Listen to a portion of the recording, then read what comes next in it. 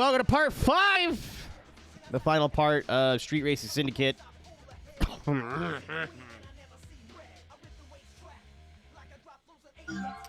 If you missed last time, you didn't miss much. Well, that's not true, actually, at all. You missed the beginning of the end of the game. As you can see by the cars that we have, we did all the arcade mode stuff. We also have a... Hit me with a car, dude. We unlocked all of the end-game championships. So literally all I have to do in the game now is just buy every car once, sell every car. Well, I don't have to sell every car. To get 50 unique cars. Do the last 3 races, win the last 3 races, game's over. There's only 50 cars in the game, so it's not that bad. But there is a confusing amount of vehicles in the game. So I've only sold 1 car so far, so it should be pretty easy to kind of manage, but we still are going to have to grind for some money and...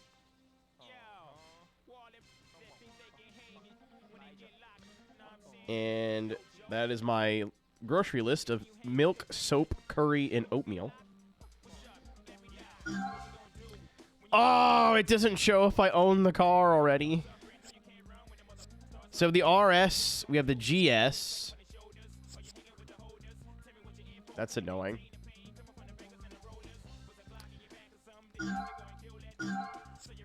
So you don't have to actually, like, keep the car. You can sell them.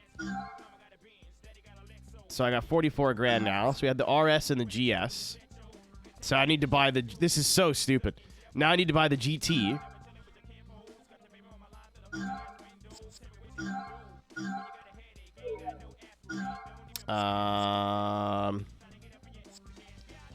This is the 2002 GT.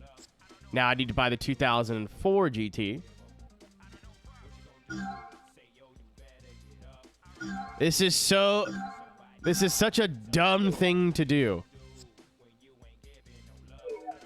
Before I sell cars I've never owned, I'm just going to back out really quickly. Because Saturn, maybe I'll change my mind. So if you go to progress now, 81%, 13 out of 50 cars. That's so stupid that it actually counts towards your progress. This isn't Pokemon, dog. Who cares? Also, the reward cards we got do not count. You have to sell those and buy those again. So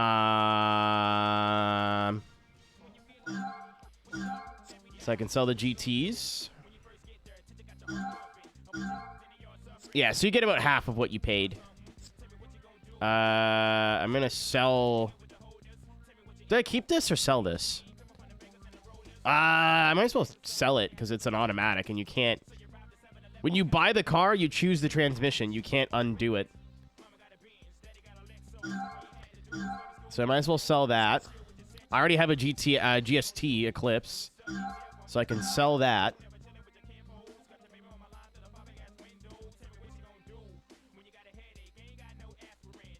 ET modified cars in here. That's not a bad idea. We're kind of a little bit late to the party on that one, but...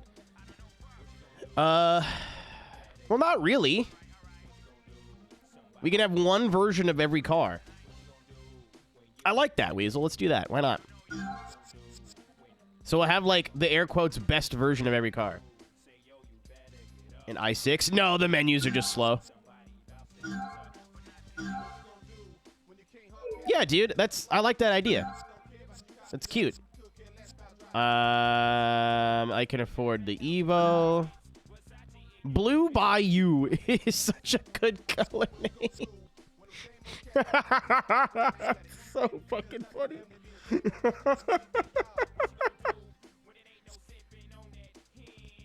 It looks really good in the blue, though.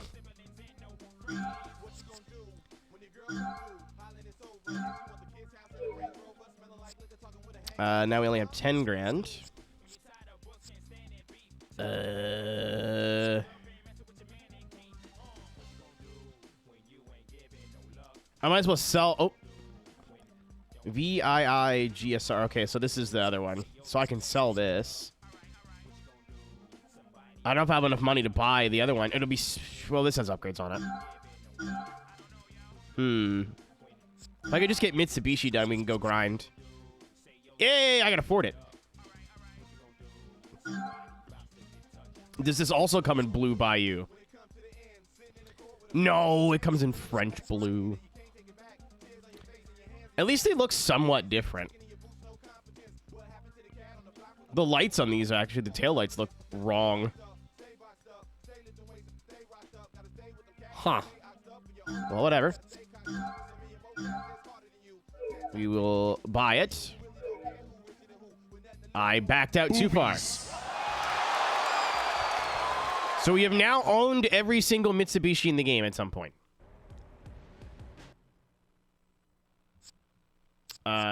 It counts, right? Yeah.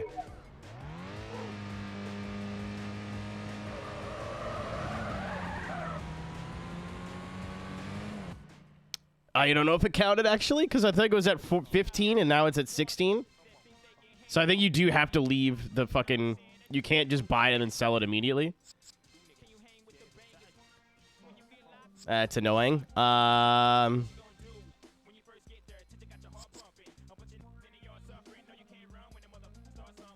Well, that's what we're doing, right? We can experiment. I kind of like how this one looks more than the other one. The rear lights look more accurate. This one kind of looks weird. Actually, no, we'll keep that one. So we can sell this. I'll be here, Weasel. A lot of this is going to be figuring out like how to get the most out of our money, and like right now I'm selling all the reward cars because those don't count anyway, so who cares? All these will be cars that I've purchased in the game, at least to this point. So I'm gonna... Oh my god, that was a lot of money. So I'll back out. I may waste some money on this, but I feel like that number, the number that we have, should be higher than it actually is.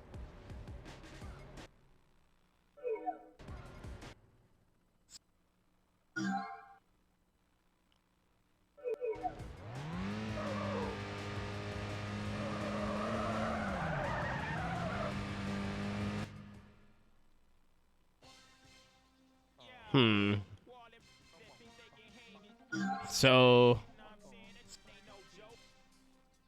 I want to buy another one of these anyway,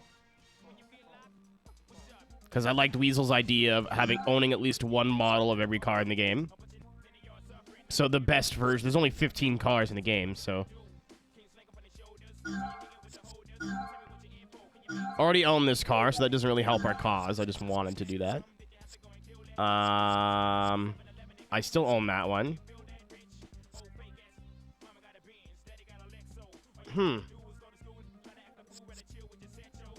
So, hold on, let me count. 1, 2, 3, 4, 5, 6, 7, 8.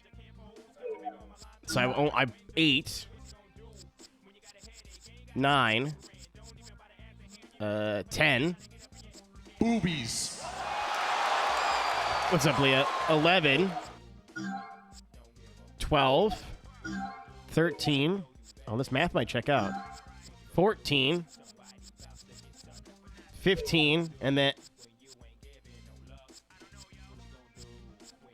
I think we're good. Okay, I think I was overthinking it. Okay.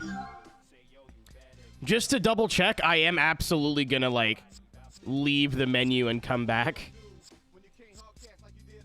So I have the GLS 1.8T. Ooh! It's seen some better days.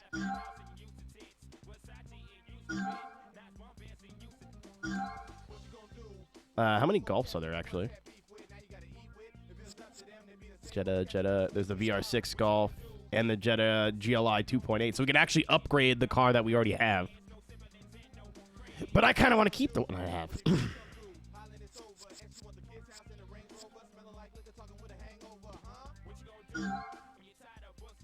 So this one I can just buy and keep an automatic. I wish you could see which cars were automatic and which cars were manuals, because that would save me some time. This is the 2.0. Did not own this. I can also make sure they're all like one color, maybe. This is the one that I already have. We have enough for the VR6. This one I'm gonna keep. I don't know what it is, but blue looks really good in this game. Usually, like, I'm used to playing Forza where blue looks terrible. Blue looks really good in this game.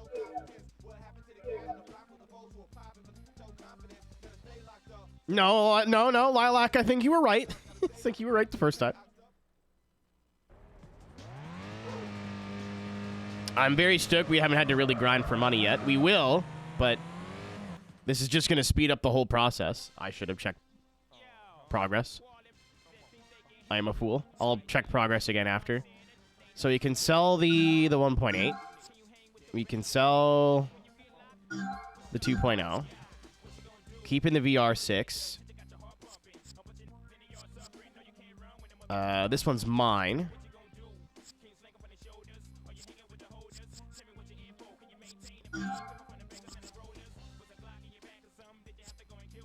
So then I buy this and we're done VW, right?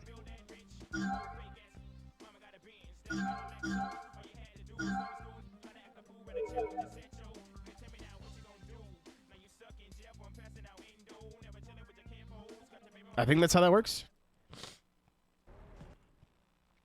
Progress. 20 out of 50. Okay, we're getting there. What's up, Drizzy? Thanks for the follow. We should be at 9,993 or 4 followers now. Somebody followed right before I went online, but the number never went up, so either they followed me and then unfollowed me for some reason. So where's the... This is going to make no sense, but I want to keep the Jetta that I actually used in the game. I don't really care about it being the fastest one. And if we finish the game early, like, I'm sure we're going to get a bunch of money for beating the game. Maybe we can, like, customize some cars. And just goof off for a bit. Oh, I'm keeping my LP cars, for sure. The only ones I sold, Pig, were the ones that, the reward cars, because they don't count anyway, so it's just free money. Also...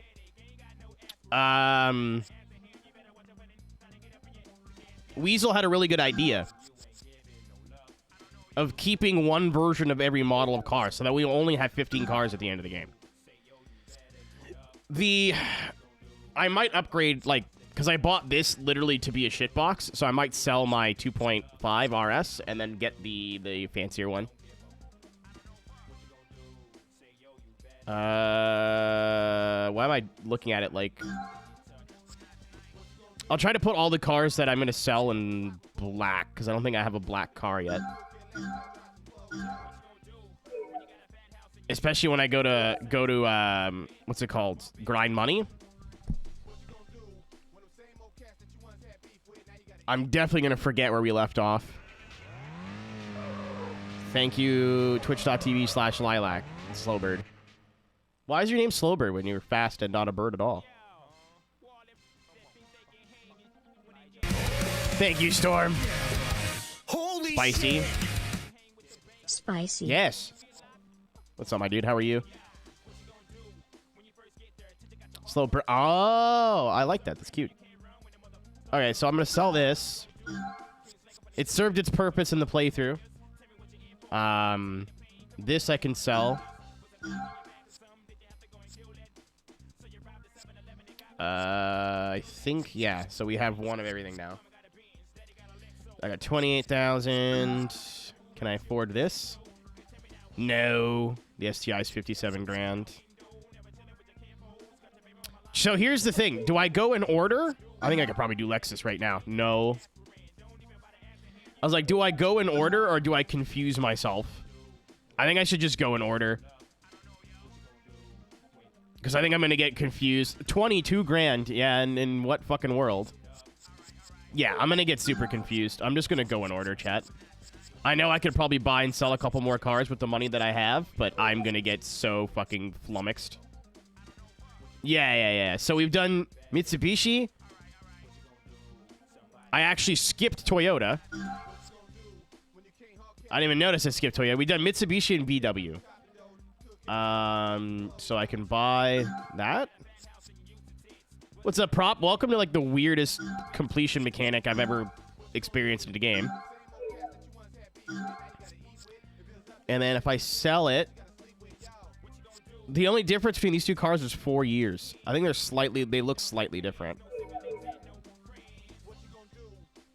Okay, I fucked up. Yeah, I'm gonna go and order a manufacturer.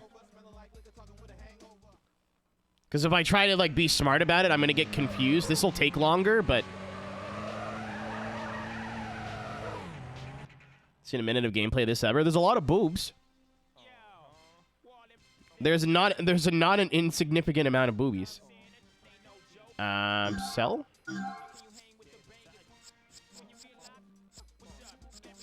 What you gonna do? So this is the, what, the 2004 MR2 Spider. Okay, so what we have to do is have had owned every car in the game at some point through the game to get a 100%. You don't need to have them all in your garage, but you need to have owned them all at some point in the game. So what I'm doing is buying every car, making sure it's automatic and black so I know it's not a car that I want to keep. Selling it, but then because there's so many duplicates of cars with slight differences in trim and year, I'm keeping, like, the top level of everything. But I'm still hanging on to all my Let's Play cars. So that way I'll have one copy of the best version of every car in the game. Or, like, the version I like to keep. So we got as far as...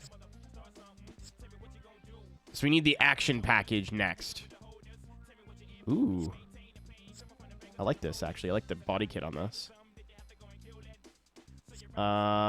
GTS. This is just a plain old... It still looks nice. You know what? Should the opportunity ever arise, I actually would own one of these Celicas. They're not my favorite looking cars. I like them from the back and then from the side. The front is kind of where you lose me. I think this is the car that we own, the 2002. Okay, so this is the one that we want to keep, the 2004 action package. No, I bought the 2004. So then we need to buy all the Supras. If I was smart, what I would do is write down how much money we're going to need. Go grind for that amount of money, and then go and buy them and sell them all. But what I'm going to do is just grind for a bit until I get bored, and then come back and continue doing what I was doing. From the back and from the side. High five. I like that. Yeah. I'm going to swap out waifus, too. I feel like Tina's done enough. Also, she is the one that wears all black, but she does look like a mom that smokes cigarettes. Like, I feel like she's about to bring me in for lunch. Like, it's not...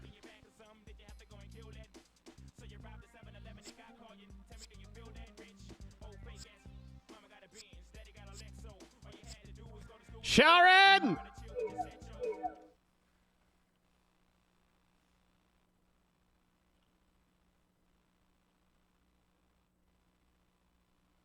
That was the plan, Pig. I'm glad we were picking up what I'm putting down. They're all moms now, you're right. I have inseminated each of my 18 wives to begin my army of children that will all go to round one and win me all of the plushies because I like them. So let's go Storm Drain. I think the second highest championship in, like, street racing is probably going to earn me more money, but this is no risk. No antes. It pays out at the end.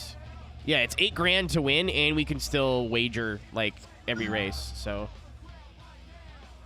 Thanks for the follow, Cody. Appreciate it. I'm keeping a look on the follow count.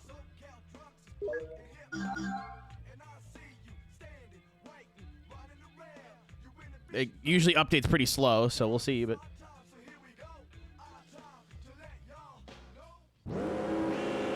yeah, 993, let's go. So that's 9 more follows and we're at 10,000 finally.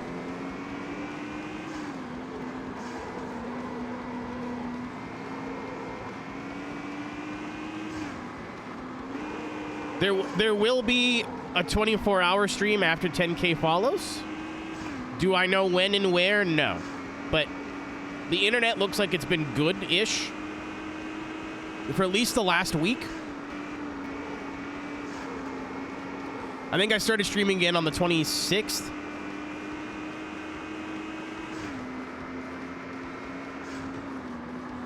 I know that name. How's it going? Saturday night. So I'm in the middle of 100% playthrough. We're at the end of all the fun stuff. We've encountered all the boobs. It's unfortunately just racing now.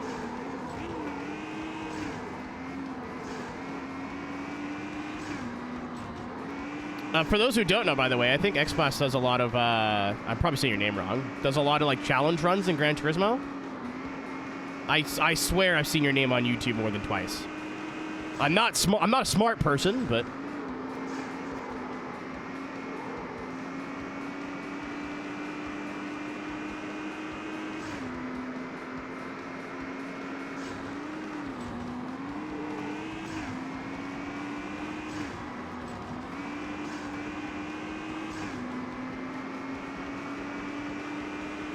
Color reminds me of the Jade Green Metallic. Yeah, it is just Millennium Jade, and then I'm not a big fan of flames, but the low flame looks very 2000s D1 Grand Prix to me.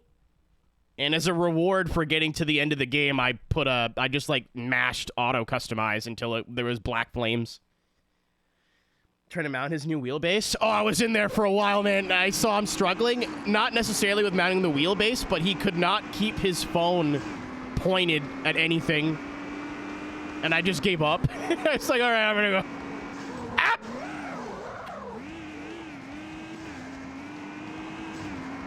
That didn't happen.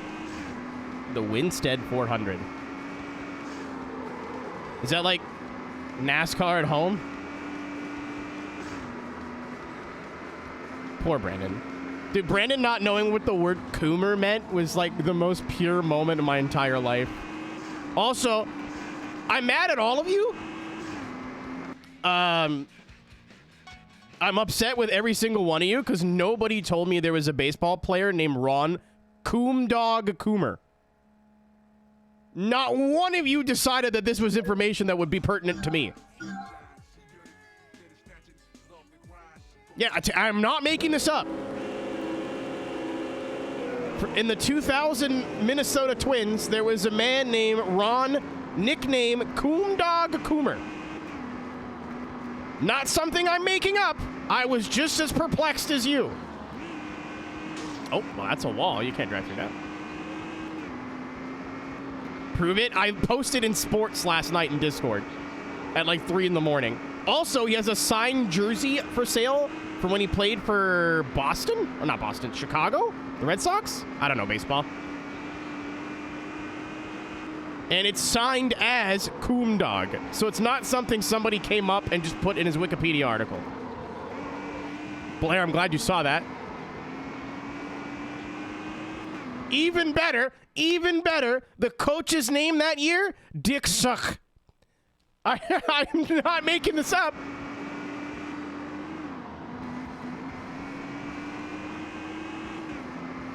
Baseball's my new favorite sport, as it turns out.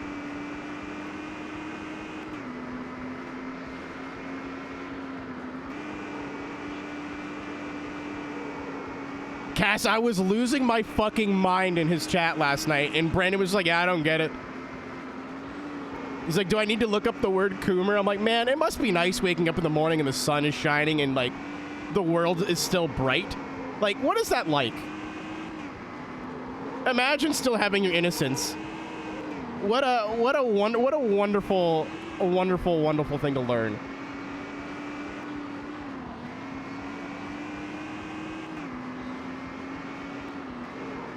He's like, what's coomer mean? I'm like, what does it sound like? He's like, I don't know what coom is. Keep in mind, it's like 3 in the morning. I'm fucking watching this dying laughing. That poor, sweet summer child.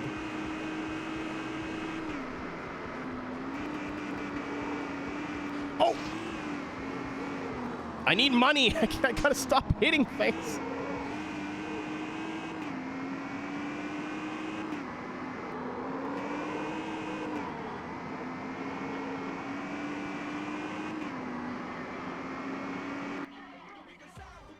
So yeah, welcome to us doing this for the next 3 hours.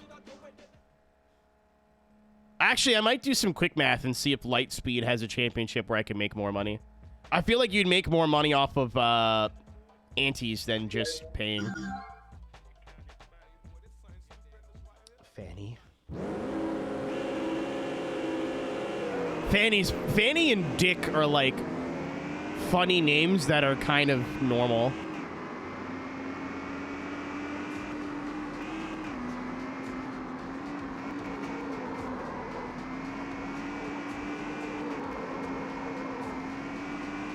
Titties where? You you fucked up your resub, but there you go. That's my weed smoking girlfriend for the afternoon or the evening, I guess. Fanny Schmeller. I mean, only on the weekends.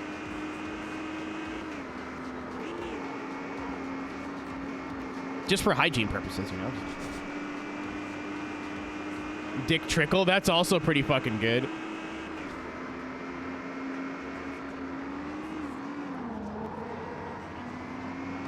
Like, you're an adult. You can be like, no, my name is Richard. Like, part of you has to be in on the joke, right? Dick. The cock. Cock.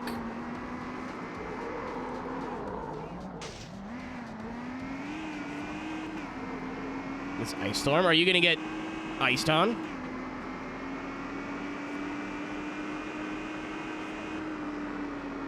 Cass, that's why he was Dick Trickle, not Dick Cumming.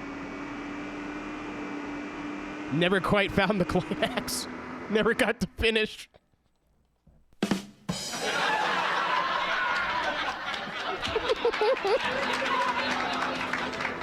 I apologize to the Trickle family.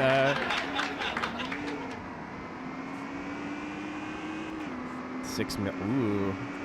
Dude, so I'm not complaining to a degree, but we were supposed to have a really, like, gnarly winter. I mean, there's still time. It's only early January. We had a big snowfall, and then it rained for, like, a week. There's not really any snow on the ground right now. There's been a lot of, like, rain, and then it freezes overnight, but not a whole lot of snow. Well, Tony, you live in the UK, man. That's all it does there. Is it rains and you're like, oh, blimey, and that's it, in my mind.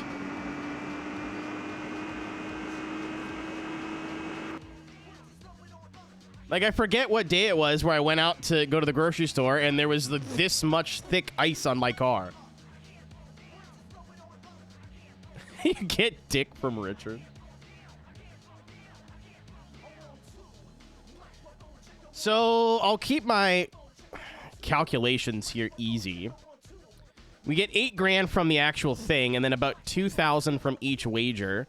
So it's 8, 9, 10, 11, 12, 13, 14. So we get 14,000, I think, per one of these. But there's no risk. Like, there's no buy-in. There's nothing like that. So that's also important. But if I go to... fuck off, police! I'm just hanging out with my friends, my dogs. If I go to, like... I don't want to do Nitro Extreme, because that's, like, too risky. I have to try too hard. It's probably better to make money that way, but... So this is a 4,700 ante. Oh, yeah, I think we're going to earn way more money doing this. Right? Because 3 other cars have to bet $4,700. So we'll get our money back, plus $4,750 times 3, plus all of the antes. Chadu, let's not talk about it. We don't have to talk about it. It's from a drag race, and it's really hard to get perfect respect. So I got 299, or I got like 99, and went, you know what? That's fine. Yeah, I think we'll make more money doing this. It's just riskier.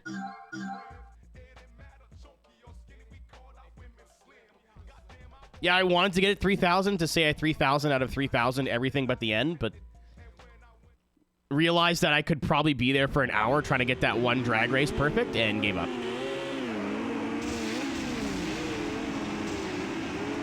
I was like, I do not want to be here all day.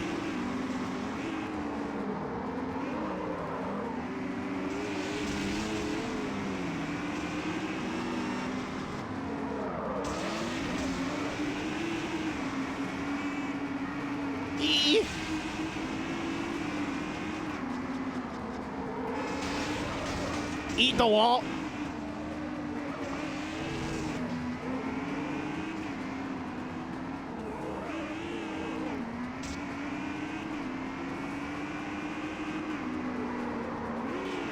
All right, I was worried that we might actually have to try with these, but I think we're all right.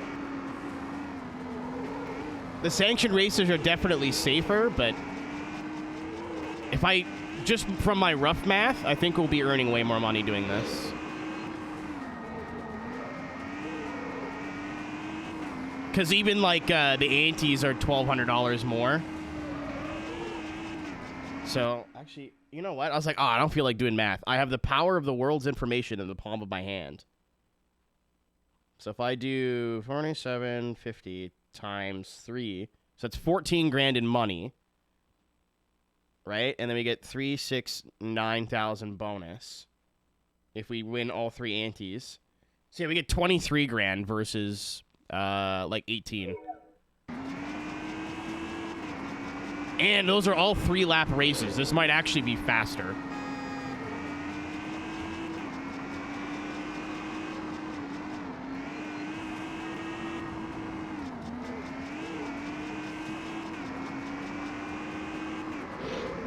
How's the literally a 0 out of 10 Wembley? We're just grinding. We're money grinding for cars. The worst of the game is over. We're literally just hanging out now. Ironhide Cummings. I hate when they come in my Ironhide. I'm sorry. Yeah, so I can't bet Manny again because he's lost. So if I bet Phil and then Manny and then Phil then Manny, I should still get $3,000 per wager. I just have to win. So, like, I can't totally turn my brain off, which sucks, but...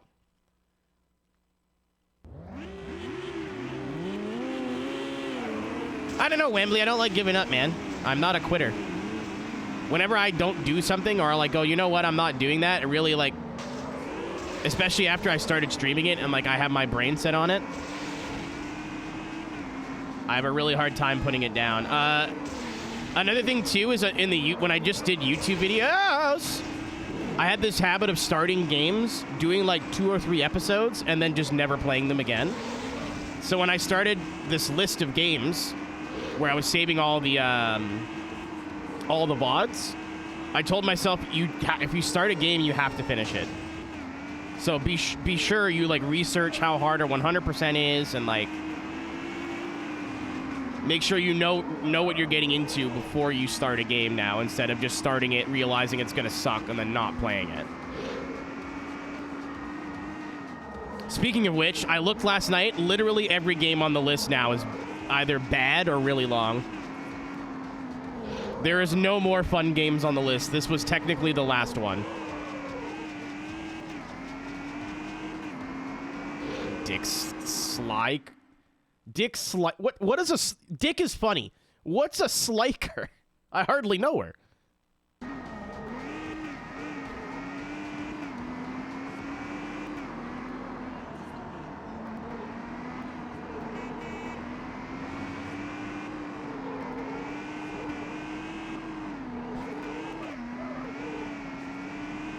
What's on that list? I mean, I talk about it a lot. It's not hidden.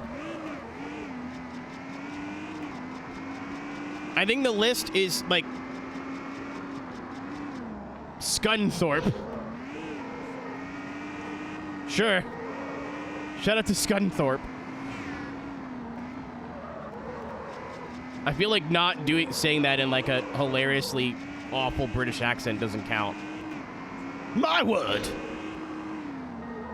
Let us all go to Scunthorpe. Anyway. The list is currently Need for Speed Pepega Pro Street, which isn't bad, but I've been told there's an update coming out for it, and I was like, okay, I'll wait to redo my playthrough then. The update has not come out, so I may have to just send it. Need for Speed 2015 and Payback. I don't particularly like either of those two video games. Forza Motorsport 1, which is aged like milk, in my opinion. I fucking hate that game. Well, it's not, I don't hate it. It's just either really easy or really hard. It's not fun to play long term.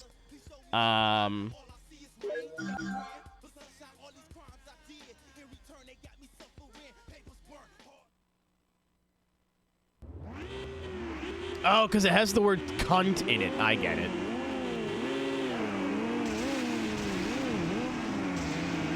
Oh, sorry. Accident. TXR3, which is going to take 8 million years, but... Excuse me. I kind of want to start it closer to the release of the new game. Cruisin' World, which on paper sounds really easy, but to 100% Cruisin' World, you need to unlock the fastest car in the game, which is going to be like at least 30 or 40 hours of grinding, if not more. Protect SRS. Not this one. I know which one you're talking about. This is different.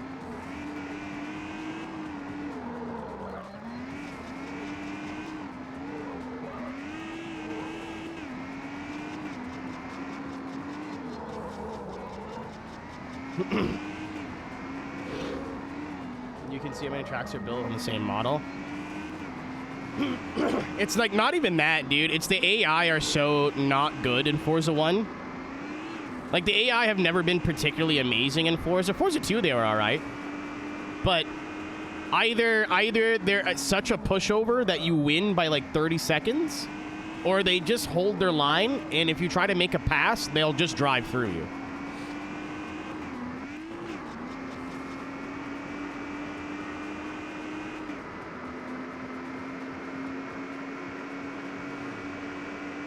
It is not aged very well at all.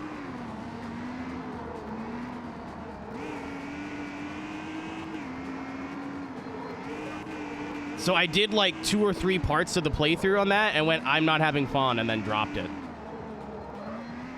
So I don't know. It would be one of my only Xbox original games. So I kind of still want to do it, but I'll have to research how long it's going to take to beat. Because if it's like Gran Turismo 1 or 2 length, then I'll just do it. Like 50 or 60 hours, I'll just do it.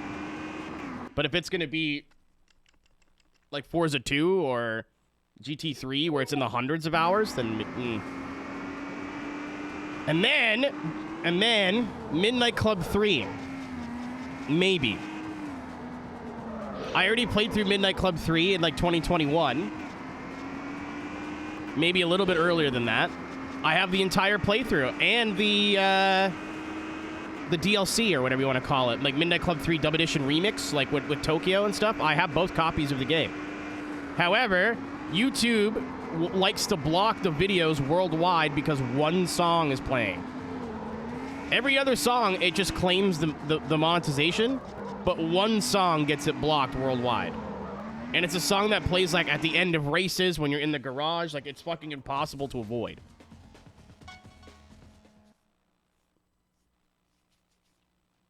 So, what I'm... Oh, yeah, Eric, this is your game, by the way. In case you're curious. If you ever realized that this game left your house one day, it was me. We get 19 grand just on the ante, and then another, like...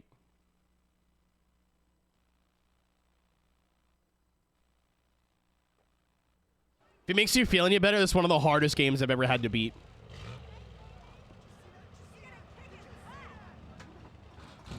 Yeah, this is the way. It's faster, and you make, like, double the money. Sponsored stream. Yeah, I was like, he doesn't play this. So I just, like, borrowed it from your house one day, and then you never asked for it, so you never got it back. Don't worry, I'll get you... I'm sure this is your copy. It's in really good condition, so I'm, like, positive this is the one that I borrowed and never gave back. Bought it for the racing.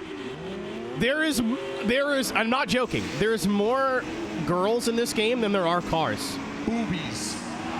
There's 15 car models, like 15 different cars. And then they have, like, different versions, like the 2003 Celica, the 2004. There's 18 different adult film stars in this game. Or models, or they have varying jobs. Some of them were porn, some of them were just like car models, some of them were Tila Tequila.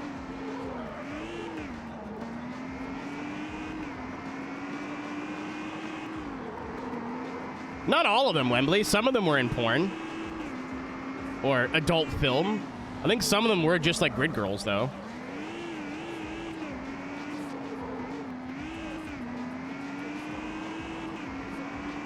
Nine unique. No, 18 women. It is 18 pairs of breasts. You had that right. 32 individual titties.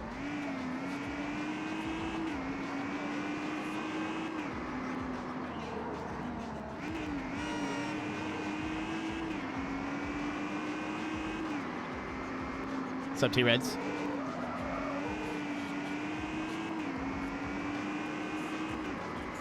Car model to porn conversion.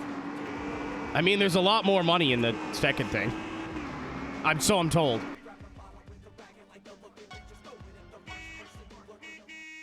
Might be copy paste boobs. They are all actually different models because you have real life videos of them dancing. Again, gross, but it's true. Hope your Saturday is swell. I'm playing video games with my best friends. I have a dog temporarily now for a few months. I've got a mediocre cup of coffee. We are big chillin'. I watched Brendan try to put a wheel together and fail. Oh, and you know what? If we lose our way, if I feel a little bit sad, everything's better now. Excuse me. Thank you, Nick, for the raid. Appreciate it, my dude. What were you up to? Nick stream. That's what I said. He's just getting into it. He did not know how raids worked last time and raided me somehow like 8 times in a row. Nick, remind me. I'll put you in the bot for Discord.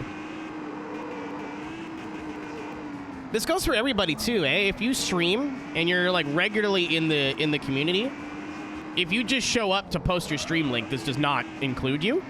But if you like hang out in the community and you stream, please like post in the I think it's Shameless Plugs and tag me, and I can add you to the stream or the community stream bot. I know some people like to post their own posts either way. That's fine, but especially when I'm not online or like having internet issues, that's a good place to find someone to watch for the night if I'm not around.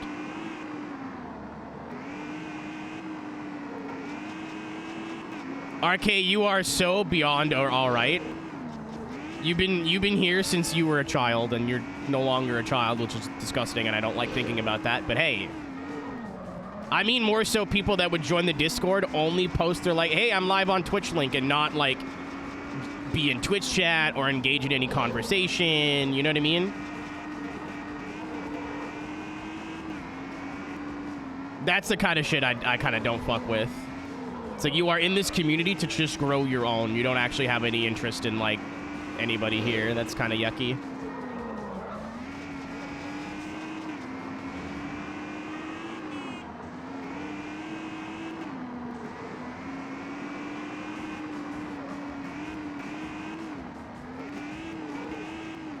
Yeah, go follow Nick. Nick's cool people. Or I mean, or don't, but you should.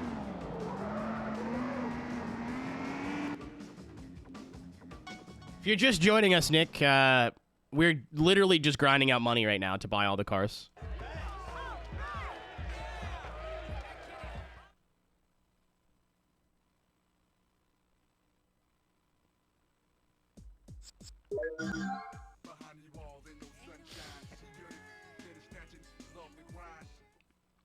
RK, that's the way to do it. Everybody that I've ever met, well, not everybody, but a lot of people I've met that got into streaming merely for monetary gain and to grow a following, usually are not streaming regularly or at all within a year.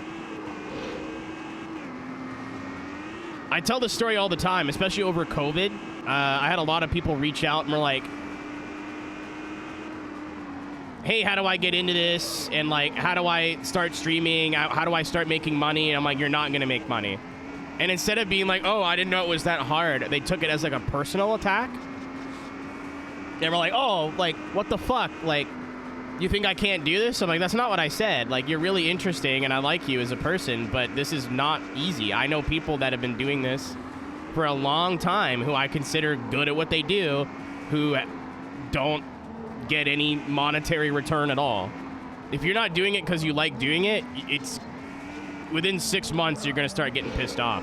This isn't like any other job or any other career where you could just work harder and make more money. That's not how it works.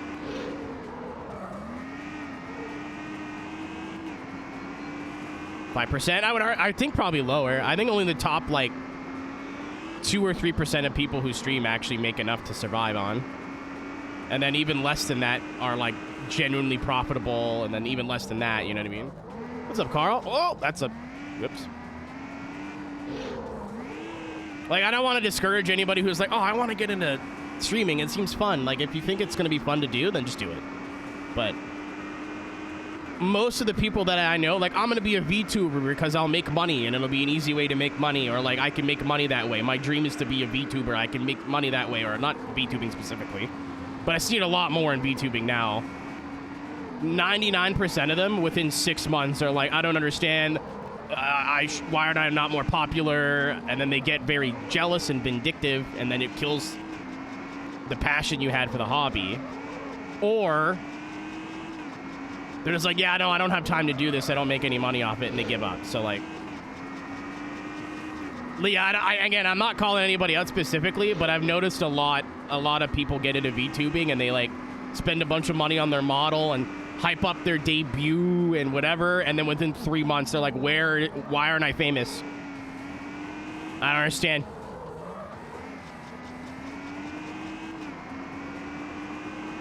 Streaming studio? Yeah, it was XSplit.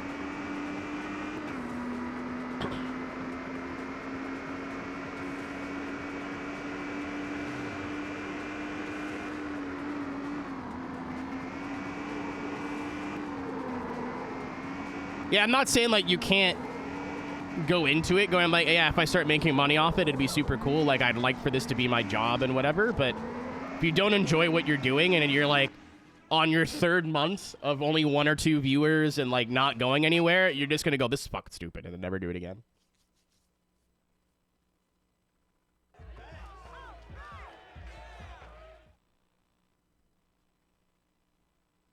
You're talking to people playing games? Yeah, man, just 9 times out of 10 that comes across too.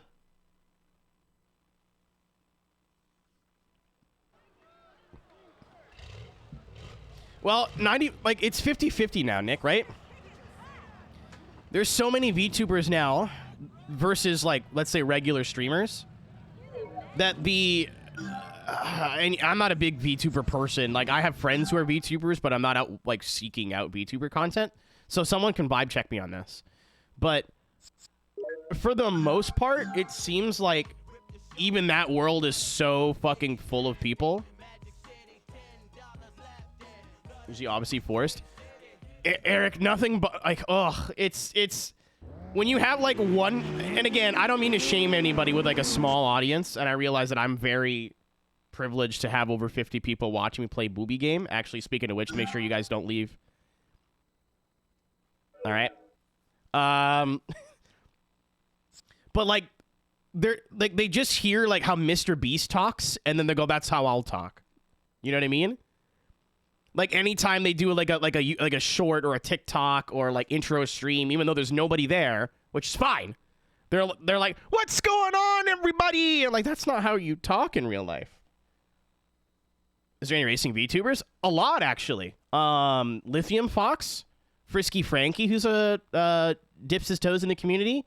I know their group of people. Chikuba, what the fuck is her? I think it's Diesel TTV and then some underscores. Russell. I don't think Russell's a VTuber because I knew Russell beforehand, but Russell does VTube now. Well, yeah.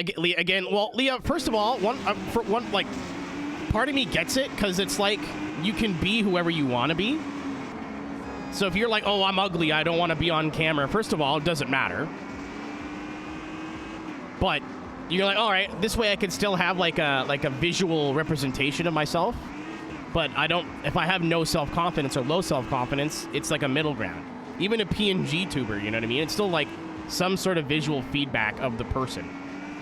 Or whoever's behind the whatever. But a lot of people just pretend to be a VTuber that is already popular. And it's like, well, why would I do that? Why would I watch you over this person? Like, tell me if you heard this before. Hello, I am a cute female VTuber with a high-pitched voice that makes a lot of horny jokes. That's not a thing. That doesn't exist except for literally everywhere.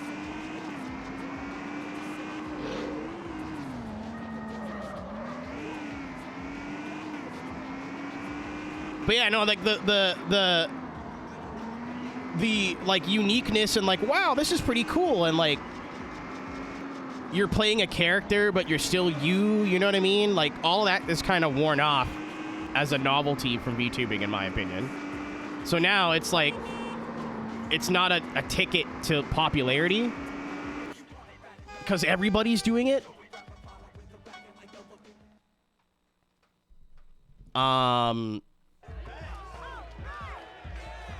And then there was another thing, too.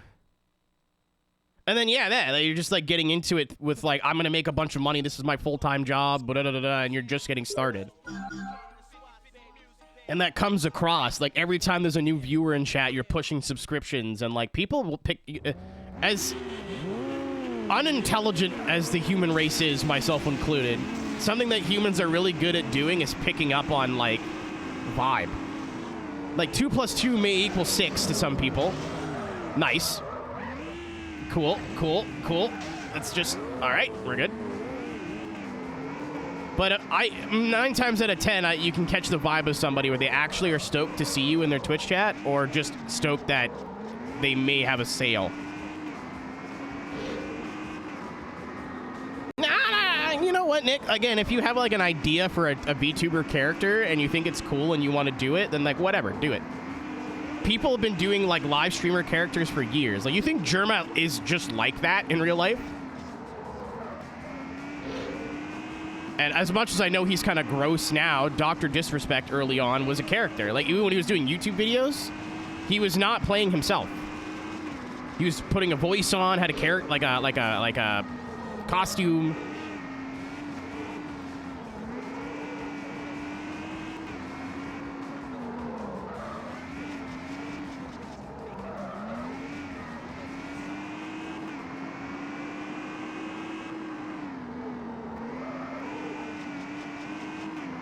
Blair, I had to take a video down from my Mr. OHD YouTube channel where I got shouted out. Like, this was probably the first year I was making videos, so I was 16 or so,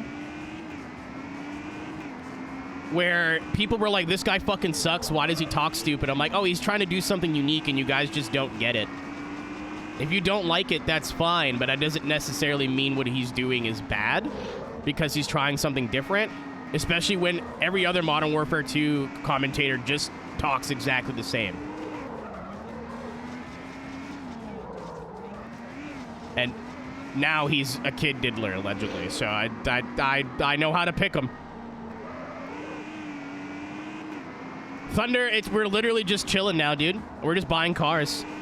Weasel had a really good idea of keeping one version of every car in the game.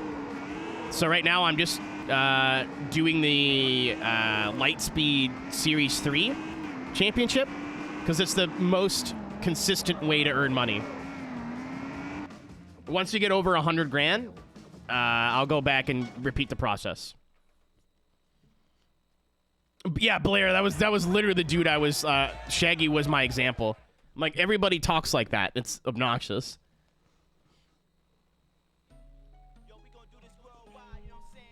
I don't know. I don't want to, like, discourage people from getting into this kind of stuff because it is generally really fun, but, especially when my internet doesn't work, literally I'm just sitting here like, I don't know what to do with my life. But, if you're day one going, I'm going to make a bunch of money. No.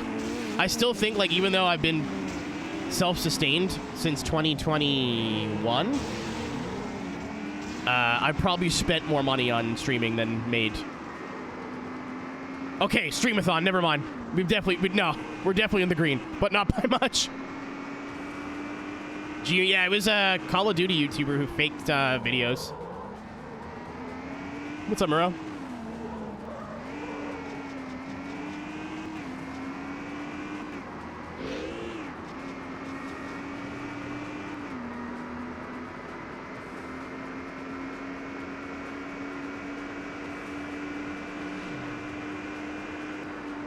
Yeah, we're making, I think, about 20 or 30 grand per championship with these. And I think these races are a little bit shorter. So the storm drain stuff is, like, way less risk. But this is, I think, 10 grand more, and it's a little bit less time.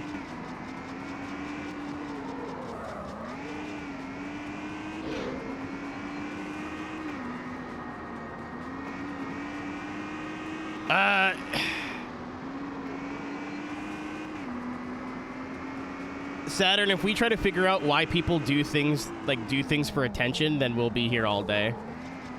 Because at the time, like, I think that YouTube was, like, starting to be taken seriously as, like, a means of income. But wasn't like it is now, where you have, again, like, Mr. Beast and the Paul brothers that are millionaires, if not billionaires at this point. Like, I think the top-level YouTuber was probably, if I had to guess, making under $5 million a year. Not counting sponsors and stuff. Now you can have certain videos that make $5 million a video. So at that point, it was just for attention. People, a lot of it stems down to people putting a lot of, like, I gotta find out how to word this. 100,000 subscribers. I remember, Leah, when I started watching YouTube in 2005 or 6, and my favorite YouTuber was the most subscribed on the platform. His name was Bohem, Ben. BOH3M3. He still has a Discord server and does content to this day. My dead YouTube channel has more subscribers than him now. Well, maybe not, because it's losing some every day, but... And then it was Fred and Niga Higa. Like, 1 million subscribers was a big deal, dude. I have a dead YouTube channel. Mr. Aero HD. I was a YouTuber for probably like 10 years, Blair, and then hated it and stopped and did live streaming instead. I didn't like that I only had to make one kind of video. And if I did anything that wasn't Forza drifting, even if it was still racing or sim racing, people just didn't like it. Or didn't watch it. I didn't like how most people don't leave YouTube comments, which is totally normal. So if a video got low views, I just assumed everybody hated it and it sucked. I didn't have the heart for it. At least with Twitch, like, if I play a game that you guys don't like or don't want to watch, like Yakuza didn't do as well numbers-wise, the people who are here are like, fuck yeah, Kiryu, punch a guy in the dick, throw a bike at him. You know what I mean?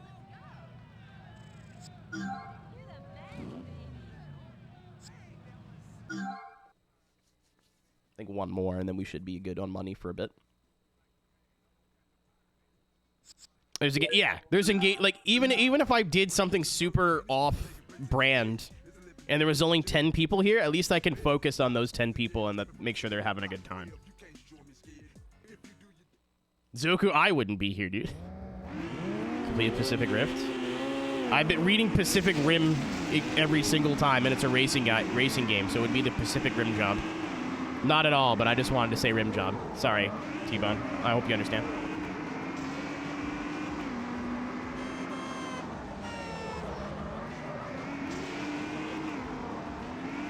Yeah, Saturn, it's a normal thing, dude. I very rare, especially now, because YouTube comments are like arguably the worst place on the internet, or one of the, well, maybe Twitter now, but YouTube comments have been like devoid of sane people for years. If I like a video, I maybe will click the like button. Maybe.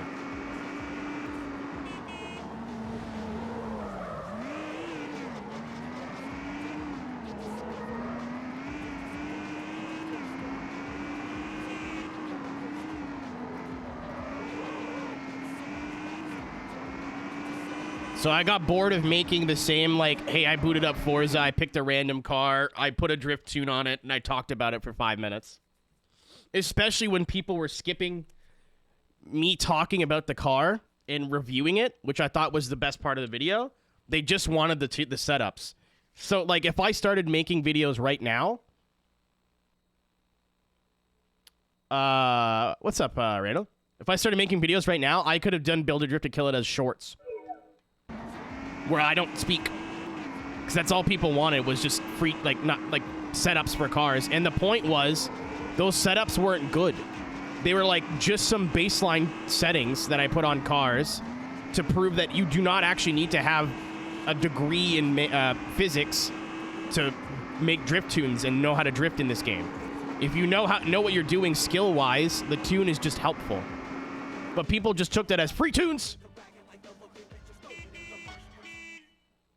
So I tried doing other things, like I was running in drift tournaments, so I would do like a review of my preparation process. I did a review on like my qualifying, my battles, and like what I did well, what I didn't do well, what I'm going to do for the next round. And I thought those were all really cool. They did not do well. There was a couple of them that did all right, but most of them just tanked. I tried doing iRacing videos, nobody cared. Which was in 2014 when nobody cared about iRacing really at all. Funny how things shape out. I tried doing Let's Plays, nobody really cared. So I was like, cool, everything I try to do that's different, no one gives a shit. So I'll just keep making the same video over and over and over again.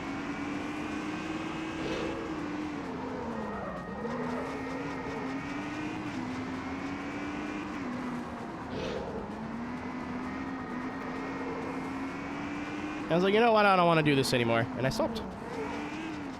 Also, I had, like, no time to do it. Because I was going to school and working and stuff, I didn't have time to be, like, a full-time YouTuber. Which is exactly when everybody else kind of took off. So they got, I'll say all the recognition. It just makes me sound petty. I'm happy where I'm at now. It all worked out, but... I don't know. If it wasn't for me going, hey, what about this purple website, I wouldn't be in this chair right now today. So, it all worked out, gang. And now just brown.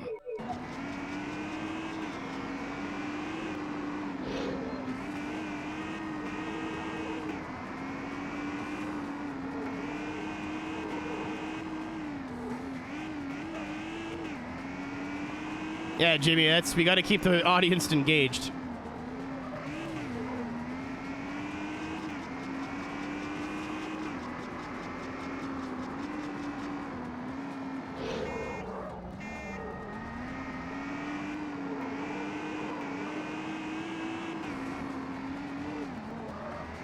There's also, I'll keep it a buck, there's also like monetary reasons why Twitch is a better website.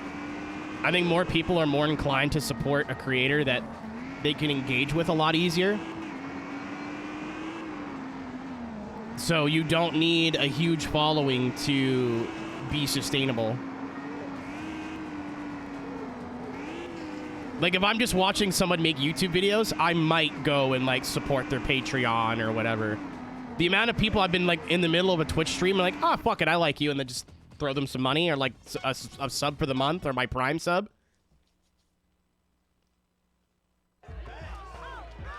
Yeah, I mean, Leah, it's not how it used to be. There are ways, like, there's super chats, and you could stream on YouTube. There's other things you can do. But in my experience, at least when I decided that this was the medium I wanted to push.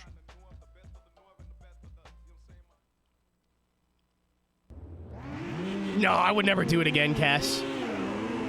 I don't like the chat moderation tools on YouTube. The discoverability is very mediocre.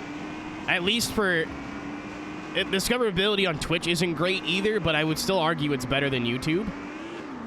Even if YouTube has a much bigger user base. Most of the people I see in YouTube chats are the same people who would leave YouTube comments, so I'll just leave that there. It's nowhere near as engaging of a platform.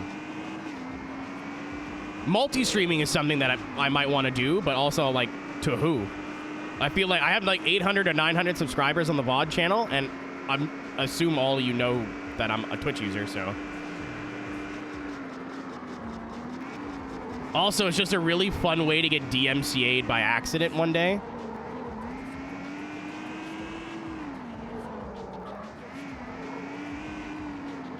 Instant VOD. Yeah. I mean, you could do that with Twitch, but it's way clunkier. You have to, like, open up the profile, look at videos, look at the most recent past broadcasts, and they have to have it enabled, and then you can scrub back in the VOD. YouTube, it's just right there. Higher quality options. Yeah, their codecs are a lot better. Like, I don't really stream 1080p on Twitch because as a non-partner, it's not really worth it. 6 megabits per second, 1080p usually looks like doo-doo. But you can stream at a much higher bitrate not being a partner on YouTube. Apparently, they're supposed to be working on that on Twitch, but it's probably just a rumor. Ryan, I got you. One second.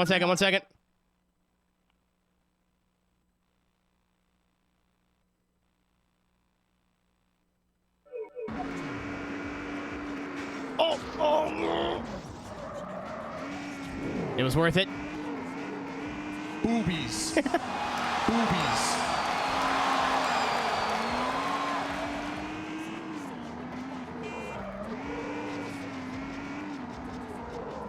Boobies.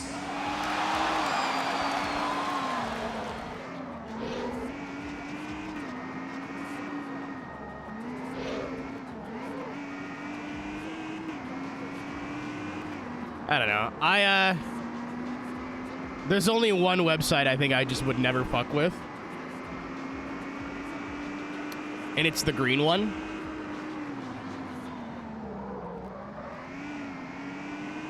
Pornhub literally would tomorrow. Escape Purgatory. So I've decided to buy all the cars, Ryan, because you don't need to own them all at the same time. You just need to buy them and then sell them almost immediately. So right now I'm grinding for money. And Weasel also had a really good idea. I'm going to own one version of every car, so we'll have 15 cars in our garage.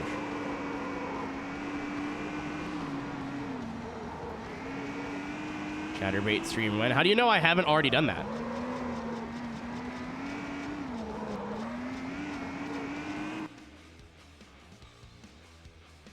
Well, that's just a joke of a website, RK, I think. I don't know if anybody unironically streams on Rumble.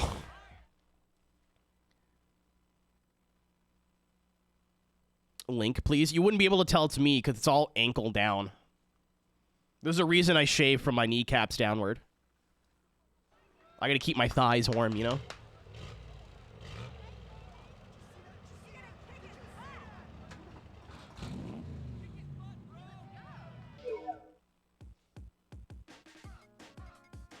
Trust me, pal, it's very tapped.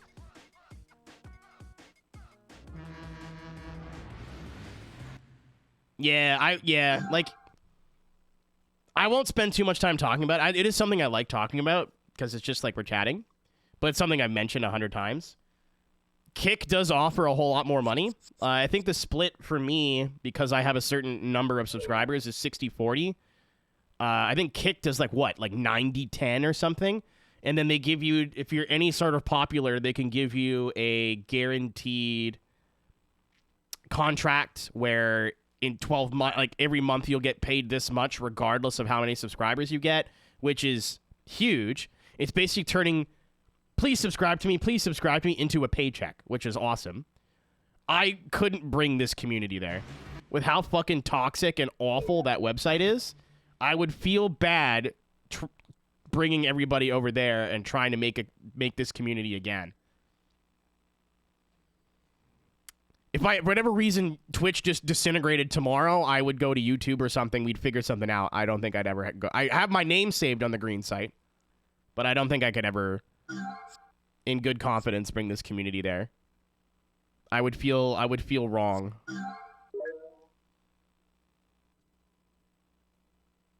And on the back end, Kick is literally Twitch. If you spent more than 10 minutes on Kick, it looks like the exact same website, just green. Car theme virtual slots. I'll be wearing a thong too. If I'm gonna go on a website that you can't really get banned from, you might as well do some stupid shit. All right, let's get some action package here. The cars don't have to be black. I'm doing that just so I know which ones to sell. Get nipple cam. You got 20 bucks? Don't. Fuck! I switched cars.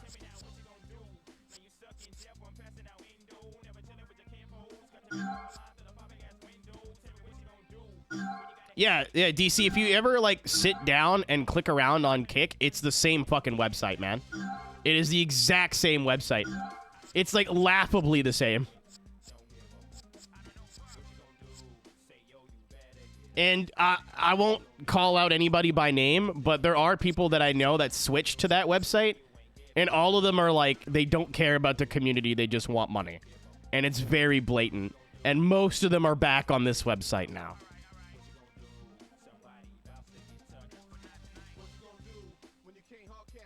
Yeah. That's where I heard that, Ghosty. But when he said that, I watched that short. I thought about it and went on the website and went, wow, this even looks the fucking same. It's just green. The same sort of font. Everything's put in the same place. The chats look similar. It's they copied their homework and just put more slurs there. And it was... Somebody really said, what about Twitch, but I can say the N-word? And some loser in his basement was like, I got you. So this is the one that I want to keep. Oh, we're out of money, so it doesn't matter. Yeah, see, this makes my life so much easier. I don't own a black car in the game at the moment, so...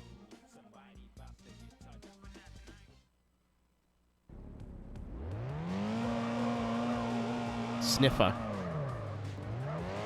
Oh, yeah, new emote, by the way. Scoops posted a funny picture of me in Discord the other day, and I went, that's good, and then made it an emote last night, because that's easy to do. I think it's weird. I totally forgot I did that last night. Can I sell the car that I'm in? Yeah! Based video game. Yeah, there you go.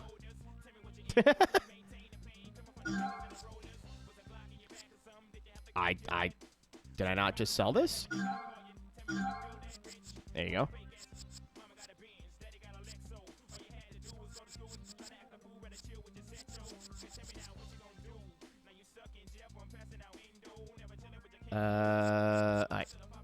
I have to pick a car, that's why.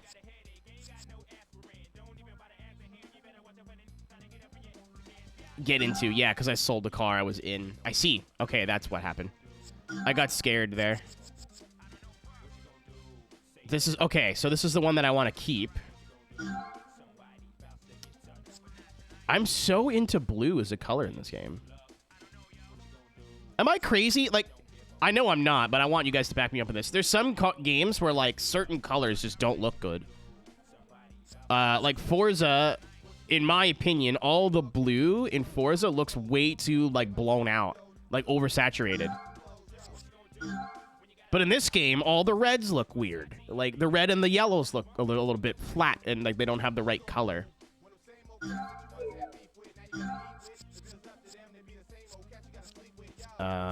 So I own that one already. It's time to Supra. I think there's 4 of them.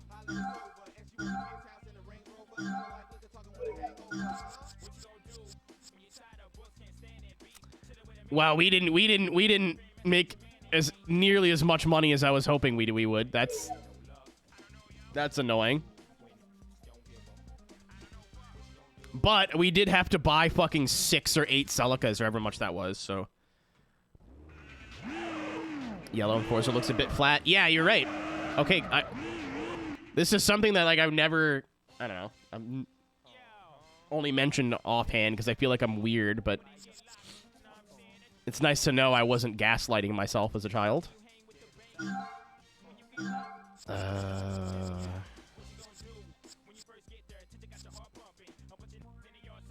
There was 5 of them. We got the you 1, 2, 3, 4, 5, 6, 7, 8, 9, 10, 11. We have 11 of 15 cars. Or 11 of 15 unique models. Can I afford this? Shit. We can't afford the Targa. There's only 2 more Supras to buy, though, which is nice.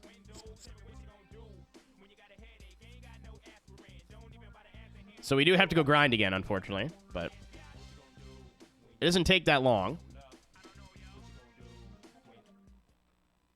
I like the rhythm of, like, getting up to 100 grand. Doing what we got. Oh, hold on. I want to see the number. Ooh, we're at 88%, I think. I can't see because of her wonderful, wonderful leopard print dress. Or whatever print that is. Animal print. Guess what? Chicken butt.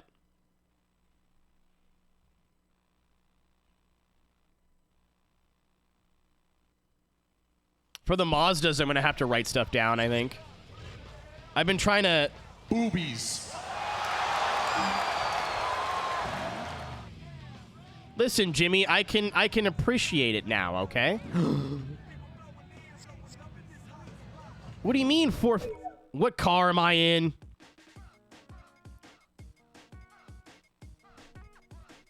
What do you mean entry conditions are not met? What do you mean? Did the game wig out? Hold on.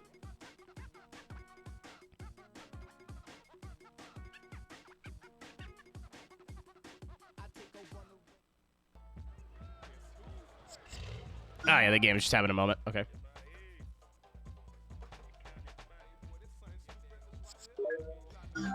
I thought I had no money, but it's just the game being stupid. I think because I was getting in and out of cars, it's like, what the fuck, man?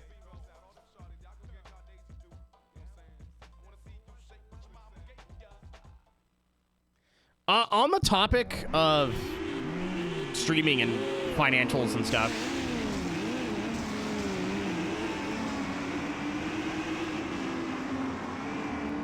thank you to everybody who's usually not subscribed, who sits through the ads. I started running ads because I think Twitch ad pre-rolls are the worst thing ever.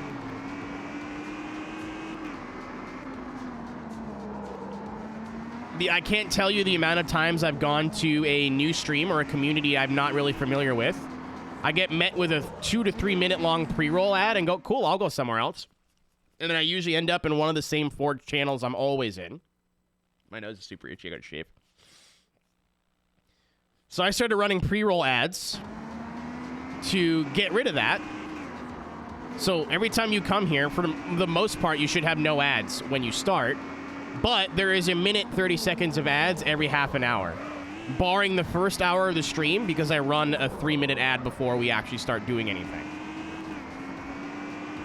That's why I started running the ads. However, this time last year, I started experimenting with it in the subathon.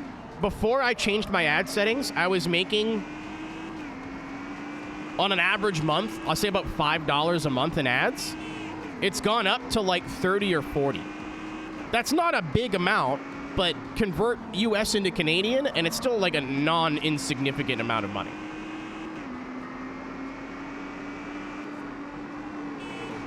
So for those who are normally not subscribed and sit through the ads anyway, thank you. I appreciate you.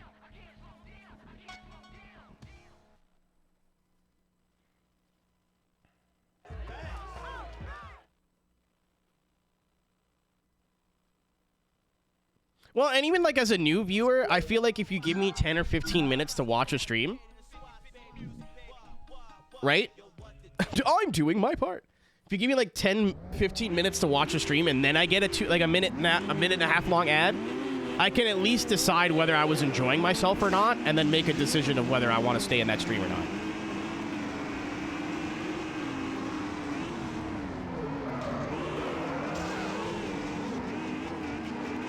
I'm still wrecking. Okay, we're back.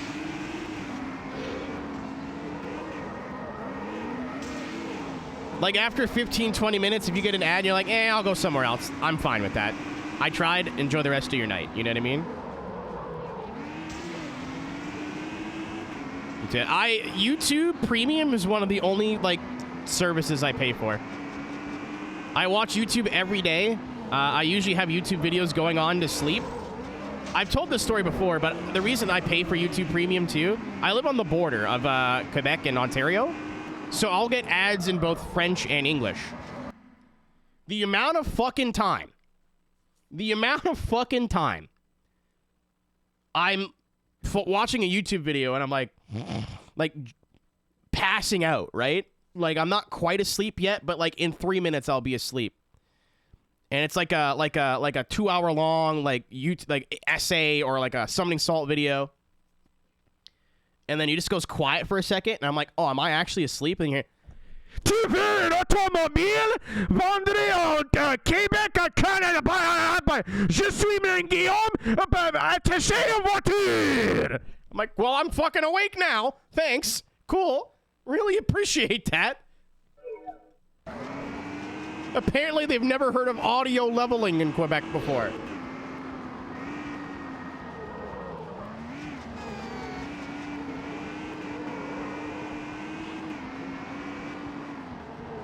I was like, can't wait for this to happen again in another 45 minutes.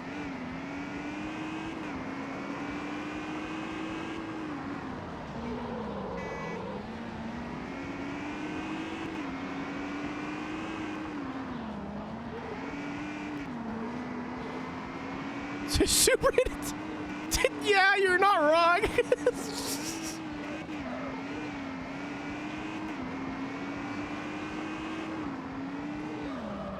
So yeah, I give Google whatever $15 a month or whatever. So that way, if I cast like YouTube videos to my TV or whatever, as long as it's connected to my account, it'll always be ad-free, which is pleasant. There are ways around this with programs and ad blockers, but this way it works on every device I use it on. I don't have Netflix, I don't have Disney, whatever. I only pay for YouTube Premium, that's it.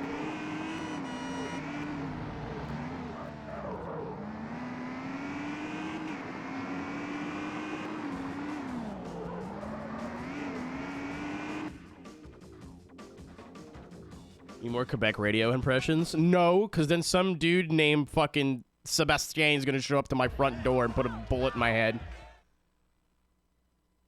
We hear what you are saying on the internet. Don't find it very funny, tabarnak. And then I'm just dead. I'm never to be heard from again.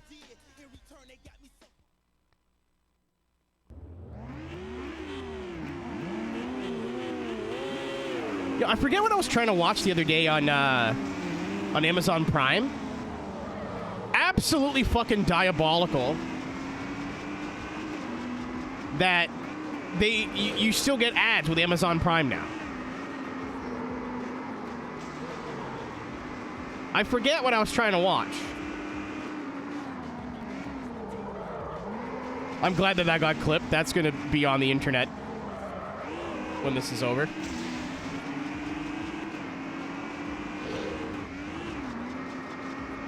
It was never like that before. Granted, I don't use it very often. I forget what I was watching.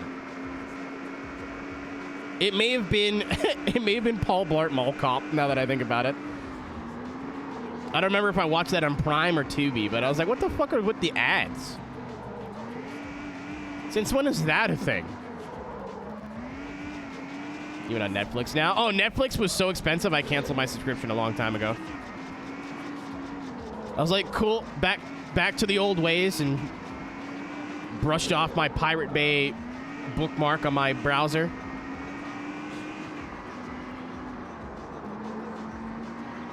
Boobies.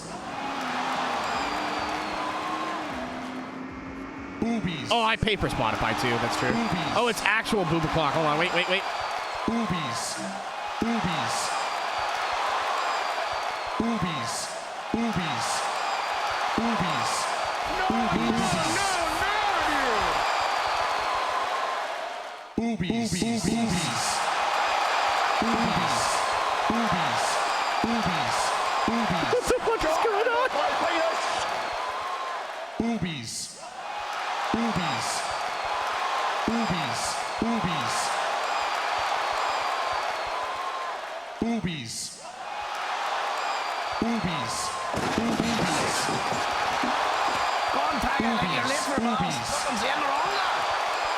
Boobies. Boobies. He's pulling his cock out. That was an all-timer, I think. Boobies. We've had some... Oh, my God. There was a little bit left at the end. You got to shake it out. There's...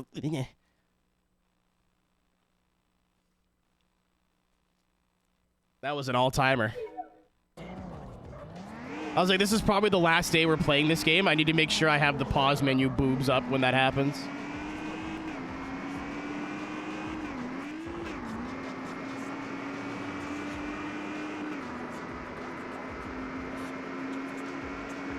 This community, and I mean this in the nicest way possible, sucks so much. We're awful. Boobies. Yeah. We are stupid.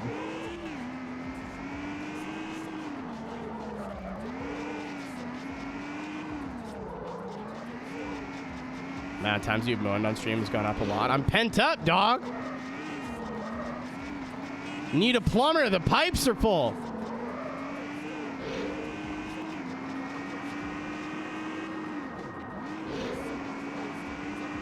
Hamster. Did you put the man in him in the holder? And put the man in him in the holder. There's Boobacam. Ian did that once, and then that was the end of that. That was also his idea, by the way. I wasn't like, hey man, you should get on VR and set up a camera so we can show off your tits. He was like, no, I'll do it. It'll be funny. And immediately everyone was just like, boobs, boobs, boobs, boobs. And he was like, oh, I've made a mistake here.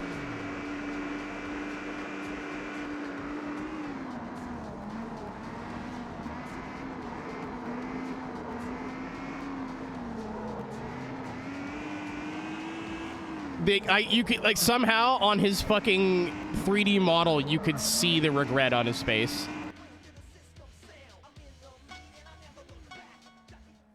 That was poetry. I thought I already pounded this whole coffee. No, I just took a vitamin D pill.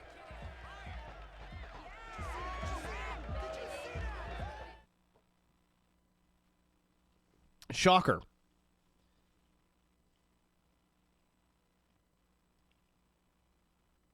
Pound the D instead of the coffee. You know.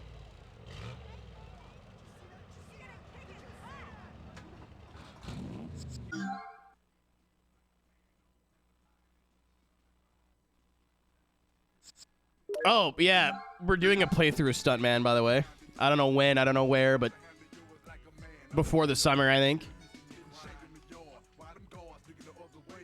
Yeah, Oshi hears me gooning at 3:30 in the morning. I do it with the window open on purpose. It's how I hope to attract the mate.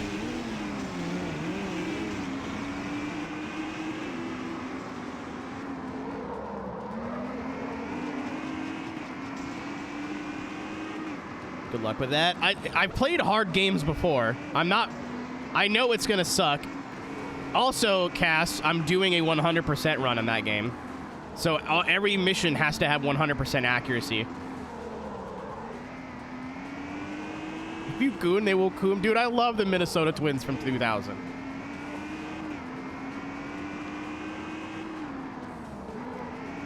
I don't even remember that. Oh, fuck. Yeah, in FD. Yeah. You got the big mouth, John Chan, eh?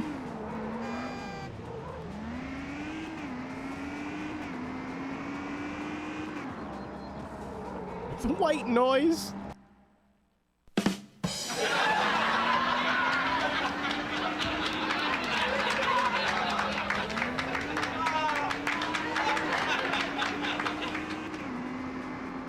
I'm gonna go into Stuntman with the mentality that it's a speed run. It's not actually a speed run, mind you, but I'm gonna go into the mentality of like, this is gonna take a long time to get one run perfect. And like, Stuntman difficulty is the kind of difficulty I don't want to say I jive with, but tough but fair, you know what I mean? Like, hey, this is doable. Here's an example run of how this is doable. You just have to be very good at the video game. It's like dumb AI bullshit and inconsistent things that makes me mad.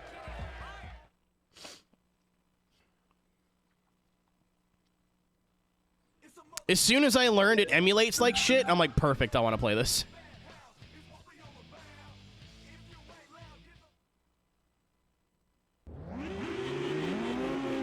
Like, I'm just going to treat all of them like Gran Turismo license tests, you know what I mean? Like, okay, I'm going to assume that each one of these is going to take me multiple hours, and if it doesn't, great. And if it does, then hey, I was mentally ready for it. Like, this game was a lot more palatable as soon as I went, okay, it's going to suck, and went into it with the mentality of, okay, it's going to suck.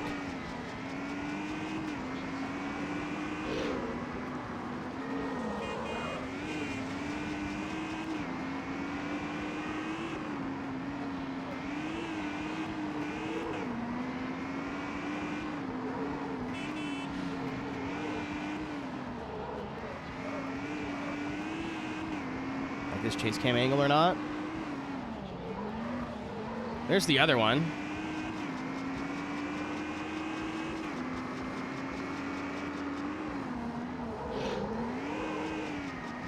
And then you have the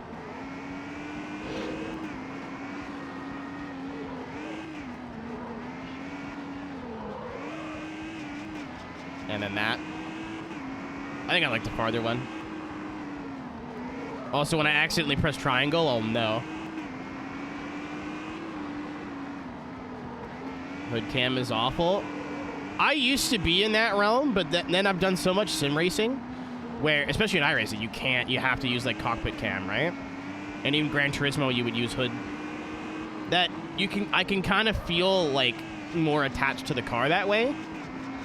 Only when I'm using a wheel, though. If I'm using a controller, it's weird. And the reverse is true. I can't use chase cam on a wheel. It's just strange. I feel detached. My favorite, but I'm weird. Not really. Everyone's different. I know Ryan plays like everything in chase cam, whether he's using a wheel or not. I'm just taking a vitamin D supplement. I'm taking a one a day like vitamin gummy, and then a vitamin D3 supplement. I have iron pills too, but apparently I'm not supposed to take those with any other vitamin. And usually I take my vitamins as soon as I come downstairs for the first time in the day. So I'm like, oh, I'll take these later, and I always fucking forget. So I have iron supplements, but I don't take them.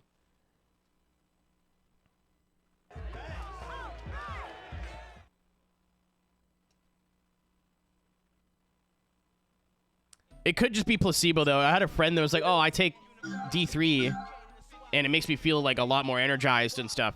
This is my second day on them. So, give me like a week. What's up, Paula? Hee-haws cutely.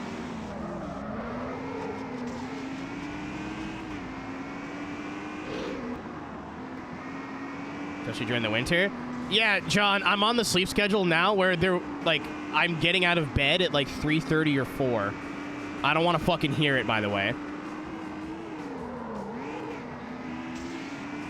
So, like, there is a real possibility I will go days, if not over a week, without seeing the sun.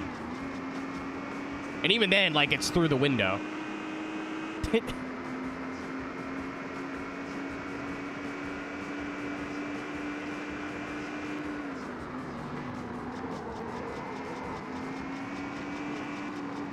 When I got home from Boston, it wasn't too bad. Like, I think I was getting up around noon, which is, like, a miracle for me, if anyone who's known me.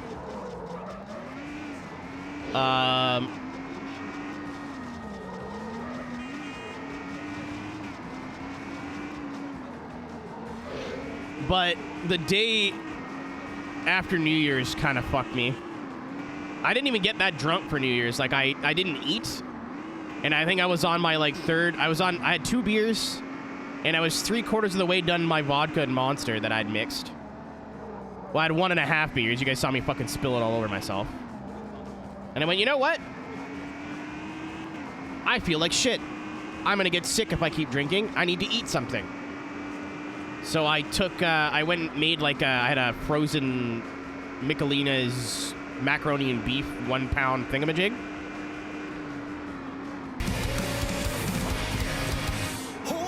I got you. 1 second. Show buddy. There she is. My wife at the moment. What's up, Bailey? Thanks for the resub, dude. Can I get a boneless vampire? Personally, if I'm getting a vampire, I'd want the bone.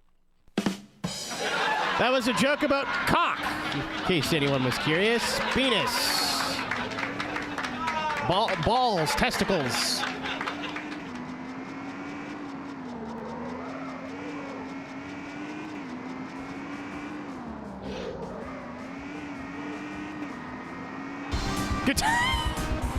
Good timing. What's up, everybody from Color Shed Stream? How's it going? My name is Arrow. Welcome to the final day, I hope, of Street Racing Syndicate. One of the worst games I think I've ever played, situationally. I bet you come for boobs, huh? We just did a obligatory I show a little bit of booby to keep everybody watching. Yeah, the PS2 version.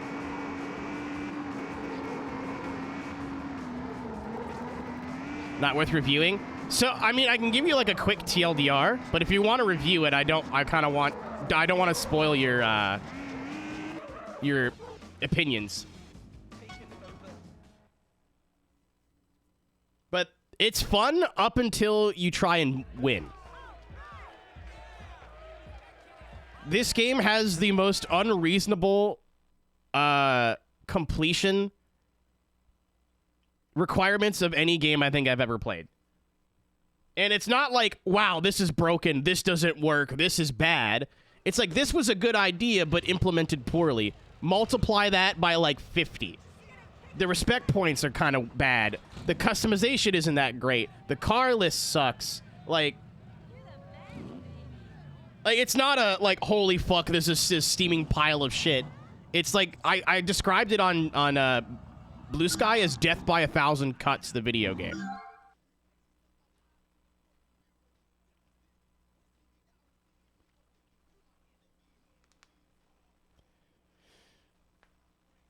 A lot of requests to review it. I'll say it's not as, like, boob heavy as people say it is. There definitely is a lot of, like, segs. Yeah, you see, if you just, like, it's a game, like, I think, like, I'm gonna give final thoughts when we beat the game, which will be today. But I think the best way I've described it so far, is if you had rented this or borrowed it or, like, picked this up to play it for, like, a couple hours here and there as a kid, I see how people look back on this game fondly. But if you're like, oh, I'm gonna beat it, it sucks.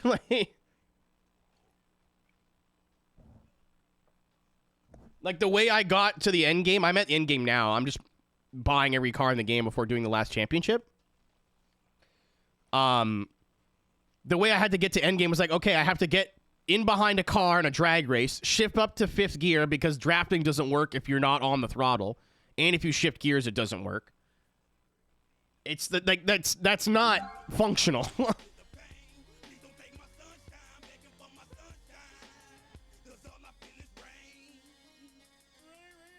Right parts. So again, I don't know. Maybe I should just shut up, but I thought that was cool at first until I realized there's basically only one way to build a car. Like, there's one set of parts that will just get you more power and everything. There's no benefit to doing it differently unless you just want to save in-game credits. And even then, until now, where I'm trying to buy every car in the game, I have not had an issue with money in this game at any point. And all the parts are unlocked at the beginning of the game. So I took my starter car, which was the Jetta, and within an hour, it had 450 horsepower. It was maxed out.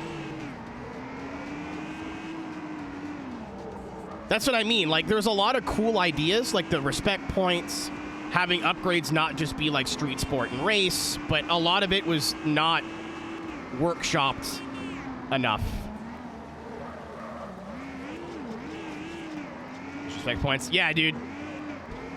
It took me a long time.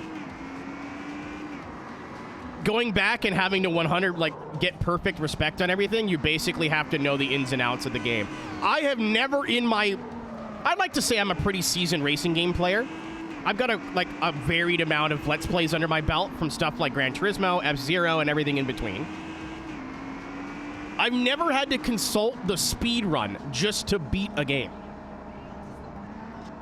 Like, I had to watch the speed run to see how they were getting max respect on some races. And that's how I figured out how to do it. Stupid. Really dumb.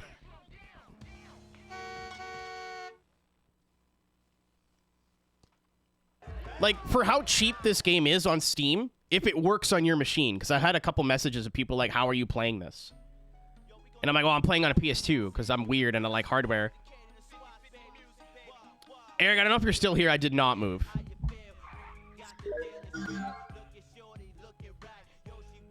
I just saw your Instagram message. But if people like, how do I play this on PC? It crashes for me on Steam. In 2017, it worked fine for me. But I don't remember if I had a fan patch or something, or like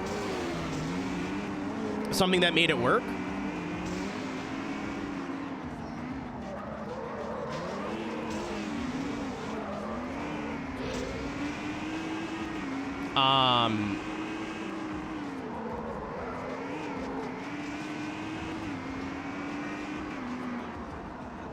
But it's usually like $1, right? Like, this game is like $1 to $3 on Steam. I think it's worth buying and just fucking around with. I just wouldn't go in like, I'm gonna beat the game, because you'll pull your fucking hair out. Thanks for the follow, Yuzi. I'm really close to 10K, so I appreciate that. Color Shed, I would just buy it and then decide later. Like, it's so cheap. And I thought the PC version was broken. No. It's equally as difficult to do it in the PS2 version. It's exactly the same. Holy shit! Thank you, the anonymous gift ghost. I have a sneaking suspicion on who that is. How about Dylan Francis and Uncle Prids? I wanted to go anyway. I already wanted to go, so that's perfect. Because that's in Gatineau, right?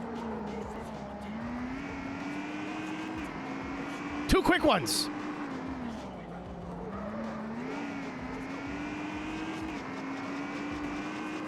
Thank you for the gift sub to Color Shed, and CO is not Pog.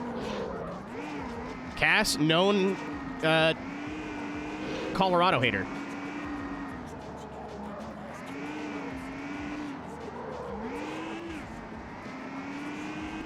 Heck fucking W, that's awesome. Yeah, and if you've never watched Color Shed, Color Shed does a little bit more Twitch streaming now. But probably some of the best consistent racing game review stuff on the internet. Really well researched, comprehensive videos, but they're not like hours and hours long, and really like well delivered and well educated. Go check out his stuff. All's fine. Literally what I said 2 days ago. I think if it was at 75,000 respect, you'd still have to win everything and like do reasonably well, but you wouldn't be going back to take your endgame car in the first championship, riding around in 6th gear, getting draft bonuses off of everybody, just to fucking, like, that's so dumb. You're right, Color Shed, but you represent our community very well. You do other games, but what nobody really does what you do to the same quality, I would argue, in the racing game community. Also, we all play racing games here, so.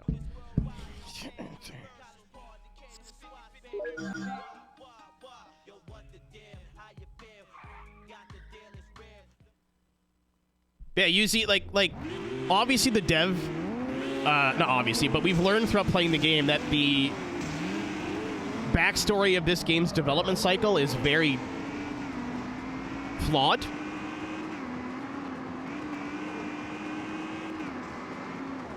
Oh, shit. Because it was originally going to be a 3DO game, and then 3DO went out of business, and then Namco bought the license to the game and basically just published it as is. The game doesn't have, like, glitches. Like, it's not like this game is broken. Like, well, there's a little things here and there, like little graphical glitches or whatever. It's a PS2 game. It's going to happen. But it's not like it's non-functional.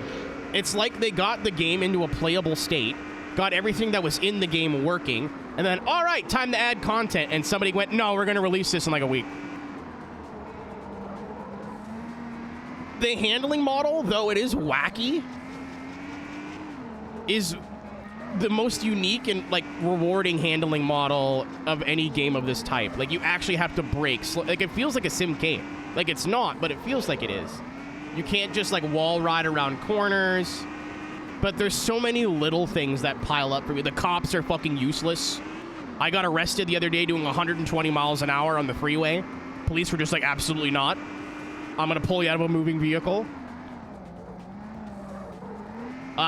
There is more models to date than there are individual car models in the game. There's 18 girlfriends and 15 cars. It's cool that they have different trims of different cars, but all, from what I can tell, maybe some cosmetic differences, but they're all mechanically the same and make the same amount of horsepower. Yeah, the assists are on forever. You can't turn ABS or stability control off. There is no way to do it. If there is, I haven't found it. I've checked every menu. I've Googled it. I've looked in the manual. Now that I'm removed from trying to get max respect, I've come around on this game is the worst game I've ever played. But I don't know. I'll have the entire credit sequence to decide how I actually feel about it, but the booba. That's another thing, too. We talked about this yesterday. They could have... People are like, oh, it's just horny Need for Speed. Not really. If you were into cars and, like, cognitive in this time frame, every fucking, like, hot import nights or car show had models at it. Like, even, like, Formula Drift and stuff had a ton of grid girls. Like, it was just part of the scene. Whether you like that or not is subjective. That's fine. But it's not like they're like, what if we just put a bunch of half-naked women in the game? Like, it was part of the street scene at the time. But you could have done it where, like, each individual model gives you a different, like, bonus. Oh, yeah, Driven's bad. Driven's non-functional. From the controller input into the input of the car. On PS2, it's fine. I haven't had any issues. I think it's weird that you have to buy the car as a manual. You can't just switch the game to be manual, but whatever. What kind of bonuses? So let's say, for example, your first girlfriend in the game, let's say she gives you like a 2% bonus on respect that you earn in each race. And you know how if you do a series, you unlock a video from her? So it's like you have a level 1, level 2, level 3. 2%, 3%, 4% bonus. That's not what it does, but it would make having all these different models in the game have a purpose. Oh, hey, the final girlfriend you unlock in the game may have, like, you can't get arrested. Or, like you pay 25%, 50%, or 75% less fees if you get pulled over. Parts are cheaper. Buying cars are cheaper. Like, little buffs and little, like, reasons to switch in between them.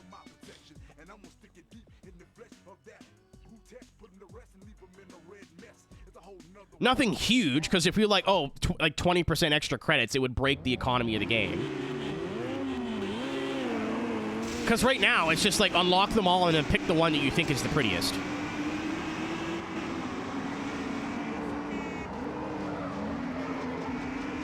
No. That's not a real thing, Yuzi. I'm saying it would make the girlfriend stuff a lot more palatable. There's a lot of things they could have done to flesh out the stuff that they introduced. Like, having respect points is cool, but it should be tied to, like, unlocking cars, unlocking parts, not progressing through the fucking game. Especially when it's limited, and each race has the same limit. There is no reason you should have a limit, the same respect limit for drag races as you would, like, a 5-minute lap race, you know? That's dumb. That's really dumb.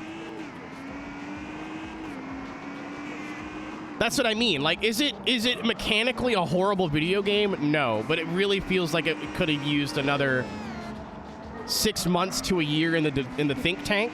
But unfortunately, if this game came out after Underground 2, it would have sold like 5 copies and we never would have heard of it. Like, they're at a point where it had to be published or they would have got cooked. If it came out in 2005, this game also would have been, like, destroyed financially.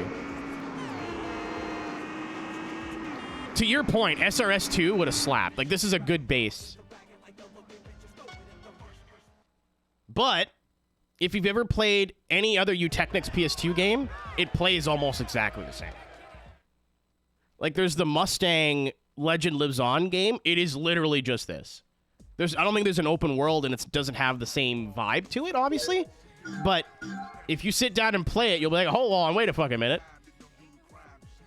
And then there's the Fast and Furious Tokyo Drift PS2 game. Again, incredibly similar to this.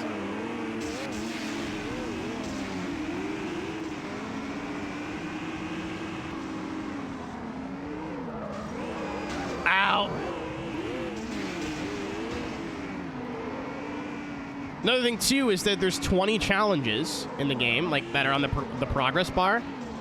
There is nowhere in the game itself, we had to look up online, that says how to get all 20 out of 20. And you have to defeat individual different rivals. There's 20 different rivals. Some of them have, like, 200 horsepower cars, and they won't show up if you're driving this. Some of them have 800 horsepower cars, and they won't show up. It's, like, a very good game in a vacuum. Or an underrated game in a vacuum. No, Reflexor, I played it for like 10 minutes, and that's the only thing I remember. It was like this, but a little bit better. The low speed and the slidey handling in this game it depends on what tires you have equipped and what car you're using. Sometimes it slides around really, like, smooth, and sometimes it's all over the place and super twitchy.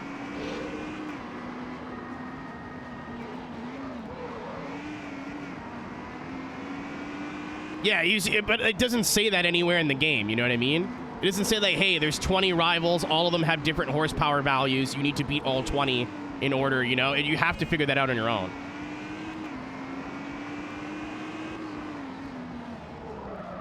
So yesterday, I was driving around with a stock MR2, waiting for a certain rival to pop up before I realized that I'd already done it.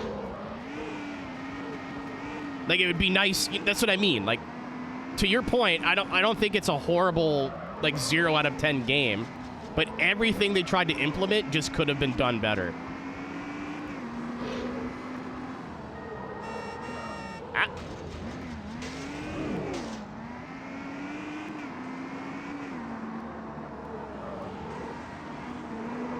There are some chances I can get easier my respect points together. What? What?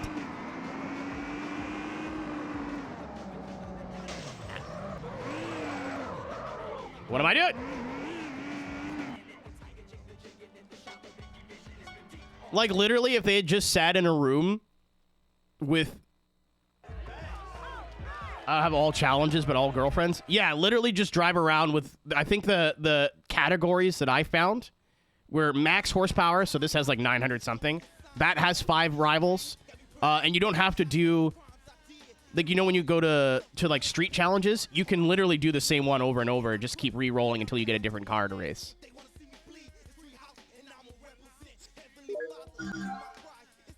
So there's max power. There's like about 500, 350, and 150.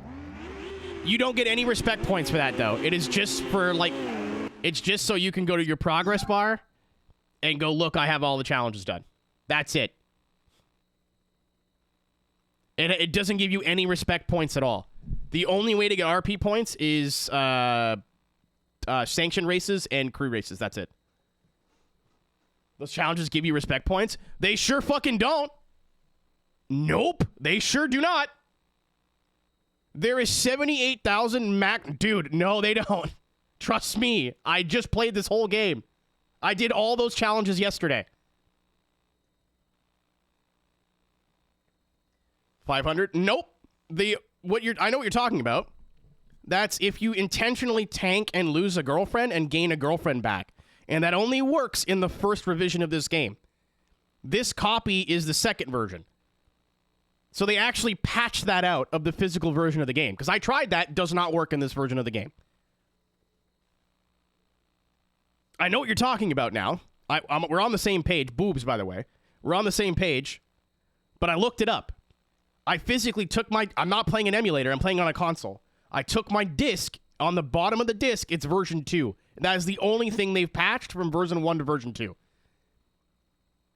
Is the only way to make... Well, not the only way to make the game more palatable, because obviously it's doable, but...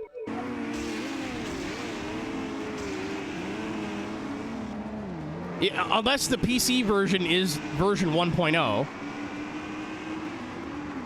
But the guide that I looked up on it said PS2 only. Again, there's not a whole lot of information on this game, unfortunately. Compared to, like, Gran Turismo and Need for Speed and whatever. But there is, at least on the 2.0 version of the game, there is a finite amount of respect points. And there's only 78,000 that you can earn in the base game.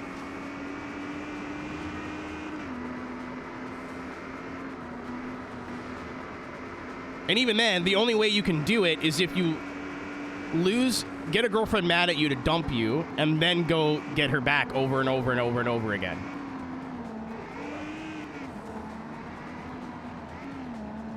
Gave respect. I'm telling you right now, dude, I played both versions of the game. That is not a thing. The girlfriend challenges? Yes. The challenge races are a totally different thing. We may be having a miscommunication here. Like, where you, like, a girl's like, hey, I want you to go do this, like, checkpoint race, and then you gain her as a girlfriend? Yeah, that's a different thing. Those are also challenges, too, so I could see why that would be confusing.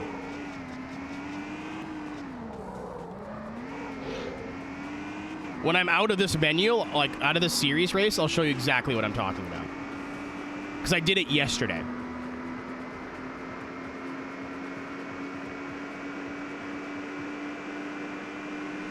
Oh, I thought we were dead.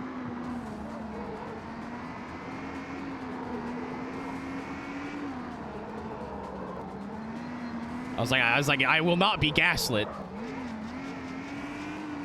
I got into the end of the game on Steam and just rage quit the last championship, and then had been playing this game. So I'm like recently. It's not like I forgot. Let me get, I think this is the last race, so let me just show you what I'll finish this and I'll show you exactly what I'm talking about. Ow. Poking already. No, I think I know what he means.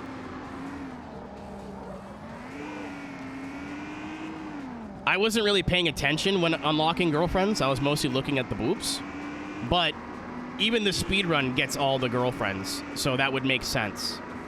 That you get, like, a little bit of RP. So it's like, why the fuck does the speedrun give a shit about unlocking all the girlfriends? What's the point?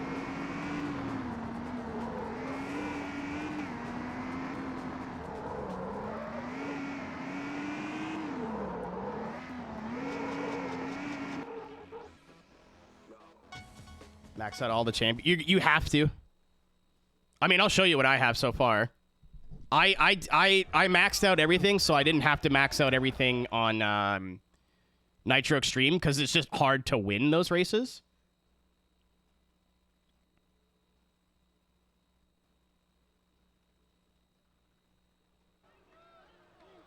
Yeah, hold on. I'm gonna back out here. How much money do we have? I think we should have like a decent amount. Feels like we've been playing a lot less time. Oh, yeah, we're good. Yeah, so... Come on, game. You're gonna make me sound stupid. So you are talking about the, like, girlfriend respect challenges, I think. So there's 18 different girlfriends you can get. Yes, there is an RP bonus you can get, though. I was talking about the street challenges. These... Yeah, so that's what I thought. Okay, because I was like, what the fuck are you talking about? I'm literally playing the game right now. That's not true. Yeah. Because the girlfriend things, like, they're also called challenges. But if you look on the bar on top, there is just a thing called challenges. You have to find 20 random drivers, either parked at certain places in the map or driving around, and challenge them to a race. And it doesn't tell you how to get all those different drivers to spawn. You kind of just have to figure it out on your own. I found out in a YouTube comment from the speedrun. With the wages? Yeah, but they only spawn if you're driving certain cars, or certain horsepower cars. So there's like low horsepower, lower mid-tier, upper mid-tier, and high-tier cars. Nowhere does the game explain that to you. Granted, the only reason you'd ever need to do that is if you just want to get 100% in the game. There's no progression things tied behind it at all. Wager in the championships, that does not count towards that bar.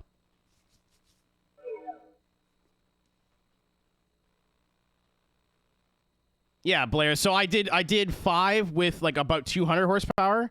I found 5 with about 350, 5 with about 500, and then 5 with 700 plus. You unlocked the videos too? Nope. I went and did those through series races. I had to go redo them all to get max everything on everything. So when I went and redid all these to get all max, I just kept switching girls over and over and over again. Not a deficit. I'm saying just the amount of horsepower. I knew this was going to suck, so I wanted to make sure I had as many respect points going into Nitro Extreme as possible. So now we're just buying all the cars. Yeah, in a speedrun, it's actually dumb what you have. That's my point.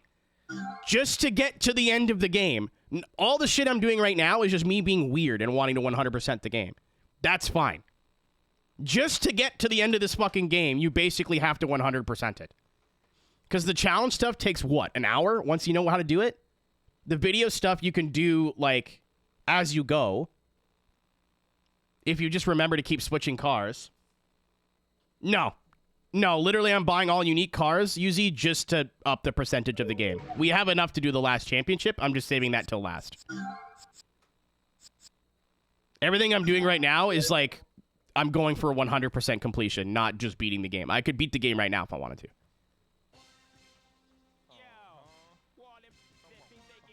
You don't need to own every car. You just need to have bought it at some point during the game.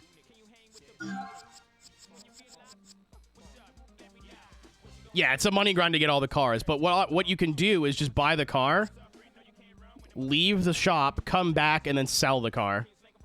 Fuck, I forget where I left off.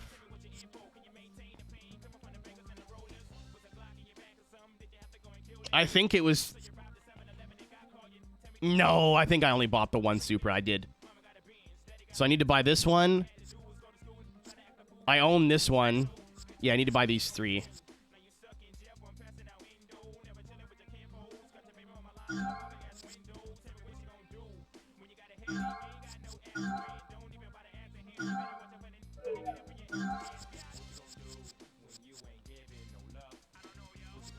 Yeah, TLDR is there's no, like, with the exception of that girlfriend glitch, there is no easy way to farm respect in this game.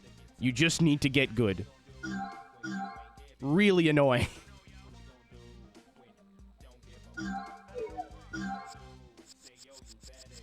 You better not be 60 grand. Okay.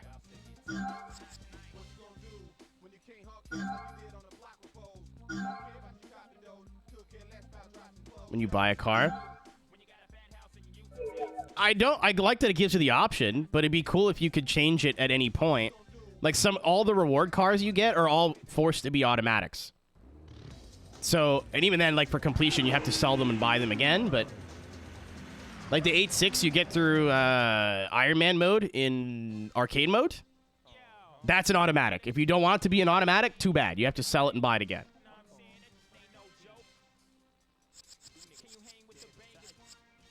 I should have kept the last car. I'm a silly fool. So, goodbye.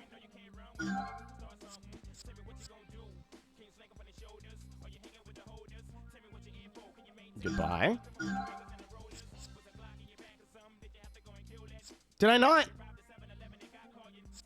Oh, there it is. I was like, did I not just buy 3 fucking Supras? Okay. So, Toyota's done now. Volkswagen's done. I don't think I did any. No, I did this. So I got to do these 2 now.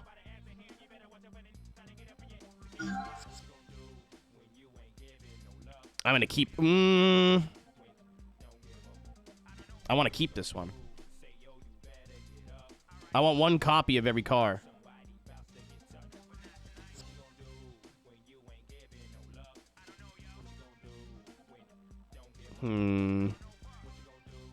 Yeah, whatever.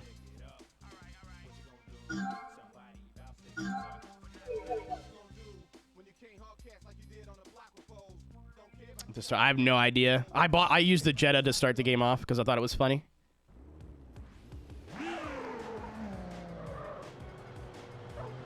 I think if it's like major differences, so the starter Subaru is like a base model. It's not a base model, but it's basically a base model. It's a 2.5 RS. This versus like the STI will be different, but like all of these 350Zs are all identical. They all upgrade to the same horsepower. I think they might have slightly different top speeds, but they all weigh like they drive the same. They're all the same.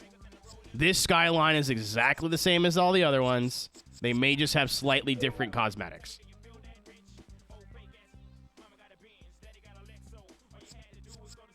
I think this is an NA, though. Yeah, so this is no turbo for this. So I can sell you. And then I'm fucking broke again.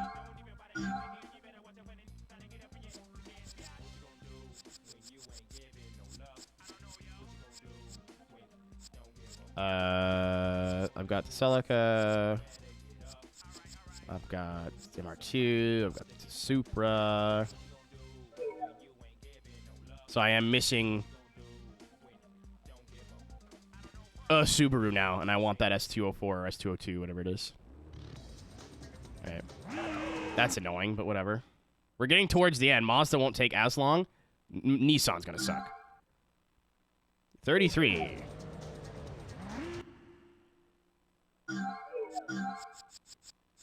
Back to this.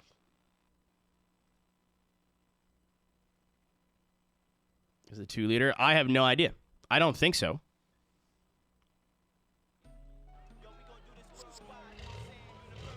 All right, this game's dumb. Your car's not fast enough. Drive around a little bit.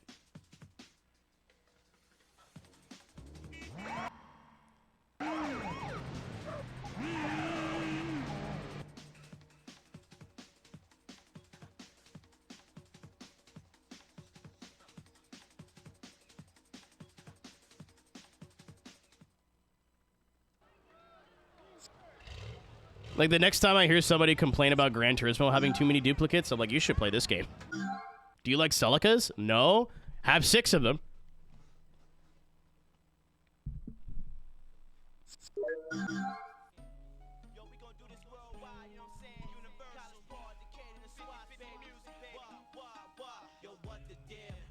What's the difference? Oh, some of them have slightly different hoods. And maybe a little bit of a power difference. They all drive the same, though. You're not tricking me, you Technics.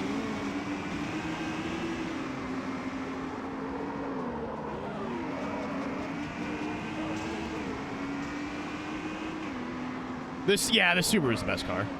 I knew that. That's why I didn't pick the Subaru. I was like, Jetta's funny.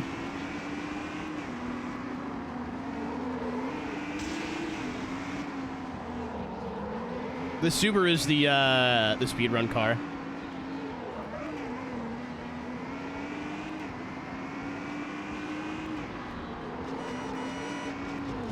Oh, heavens.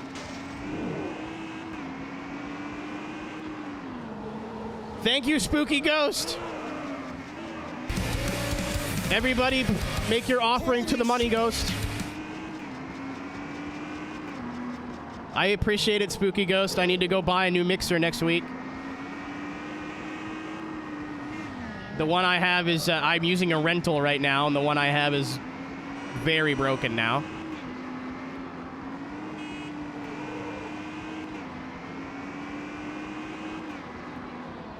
And MagFest in 3 weeks.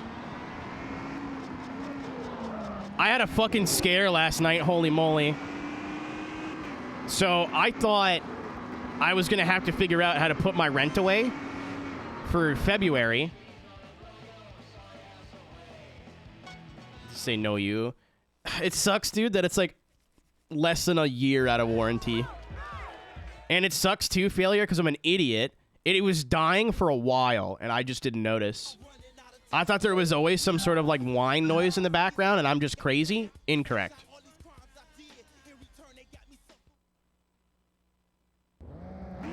No, that was it slowly dying, and I just didn't notice. When I plugged the new one in, and that noise went away, I went, oh, so it's been fucked. Okay.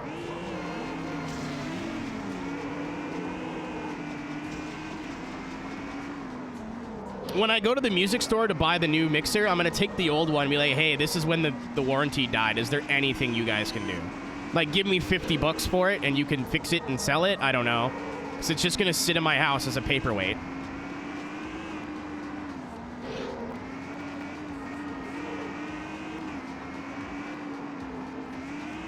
Well, I have like 3 things plugged into the mixer, especially because I have a console.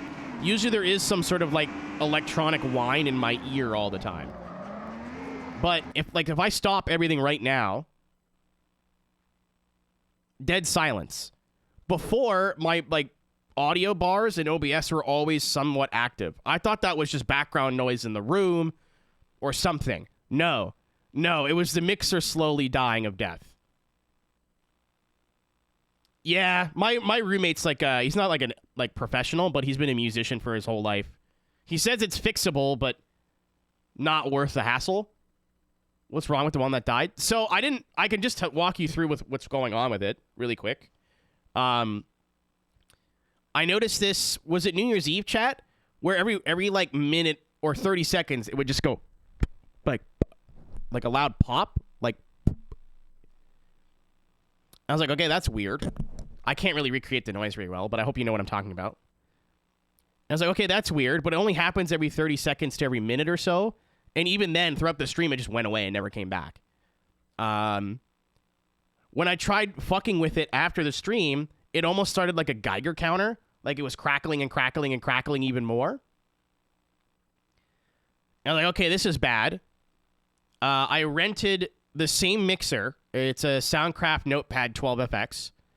It's a $13 a week rental. So I was like, I'll rent one that works and just like unplug and plug things into it to see if it's like a dead cable or anything stupid or a power supply. I thought it was the power supply going bad. I plugged the newer power supply into my old mixer. It doesn't make popping noises anymore. It makes a constant scream now. It's not loud, but in the background, it'll always be going, like it's cooked. It gets fucked. It gets more fucked every time I turn it on. So I've stopped turning it on. There's a used one, again, exact same mixer at the music store for $179.99. They're $320 new. Final mix. You're funny. So instead of buying a new one, I'm either gonna get the cheap one that's used, or I'm gonna buy the one that I'm renting, which is $250, I think the guy said. Because they have like 6 of them in stock used. I really don't want to buy one for $350 or however much it's going to cost. But I'm sure like the $179.99 one is fine. But something in my head is like get the one that you're renting right now. It'll be a little bit more money, but maybe it's a bit newer. Maybe it's still under manufacturer warranty. Oh, I'm not buying it new, Tony. With tax, it'll probably be $360 something. That's... I don't have $350 right now.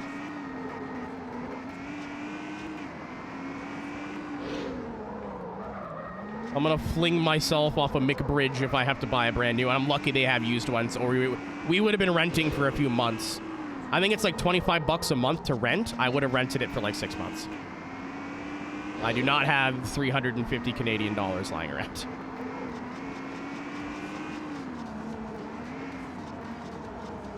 Does it have a search warranty? What?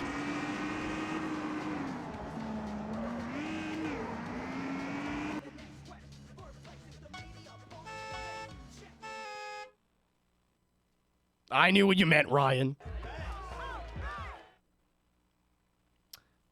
You're not even Canadian, Nix. Fuck off. You know my culture better than I do. I hate that.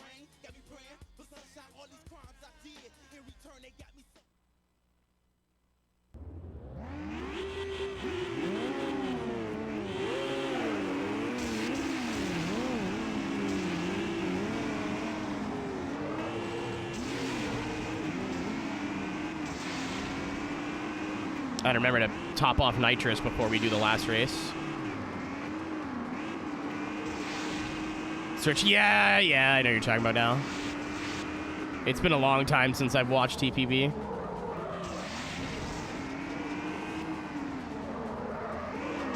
I used to, like, when I had Netflix, I used to go back and watch it every once in a while, but I'm not paying Netflix. I think they, what is it, $22 or $25 a month? How about you suck my balls?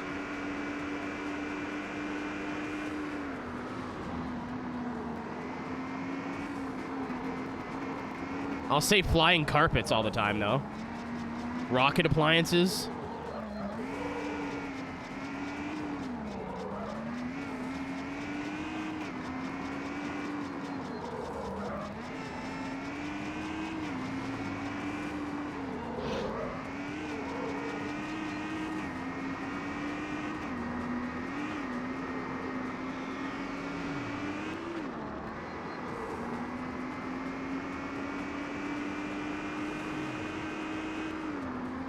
Two birds stoned at once all the time. I don't even think I say it normally now. I couldn't tell you the last time I said that normally.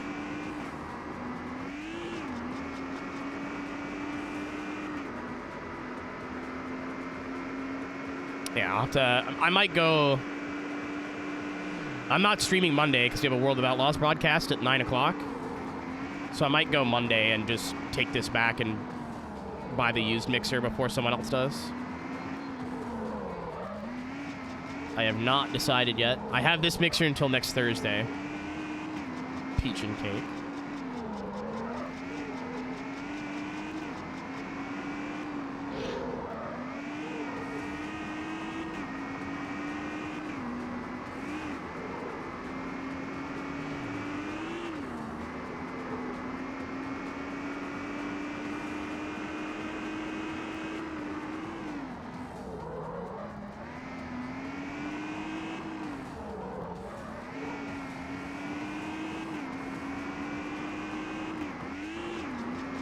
I'm having fun now. Now that all I have to do is drive car and not do all the other 17 fucking flavors of bullshit. Oh my god! I take it back. You went in, son. I think we have 3 more manufacturers. I think it's Subaru, Lexus, and Toyota. Or Nissan, and that's all we have left. No, I forgot Mazda. We actually have a lot left. We're like halfway through, I think. And unfortunately, a lot of the cars left are really expensive. We've come this far, though. I don't want to beat the game and not have it say 100%. I want. I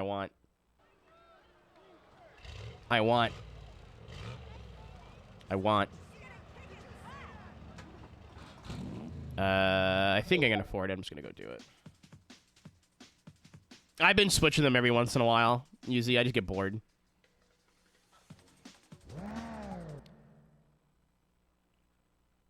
She smiled at me nice. That's all I really needed. I'm gonna GT. I may punch a hole in my monitor, like straight through. As soon as I realized I had to do all the respect bullshit again that I had to do in the PC version, I was hoping the PC version was just like a bad port. No. Fuck off!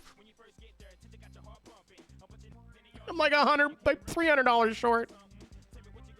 Do I have any dupes right now? No. No. God damn it. Okay, I'm gonna take a peek to what we have left. So we're done Mitsu, we're done Toyota, we're done Volks. There's only one model of Subaru, and this is the one that I want. 2 Lexus, the 5-speed and the 5-speed SE. This one won't be too bad.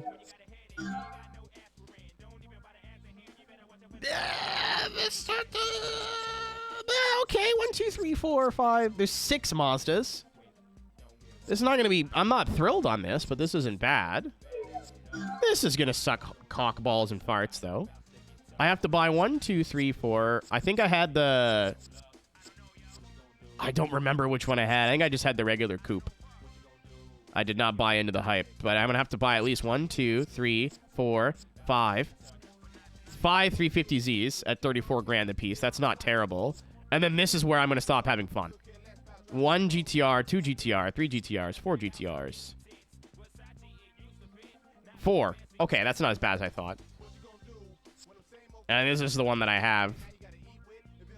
And then you get this at the end of the game.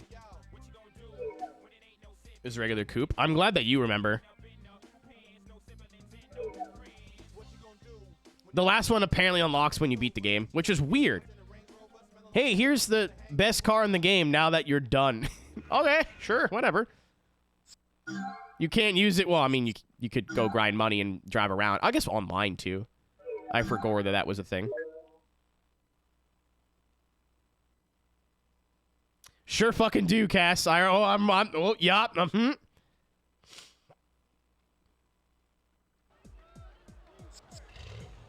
Oh, that was this game, dude. Because I was buying and selling cars. Like, I don't fucking know you're driving. I seen some clips of this game online. It looked fun.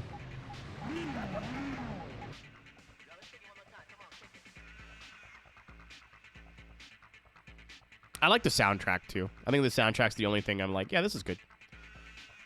No real complaints. It's a little short, but it's a PS2 game. They got a little bit of everything. There's some, like, rock music. There's some, like, good dance music from the era. Some hip-hop. What's up, Kirana? Long time no see.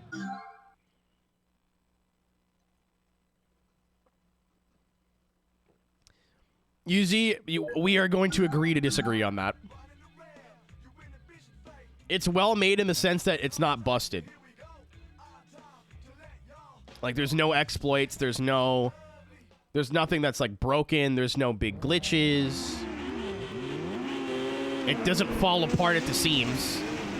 But I will agree to disagree with you on that. The cool thing about opinions is everybody can have their own. Yeah. Again, another 6 months to a year of development time. I know it was impossible.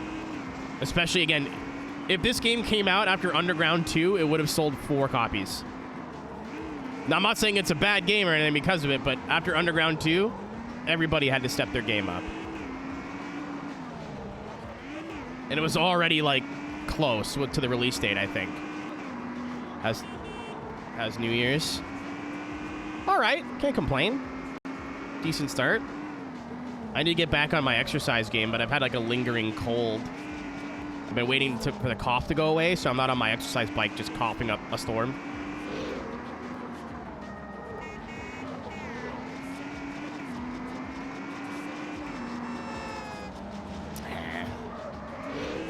Agree to disagree.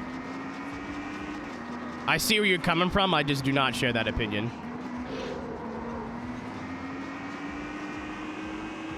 I've definitely backed off my this is the worst game I've ever played stance now that we're at the end game, or past the end game, I guess. But for the collection, they're not expensive. Every game store I've ever been to has a copy of SRS for like $15. Balls to the wall. I played hard games though. Like F-Zero is still the hardest game I've ever played. I think a lot of people think racing games are hard when they have to retry a race more than twice.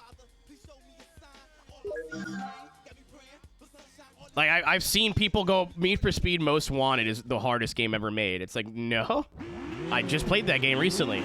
I think I had a couple of races I had to retry, but nothing crazy.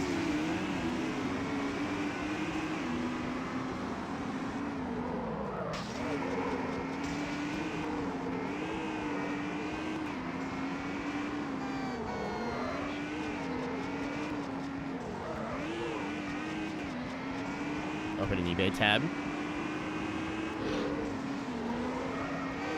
Yeah, I can't imagine this game would be very expensive.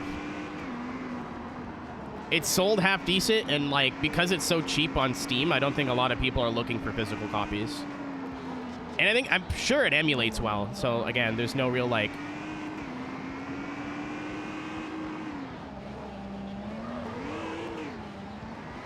balance difficulty. I enjoyed my entire time with Most Wanted.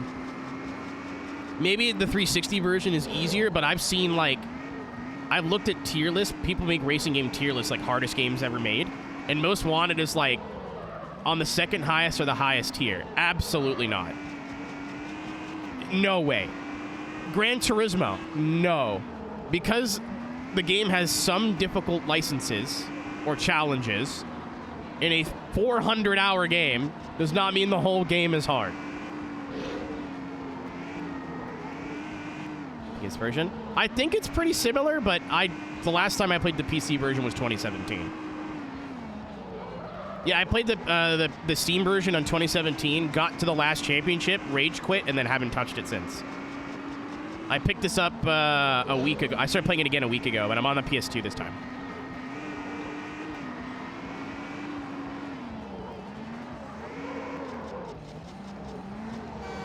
Ow.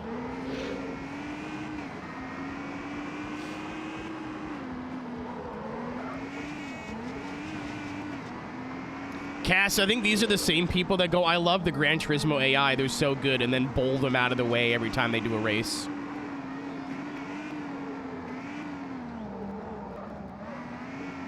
Atlas levels of difficulty. I think the hardest black box racing game I've played is Hot Pursuit 2, and even then it's like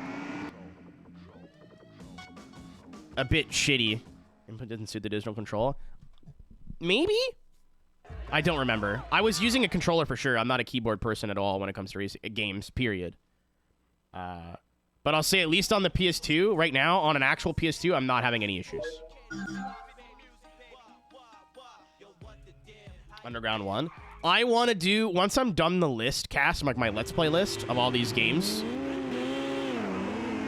Earl. I've seen, like, memes about Earl. I literally think I beat him first try.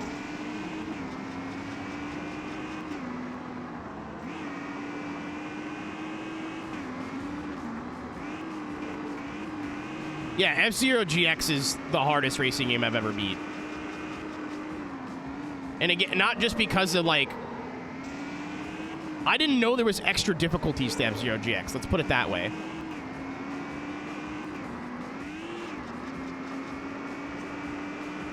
It took me so long to beat the story mode. I was like, that's got to be it, right? There's only 8 or 9 missions, I think. I don't remember how many there is. But, like, hours and hours. I remember as a kid, I'd always get to the 3rd one and go, okay, this is where it stops being fun. I'll retry again tomorrow. I beat it on normal mode. I was like, thank God, finally, and realized there was 2 more difficulties.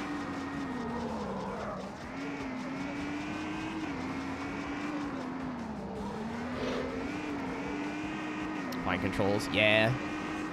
Some cars are much worse than others. Like the 350Z, when it starts to slide, it could either like do a controlled slide or just start snapping back and forth. The RX-7 is like, I wouldn't try to go fast. I used it as a drift car to get RP points.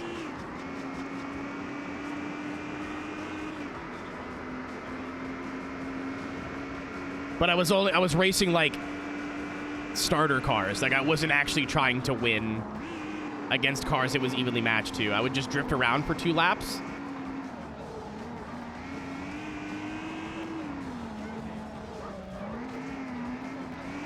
Yeah, I only ever drove the MR2 for the first time yesterday. It is like glue.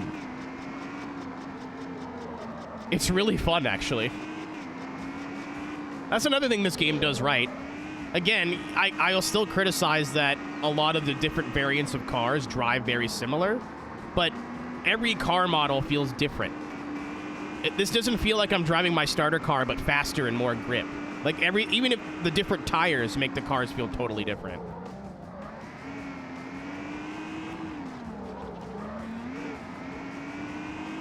But yeah, I want to do, once I'm done my Let's Play series on all these games that I have on my list.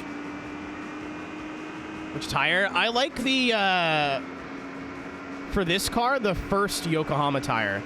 Because it's apparently like the worst Yokohama tire in the game. But in the R34, I find when you put too much grip in it, once you get on the power, the front end just takes off. Like it understeers really bad. So the car still slides around, but it's still well within like grip. For the RX-7, just for RP points, I was using stock tires. Any sort of tire, the front end would start trying to take off. So at least with stock tires, it just like was numb.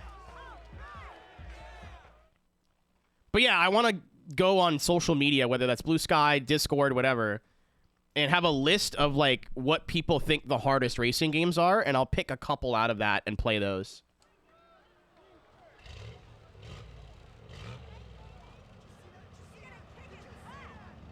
Yeah, I looked up a guide, Yuzi. This race is hard. In terms of, like, what I'm talking about with difficulty, kind of. Like, the requirements to get to the end obviously are very difficult, but I think it's, like, bullshit difficulty. However, the AI in Nitro Extreme do have hands. They are hard. With just cars. Probably? I'd say it still has to be a racing game. So, like, no Grand Theft Auto. No, like, games with cars in them. Like Cyberpunk or something. Underground 1's on that list. Stuntman.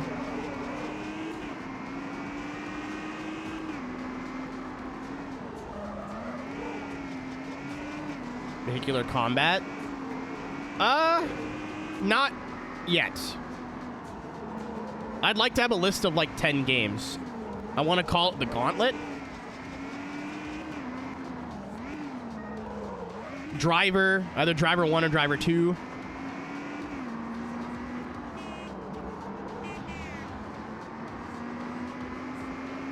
I've seen a lot of people that I know are into racing games and play racing games say some games are hard just because either they A, have a realistic handling model, or B, one mission is hard. Like, oh, Gran Turismo 4 is one of the hardest racing games ever made. Why? Mission 34. What about the other 99.9% of the game?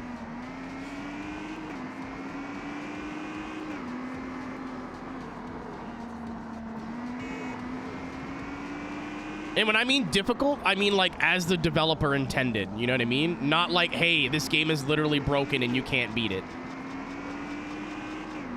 Does that make sense? Oh my god.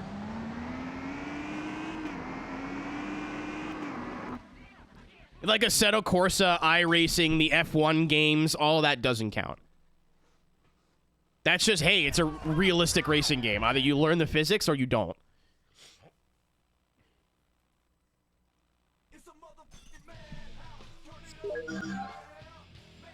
That's my point, though, Emerald. Because the game has one hard mission, does that mean the entire game is hard?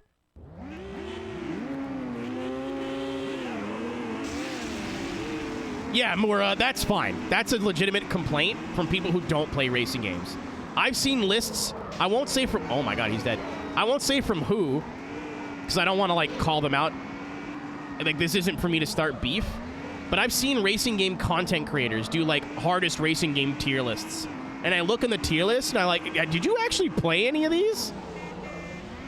Like, I have not walked out of a post-PlayStation 1 Need for Speed game going, wow, that was hard.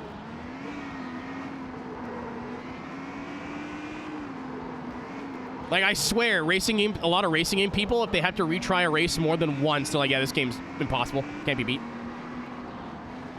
Oh, yeah, speaking of which, I understand why there is no restart race option in this game, but holy fuck, would have made it easier. Especially when you have to retry the drag races over and over and over again to get max respect points. Jesus Christ, the restart option would have been nice. I get it, because there is an ante, and if you could just restart, what's the point of the ante? There's no risk. Or, yeah, the ante is what I'm looking for. But fuck me, man, it's really annoying. I'd like it. It would be a good balance, I think, if you did a wager with another driver. You couldn't restart the race. But fuck off, man. You assholes. Hey, you want to get this one drag race correct? That's the third race out of a series of 3. Better get used to retrying over and over again.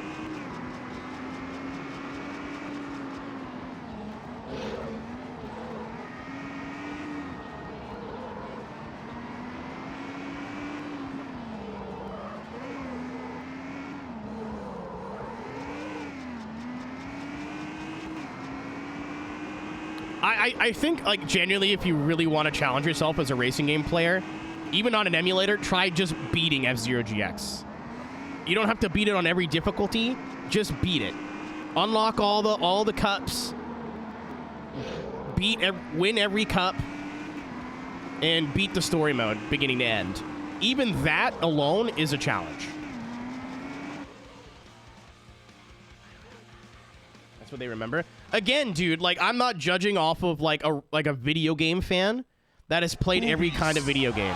I'm talking about racing game content creators that only play racing games, such as myself. A lot of it is like they play just Need for Speed or they play just Gran Turismo. I like to think I have a pretty eclectic background in racing games compared to most people. Not like Ryan. Not like twitch.tv/RhinoGT4, but I like to think I've got a couple good notches on my belt.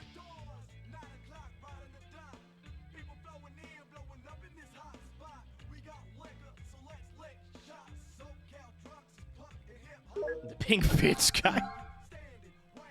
He has a physical... You know what I'm really mad about, Ryan? You know what they sell? You know what they sell out of the package, where if you look hard enough, you can find one? Fucking pink Vitzes. We wouldn't have had to paint it. It's much funnier that we had to paint it.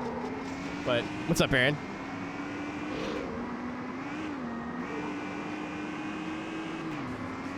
Few of the Ridge Racers? Yeah. That, now we're talking. Trackmania too, but I guess like Trackmania is kind of, it's as hard as you want it to be.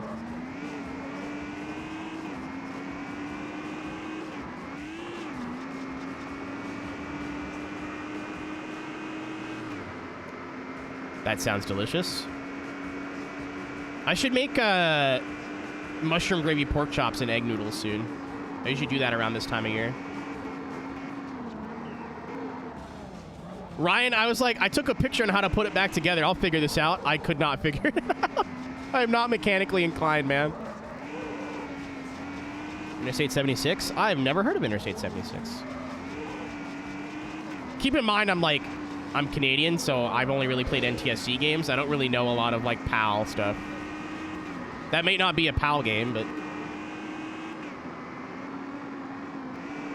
And if and when I do this, I'm gonna prioritize like popular games first. Like Underground 1 absolutely is probably the first game on that list because I heard the rubber banding is atrocious. But I've heard of plenty of games having atrocious rubber banding and it's not that bad, so. Oh, fuck. You're right, Tank. Vigilante 8 wasn't that bad once you figured out how the combos worked. I won't say it was easy, but I beat the entire game in one sitting. Mech Warrior series. I'm a horrible gamer. I didn't get into a franchise of games aside from like party games like Mario Party and Smash Bros and stuff until Fallout 3.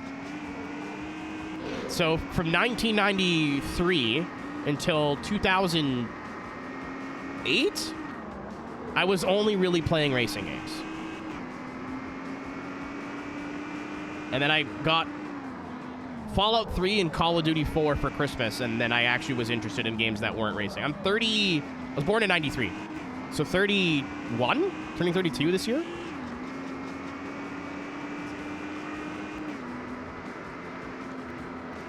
Riff Record Magazine. I think I saw a thumbnail for a YouTube video that said that was impossible. October.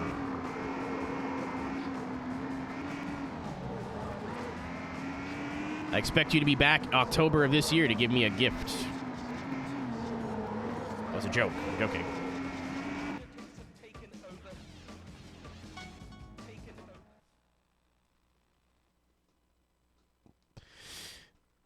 If I look 25 and act 25, I'll stick with it. I'll take that as a compliment.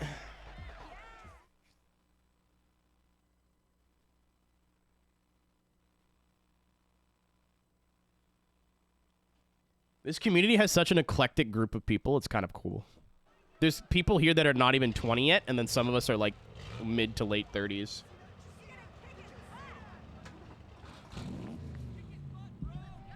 I'm gonna do like 2 more.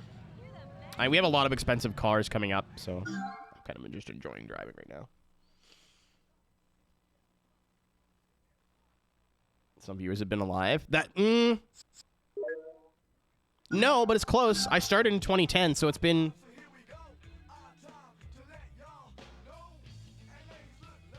This will be my 15th year. That's gross to say out loud. August of this year will be my 15th year. Emerald, we went to visit him in real life and brought him 2 model pink Vitzes that we had spray painted pink.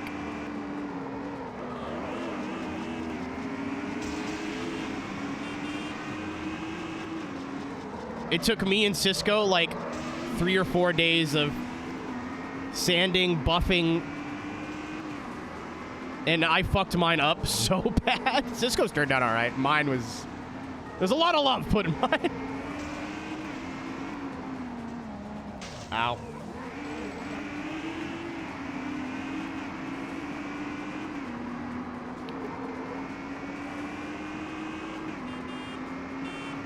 Ryan, I'm mad that I was like, did you guys see the Viper that Cisco got him? Like the actual nice thing?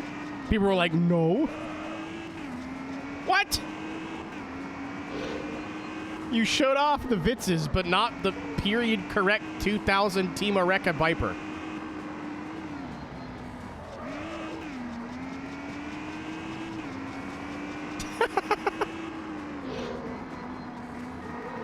Oh, don't. Yeah, I don't know how much Cisco paid for that, but I don't want to know. But he's had that in his house for like almost like over a year.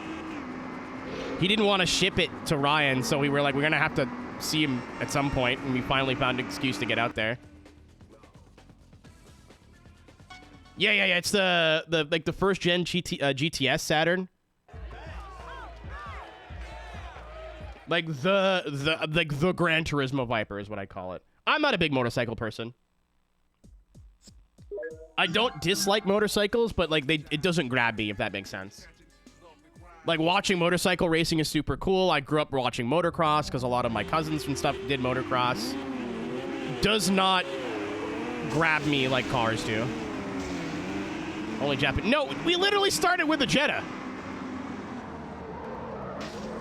I think the Jettas is it, but yeah, like I have like mechanical appreciation for motorcycles, and I think the people who ride motorcycles, especially in racing situations, are not sane.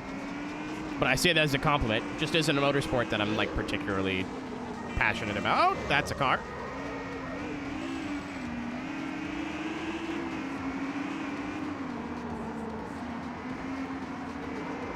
I thought about buying a motorcycle, Reaper. Like, not anything crazy, just like a 250 or something. Because buying a project car, it just seems like more and more like I'm never gonna have the amount of money to do that. And you can get like a decent motorcycle for $2 or $3 grand. And I could work on it in my backyard. I cannot do that with my car. Or a car. But every time I think about getting one, I end up watching like helmet cam crash videos. And then I do not want one anymore.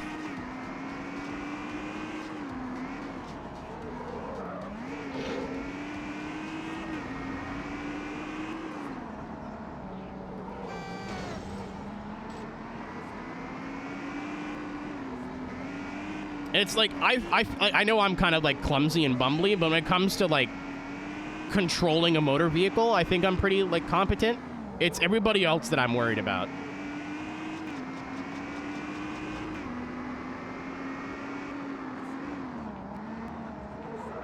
Like, all it's gonna take is somebody eating a hamburger and fucking texting, not paying attention, and I have a lifelong medical condition at best. You know? I'm good. I'll pass.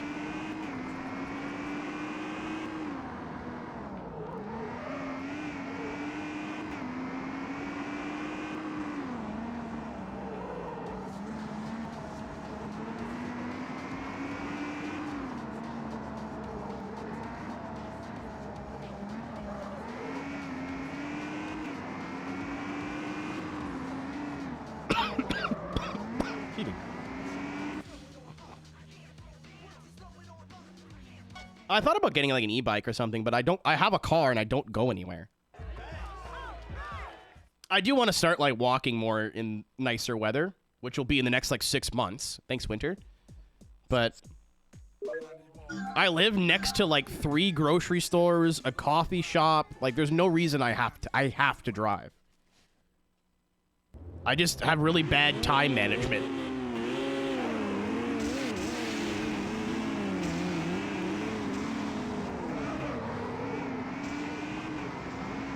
Like, well, I have to drive to the grocery store because I won't get back until 7 o'clock. And if I don't get back till 7 o'clock, I'll be late to do this. So if I don't drive, I could just leave earlier.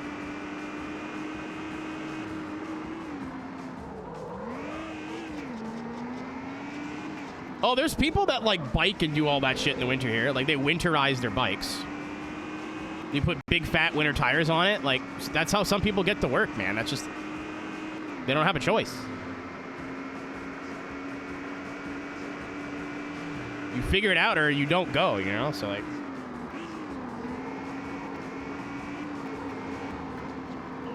Up! Like, I know Alice has a pretty, like, saucy e-bike.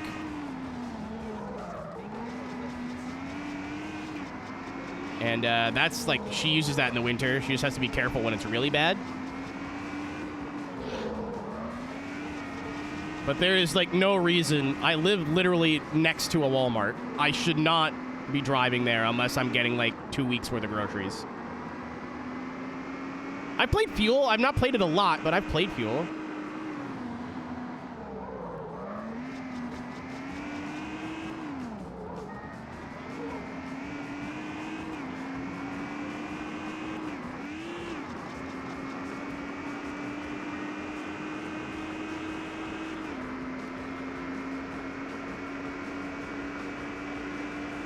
What's up, Arima?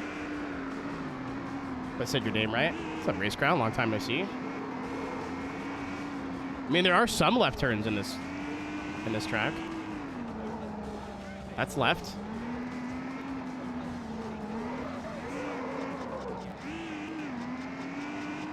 Did I not wager? I thought I wagered. Whatever.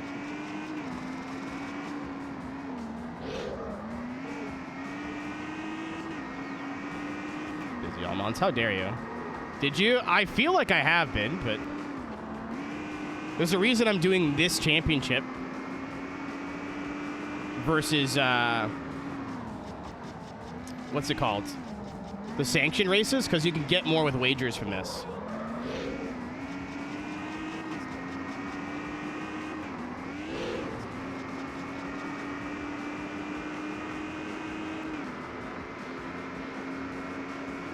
Slightly faster. Yeah, just a little bit.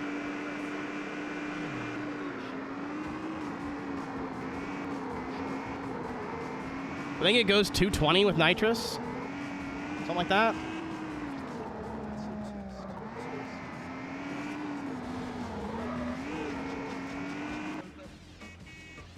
Two bottles, the big one. I'm going to need him before Race Wars. And Harry, I need him by tonight. Got enough NOS and then a blow himself? I was wagering. Yeah, you just missed it. Because we get about 28,000 from this championship. How many cars we seem to get? Oh, we're like just past halfway, like with scaling. There's not that many cars left, but the average prices is going up.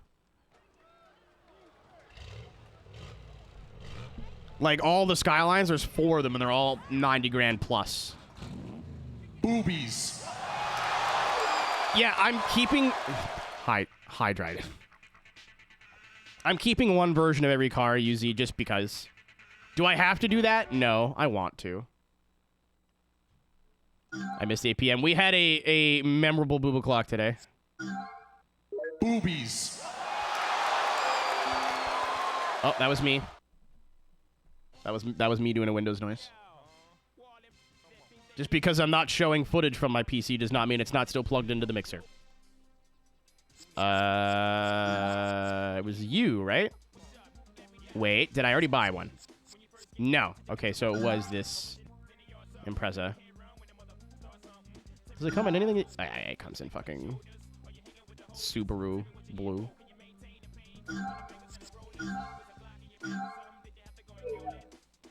Like the intelligent thing. Oh my god, we were $1 off. That could have been really funny.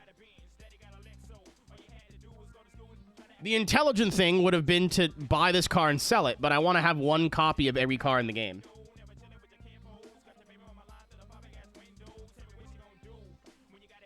Not every trim, but like, there's like what, 6 Celicas? I'll just want one. Whatever one I like the most. It might be the top trim, it might not be.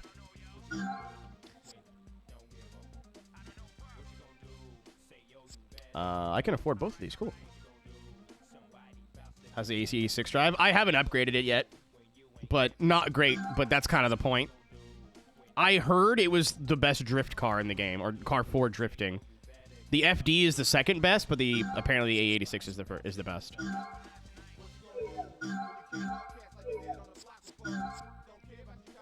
I'll keep this one, I guess. Is this like champagne? Kind of. I love this color on some cars. Like sand, almost.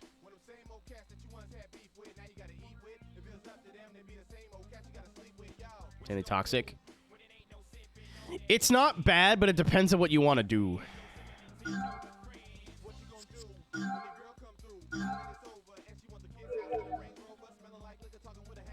Like it is a Widowmaker, don't get me wrong, but like if the way the game does drifting too is weird. It doesn't like when you like start a drift and power out of the corner, especially with rear-wheel drive. Like rear-wheel drive in this game is tricky, period. It really prefers like sliding into a corner, just letting it slide and then gripping up and going. When you try to push the car out of the corner, then it starts to snap and it's all over the place. Had a lot of that in the beginning parts. Where's the Subaru? Huh? I didn't sell. Oh, there it is. Don't fucking scare me. Racing will be useful. It depends if like they modeled it properly.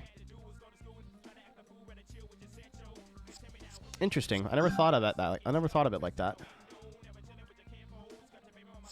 I think it orders the cars in the garage by price now that I think about it. I thought it was by power. I think it's by price. Just so I don't get confused, I've been buying them all in black.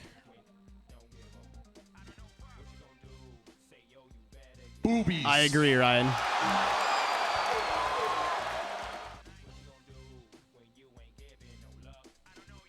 Leah, you might be right. Am I pulling out my G27 for this? Fuck no. Absolutely not.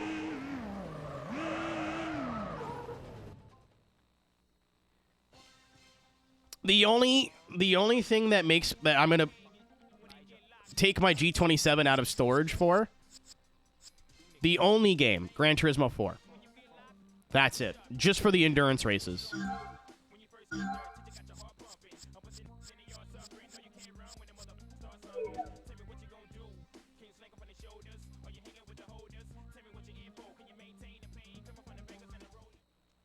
I do not want to do a 24-hour endurance race on a controller. I will fall asleep. 37. All right, back to what we were fucking doing. I don't think there's a better way to earn money that's like consistent. I think Nitro Extreme is probably way better, but I don't think I can win those races not paying attention, if that makes sense. I'd have to like lock the fuck in and really try really hard. I don't want to do that. I'd rather just, like, turn my brain off and keep doing what we're doing.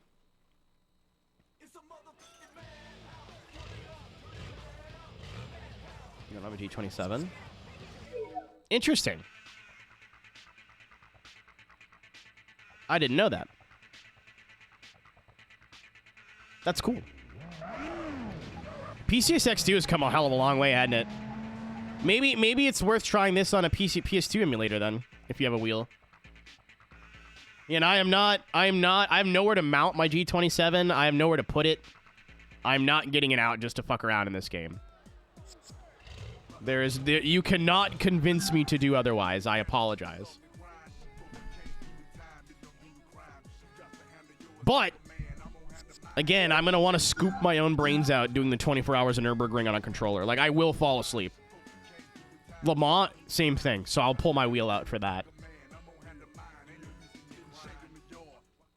Work for GT4. It's mine has. It doesn't register as a G27. I think it registers as a Driving Force GT, so you can't use like the H pattern shifter. Are you sim racing too? You may not have noticed.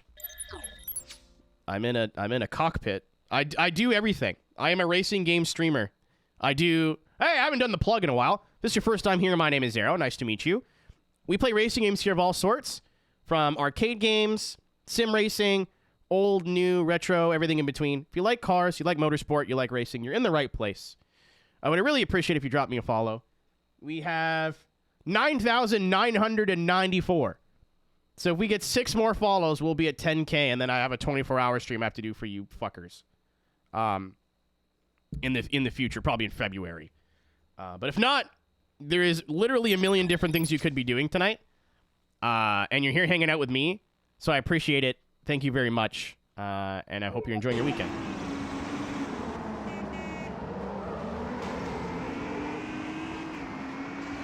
The GR86 is a blast. It's wacky to drive, but fun.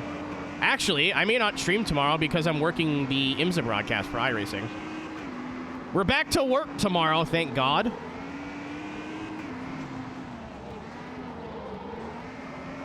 And then World of Outlaws on Monday night. Dude kissers. I'm an equal opportunity kisser. Are you interested? Probably not, but I appreciate the invite. I've been doing a lot of off-road stuff in iRacing, and the highest level league in the sim is starting to run events again. I actually have to look into that like tonight or tomorrow. Qualifiers for short course series is starting.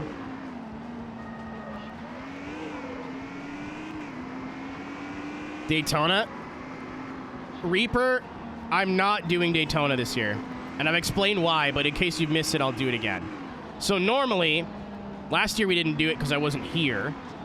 We do the 24 hours of Daytona solo in benefit of Extra Life. But I do not trust my internet to go 24 hours with no issues right now for charity.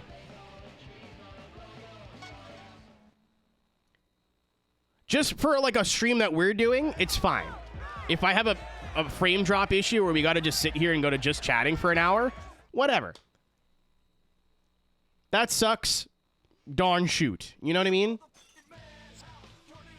If I'm running a fucking charity stream that I have to do, like, I don't have to, but I'm going to do weeks of hype up for and hype it up and hype it up, and then people come in to watch and I'm literally not driving because the frame drops are so bad, I wouldn't fucking forgive myself, man. For Extra Life. Maybe like in November. Maybe we could do something for their actual game day instead of, you know.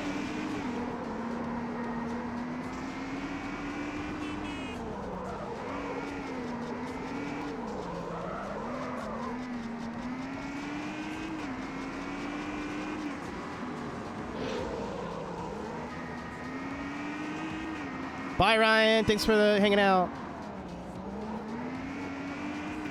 Sebring's only 12, though. But I definitely do. I skipped Extra Life last year. So I definitely want to do something this year. I may be in town for the Roar, but I don't know. It's going to sound very, like, silly, but now that, like, my brain associates iRacing with work, I've been doing a lot less. I've genuinely just been having a lot of fun goofing off and playing old video games. And doing WRC on Mondays, which is probably coming back soon.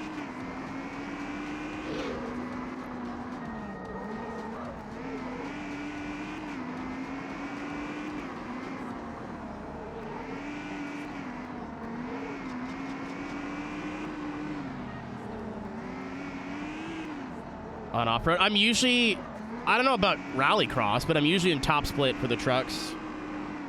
But I don't do a lot of official races anymore. People go, oh, it's off-road racing, and they just ram into you on purpose. Like, I don't mean like bump and run. Like, I mean full-blown, like, spear you into a corner, flip you over the wall, go hee-hee. Like, my safety rating in dirt road right now is garbage. Can I shameless plug a certain group? Absolutely. I think I have a Racecraft command. There's iRacing Short Course Series, which I think is probably, I would say, the highest level of competition. But Racecraft also do a lot of mid-tier or mid-range in terms of skill and high-level competition stuff in dirt road. Group therapy as well in Yes2 Motorsport every Thursday night. Very unserious league, but if you've never done any off-road racing before, it's a good way to get started.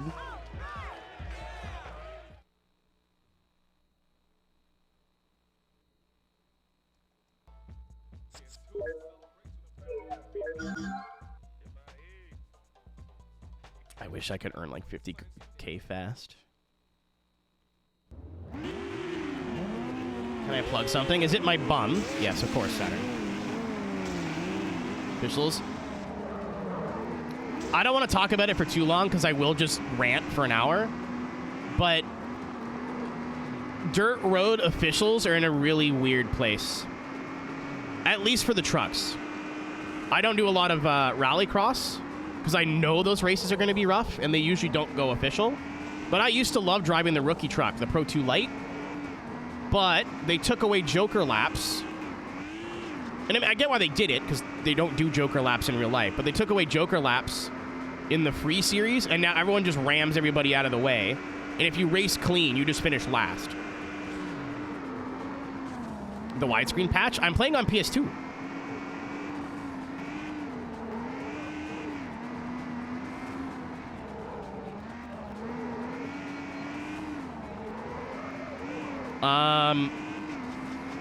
So, like, you'll go to the Daytona or Phoenix Rallycross track in the Pro 2 Lite, and all people do is cheese the track limits, and if you try and pass them clean in the next corner, they'll kill you and put you in the wall.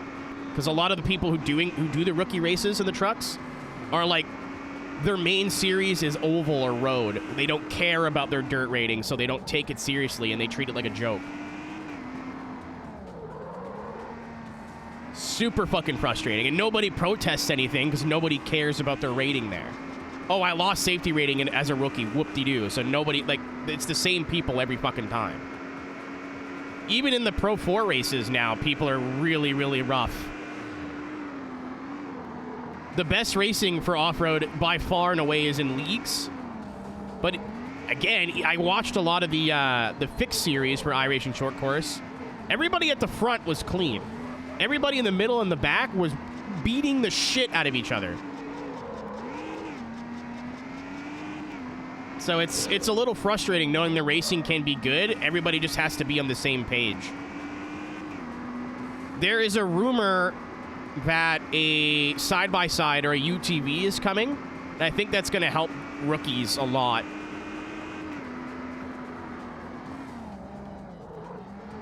To Ryan Newman's. It's people who, like, are having a fucking shit fit about not actually being any good at it. And instead of going, well, I got to put time in to, like, get better and learn how to be faster, they just start... It's like a... Well, if you hit me, I'm going to hit you, and they keep hitting harder and harder and harder. The cleanest races I've ever had have always been with, like, former pro-level drivers. Like, Connor Berry is 3-4 seconds a lap faster than me in an off-road truck anywhere. Maybe not anymore. I think I've gotten a little bit better, but he will always pass me clean, maybe a light nudge.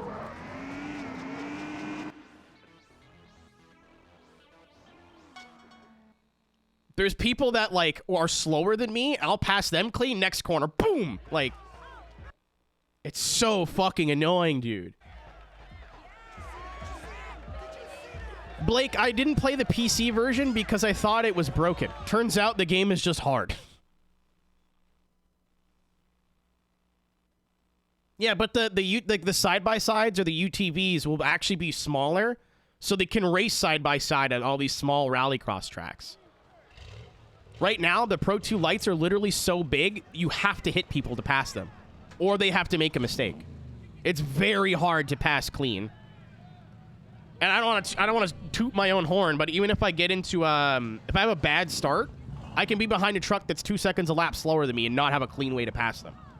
So I have to, like, bump them a little bit to get them out of the way, and I'll, like, nudge the back so they, like, wiggle out offline, and then I'll go around them. Next corner, I'm in the wall. 10 times out of 10. It's fucking impossible to race. And everything else has no participation. I don't think UTVs will fix the problem, but it will make it a lot better. It'll be like an actual slow thing to start off as a rookie in, and it can race everywhere. Cross carts. A UTV is basically a cross cart. It's just a little bit more versatile. I think a cross cart would just disintegrate on the jumps.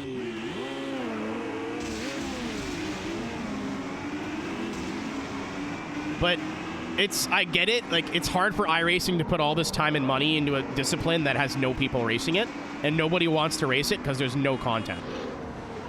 There's three types of vehicle, four types of vehicle, and 5 tracks.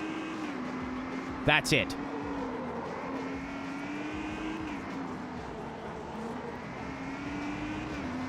That's what I mean. Like, if you get bumped out of the way, usually a lot of people will just be like, fuck you, and then dive bomb you and throw you into the wall in the next corner. The actual, like, 5, 6, 7, 8K iRating drivers I've driven with know exactly what they're doing. They'll nudge you out of the way, but they won't ruin your race. Like, you'll get slightly pushed out of the way, but you can fire it back at them in the next corner. They don't kill you and flip you and put you in the pits and go, my bad. I can name 5 people right now that I run into in leagues all the time that have no fucking clue how to drive properly.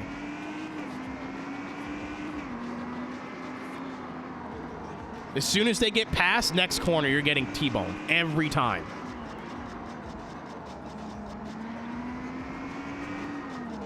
But that is a conversation for another day.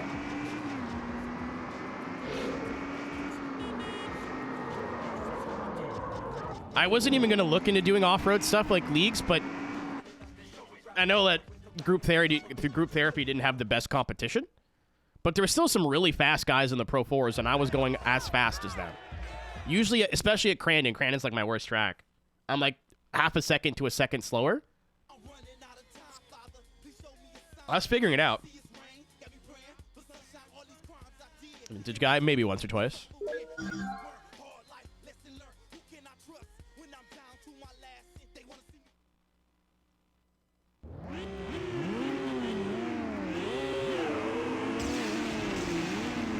Honestly, the most fun I've had in iRacing has been leagues. Don't kill me. I knew you were going to do that. I'm still crashing. There we go.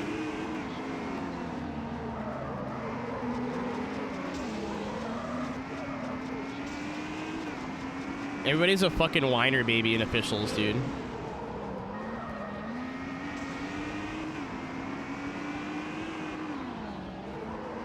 It's literally that, though.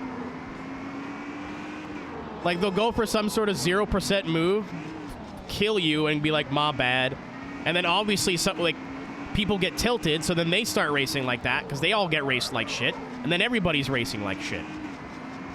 It's a catch-22 situation. If you have one person being a wrecking ball, they're just going to reap the benefits of it, right? But one person punting one person out of the way, and then the person who gets punted is pissed, then they start punting people, and then the people they punt get mad. Like, it's a fucking infection.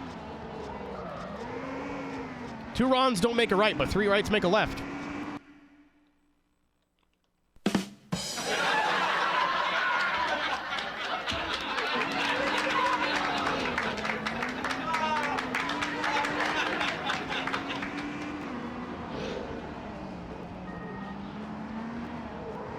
Corner.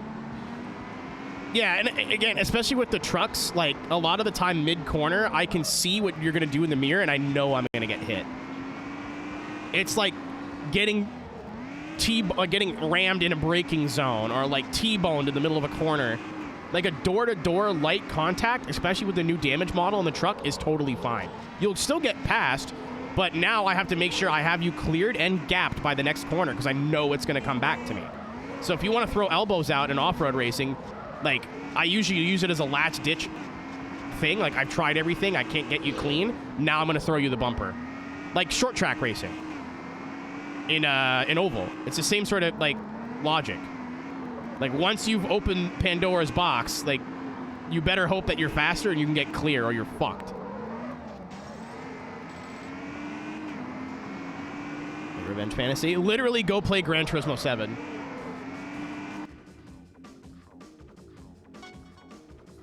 When I am a menace playing GT7, because as far as I know, there is no policing. Am I ramming everybody I run into? No. If I get fucking punted going into a corner, the next corner I'm killing us both.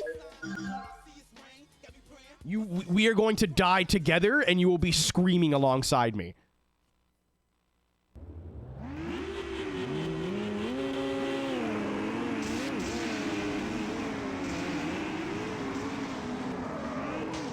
Like, when I used to stream GT7 when it was new in sport mode, how many fucking times did I get punted off the track in turn 1, and by turn 2, we were both dead in last place?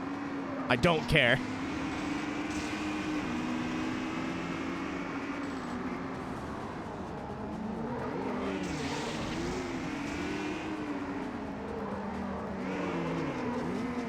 I'm doing a panel this month at MagFest on getting into sim racing. But assuming you have no, like, background in simcades or anything like that. So it is, I've dumbed down a lot of it. I wish I would have requested 2 hours instead of an hour of panel time. Because I could literally do an hour just on, like, mindset and general, like, do's and don'ts in terms of the way you think. There's a lot of people in iRacing that try to rush their way into, like, IMSA or GTs. I was doing rookie content stuff for 4 fucking years. I drove nothing but the Miata for years. I'm at the point, I don't want to toot my own horn. I don't think I'm that good in road, but I can get to A-class in probably a month from a brand new account.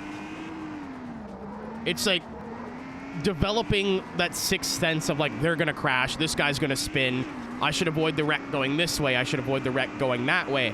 Picking your battles. Like, if I see somebody that's about to dive bomb me, I just fucking let them go, dude. I don't care.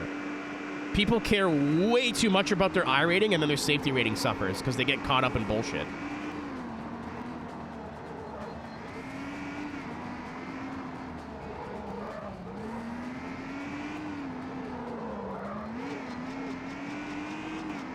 Honestly, gaming guy, doing the amount of 24 solos I've done in Daytona has taught me a lot about traffic management. I'm very timid going through traffic now, but normally without issues.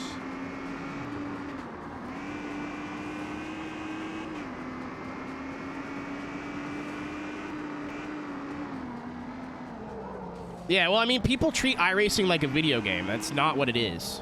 Sim racing in general, but iRacing specifically. I have a lot of friends that spend $1,000, buy a wheel rig setup, get into iRacing, and then when they aren't like 3K iRating in a month, they go, wow, this sucks, and I don't know how to do it, and they quit. I'm like, you don't learn how to play a violin in a week. You don't learn how to be really good at basketball in a week. This shit takes time. It's a hobby. It's not a game.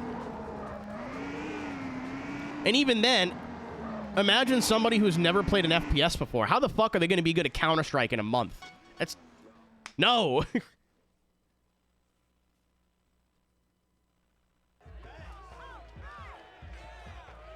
Varying weather condition? No. The true... Was it the true production car challenge? No, I wasn't even here. I wasn't at home. I wish, though. It looked like fun, but...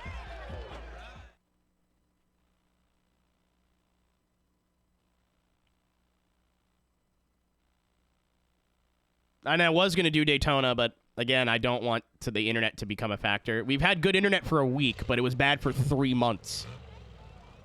I don't want to plan to do the 24 and do all the prep work and get into it, and then it comes to race day and my internet's cooked and we can't stream. So I'm bummed about it, but I think we're going to do some sort of charity thing this year. I just don't know when and where.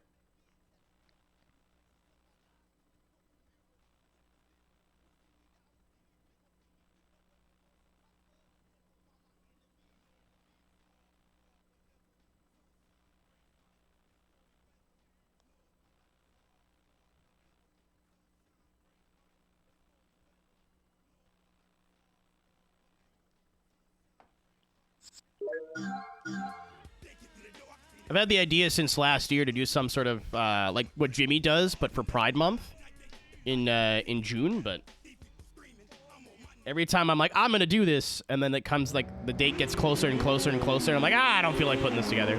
I'm stressed out. I don't want to do it, or I'm super busy.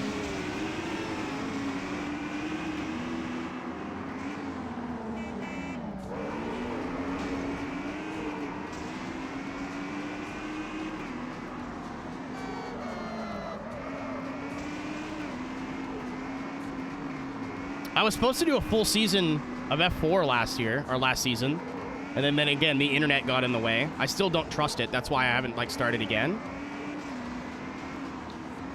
But I like the F4. It's fun to drive, and I feel like I'm decently fast. I'm not amazing, but... And there's a lot of F4 things to do. So I wanted to do F4, GR86, and then a full season of Pro 4. But that got ruined. I could have did it offline, but... I told the wall. Literally, endurance racing is all about just being consistent. I know I've said this 4 times. I'm going to say it again. I used to do the 24 hours of Daytona by myself. No teammates.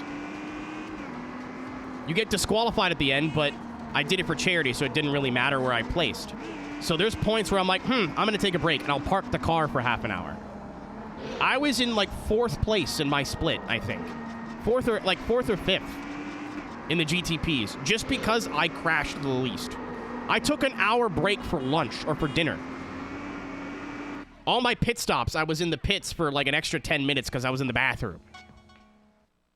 The only reason I didn't get a top 5 was I got caught up in a wreck in the last hour. Especially outside of super, super high SOFs for endurance racing. So let's say 3,500 plus. Just don't hit anything and you will finish fine.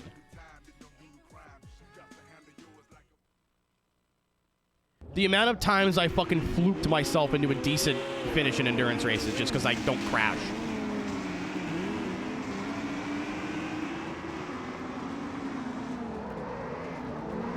You bastard.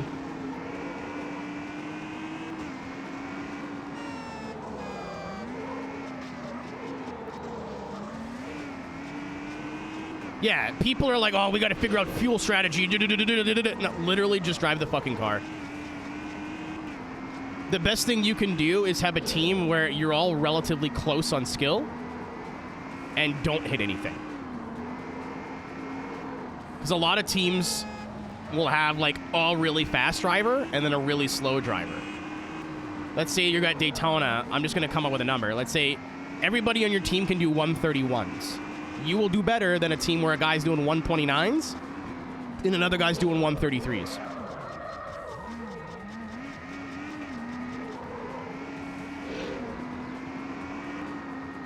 I love team racing. It's fun as fuck, dude.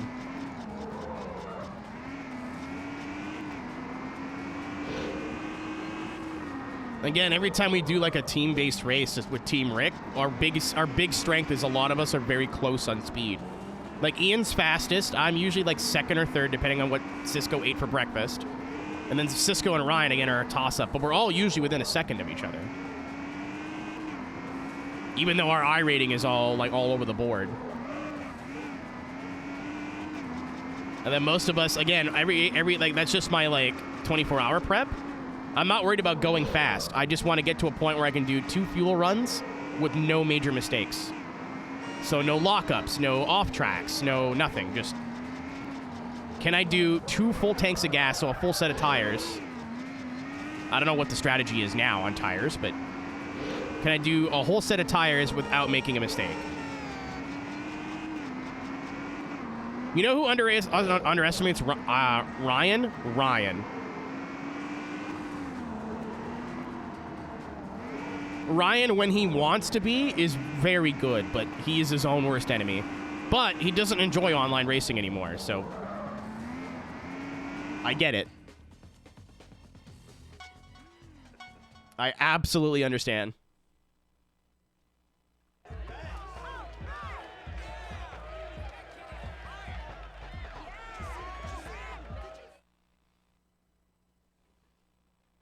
I open lobby anymore? Yeah. I wish I could point you in some better directions, but you can look in the leagues option of iRacing, and a lot of them are like recruiting. Worst thing you can do is just send them a message and be like, hey, you know, I'm so-and-so. I came across your league. I thought it sounds fun.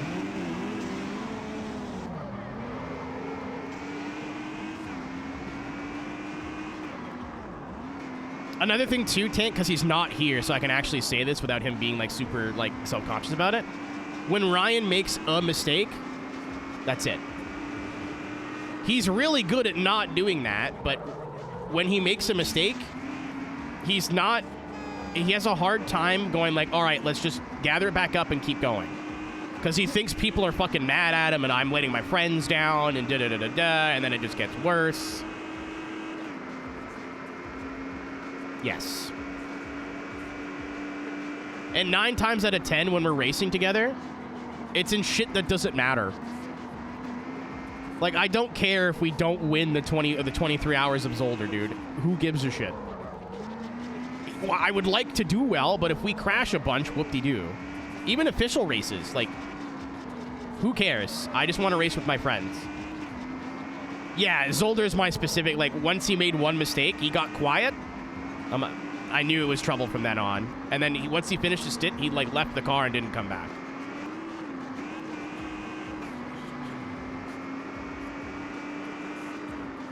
The best simulations.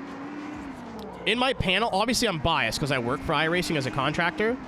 So I'm going to have iRacing bias. But in my panel, I'm like, I think iRacing is the best online racing experience there is because of the variety and the player count.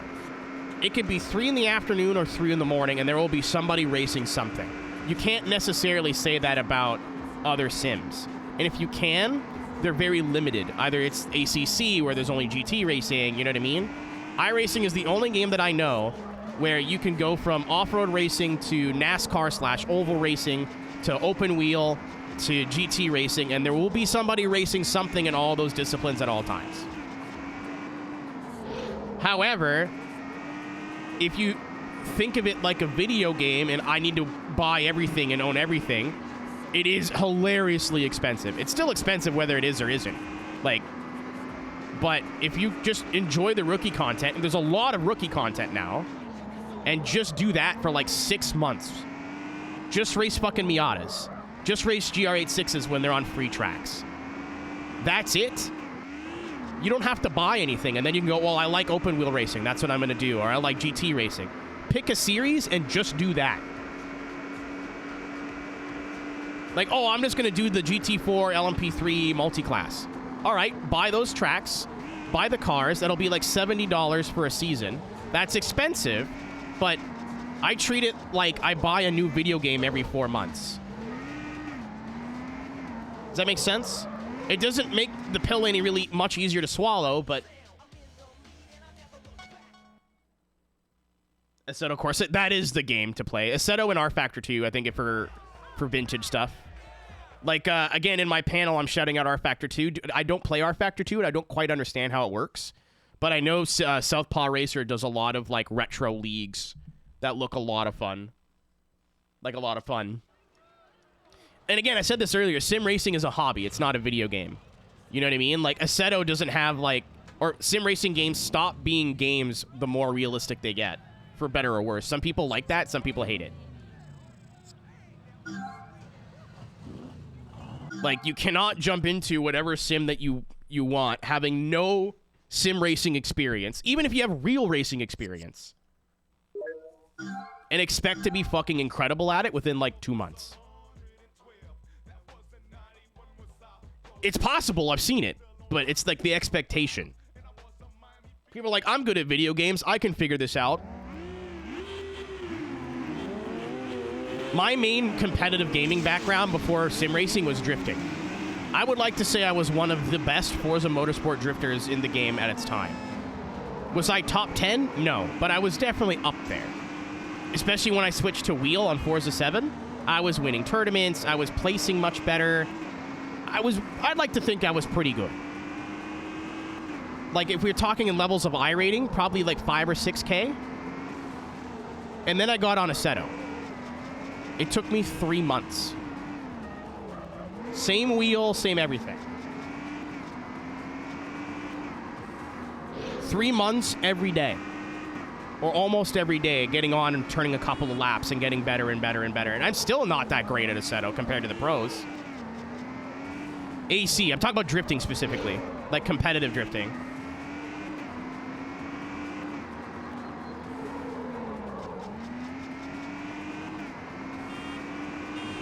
I don't much like GT racing, so I have ACC, but I don't play it. I'm so stoked for the new game, dude. I'm going into AC Evo cautiously optimistic, but if they even deliver on like 50% of what they've promised, this is going to be a monumental release. Like, genuinely a true game changer.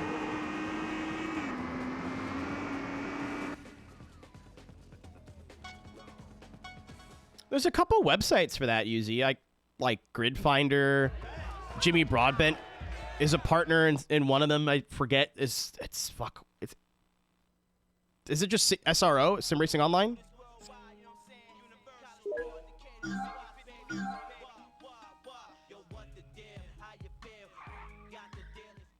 Everything. AC, like, basically every sim that isn't iRacing. Even iRacing has, like, options there. I wish I knew the names of them off the top of my head better.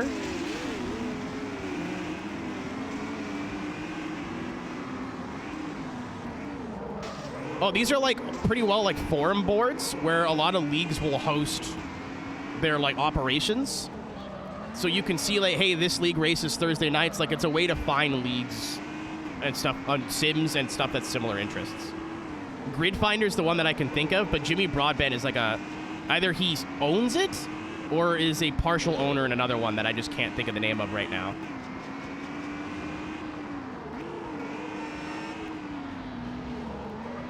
So even if you want to do like R Factor 1, you can search that up and see what leagues are happening in R Factor 1, and it'll give you like their times, the mods you'll need, everything.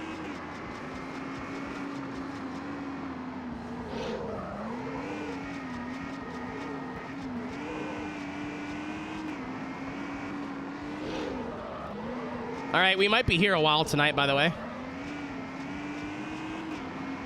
I thought this wasn't going to take anywhere near as long as it's taking, but we're going to be here a while. I'm not doing another stream of this game. Tonight's the night. If we're here till 1 in the morning, we're here till 1 in the morning. I got pizza in the freezer. I got leftovers from last night. We're gaming. I'm beating this fucking game today. I have to work the IMSA broadcast tomorrow, so if there's a stream, I'm going to be grumpy. So I'll be tired.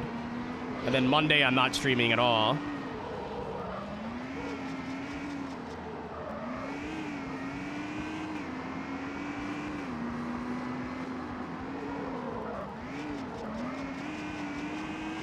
Next game on the list is probably Need for Speed 2015, but I haven't quite decided yet.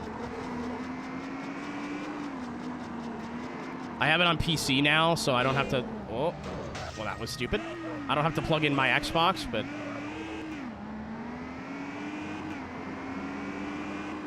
Every other game on my list right now is like, I don't want to do that right now, or I don't like that game.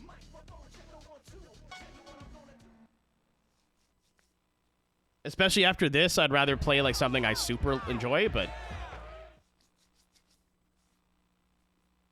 I think there's only 5 games left on this 40-game list. It only took 3 years. I might do something crazy Monday night and make a stream schedule for the week, too. I haven't done that in months because my internet's been so spotty. I don't want to make a schedule and then only be able to do like 2 streams out of the week. So maybe... Head to bed. Thanks for being here, man. I don't remember if this was your first stream or you just followed today or what, but it was nice talking with you. Best of luck in your vintage sim racing endeavors. And if you are installing this game again, best of luck getting to the end. Even though the handling sucked, the dialogue's pretty cringe. I get why people were really upset at 2015. If I had paid full price for that game and that's what I got, I would have been fucking livid. However, I paid $10, bought it from a used game store, played it on the Xbox One, and laughed the entire time. It is the room of racing games. Up!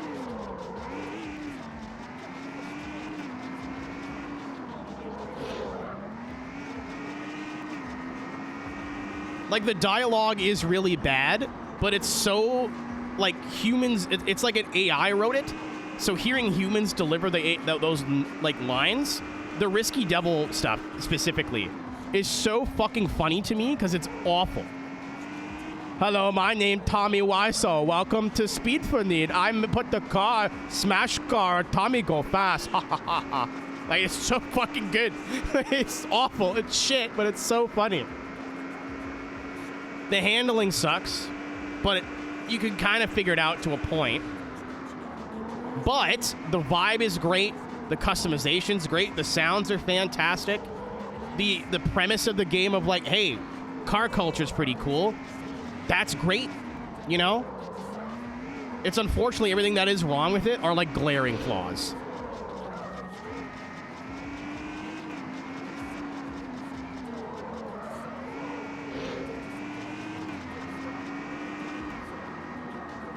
So, like, I see why that game has a cult following, but also I think almost everybody, barring a few exceptions, who's played Need for Speed 2015 is like, yeah, it's not really a great game. But Payback, on the other hand,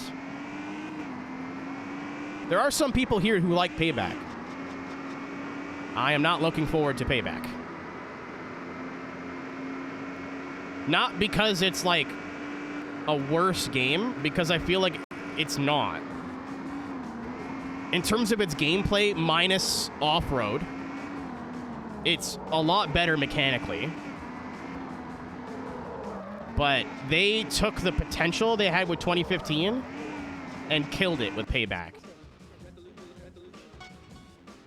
The part system is the part system, right? Like, I see what they were trying to do there, and they made it so you can't just, like they added some progression into the game. I get the logic. I think it's cool if you have 3 of matching parts, you get a little speed bonus. One of my favorite things to do in late game Need for Speed or after you've beaten the game is just fuck around. Build cars, experiment, especially when there's an online mode. Can't do that in Payback. Every car takes 5 hours to make. Like, it's stupid.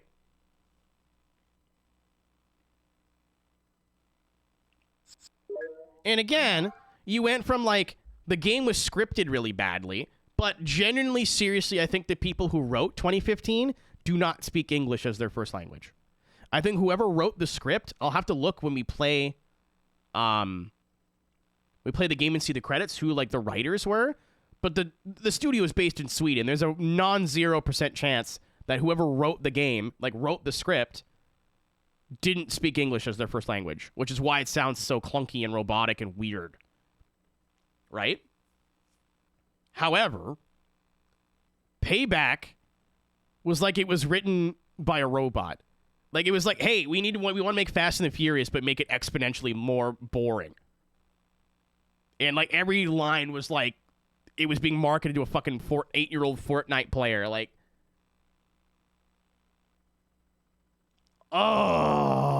it takes every piece of, like, hey, at least they tried, and they didn't try with this. They fixed all the things that were broken in 2015, and then just shat out a game. In my opinion. The issues I have with Payback are not gameplay related. It's the same reason why The Crew 2 pissed me off. Is The Crew 2 a bad game? Not really. Is it a bad sequel to The Crew 1, in my opinion? Yes. The Crew 1 from the demo was pretty fun.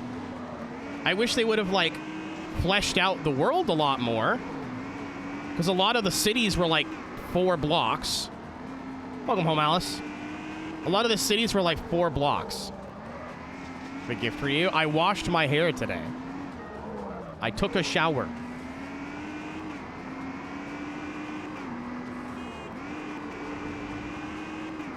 Motorfest, same thing.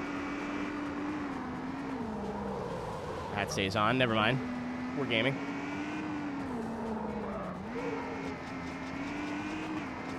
Multiple times. Yeah, I'm not the... to be fair, I think I played the Crew beta and the Crew 2 beta. I don't think I played either of the full games for more than, like, a couple of minutes.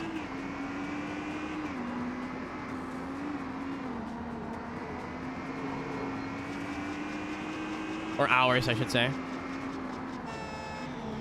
But, like, again, the Crew 1 was like, okay, this feels like an actual street racing game. Yeah, it's the same plot of, like, I'm a cop and my brother and like, that's still pretty generic, but whatever. The plot for Underground 2 was like, do you like cars? Cool, race them. This guy kind of sucks. You should beat him in a race. I remember when we got to the end game of Underground 2, I did the last race without even fucking realizing I did it. Not every game is Most Wanted, you know what I mean?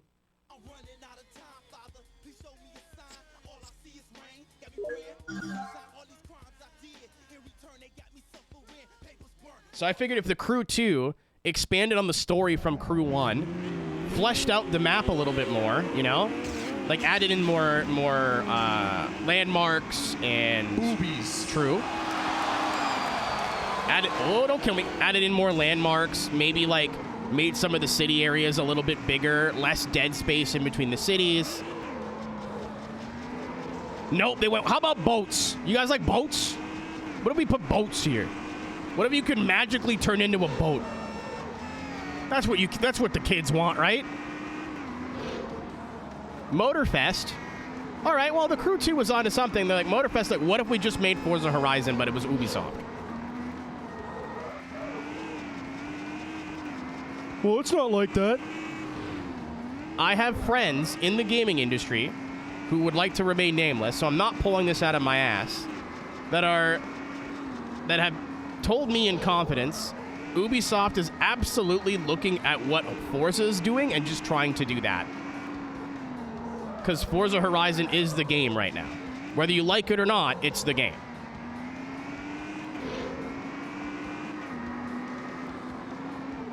Yeah, I'm not saying it's bad, Reflexer, but that is not the thing they should have focused on. It was cool. It's still cool. Was that somewhere you should have put your priorities on? No. No. No.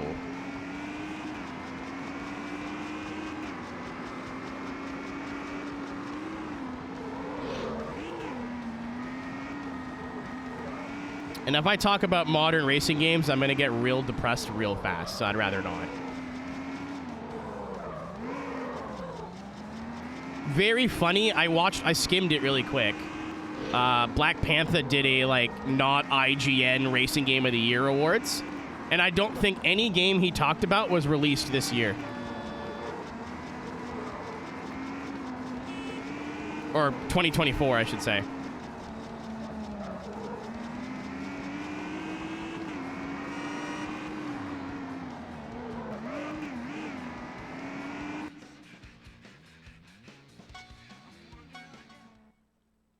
Like, I think Game of the Year was Motorfest. I think, like, maintained game of the year, like, game with the best updates was Unbound. Played Grid Legends.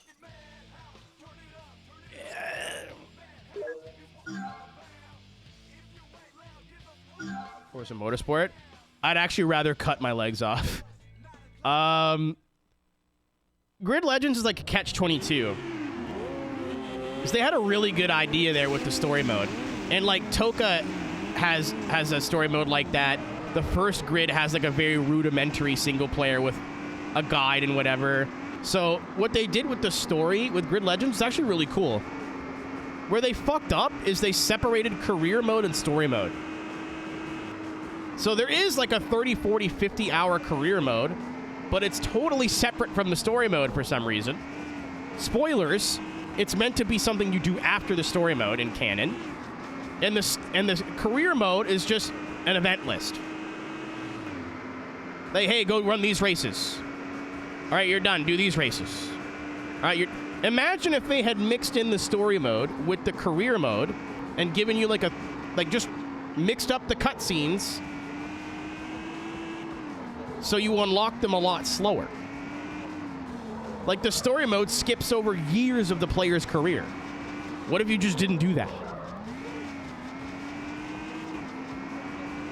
Bullshit. It's his opinions, dude. I do not agree with anything that comes out of Theo's mouth. I still respect the way he thinks. Everything he says, he believes. I think he's wrong, but everything he says, he believes. I don't think he says shit just to be a fucking idiot most of the time.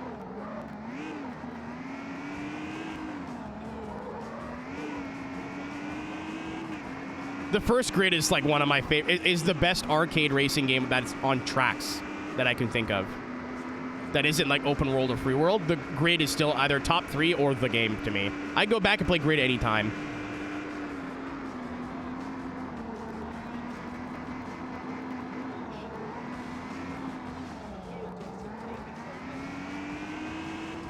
I enjoyed the story mode and then was like, I'll play through the career mode now. I think I got maybe 10 hours into it, went, this sucks, and then dropped it. The way it works, I think there's Janettas in the game. I'll try not to spoil anything. But the way it works is there's 3 championships for each discipline per difficulty. Or, like, section of the career. So there's, like, Janetta Series 1, Janetta Series 2, Janetta Series 3. Series 1 and 2 are just what they are. Series 3 usually requires you to have an upgraded car, and you can't just go buy the upgrade. You need to unlock it. And a lot of times the unlock is based on mileage. And if you race the first 2 series, that mileage will not be high enough most of the time. So you have to go back and race something you've already done just to get the privilege to unlock the upgrades that you didn't really need in the first place because the AI kind of sucks.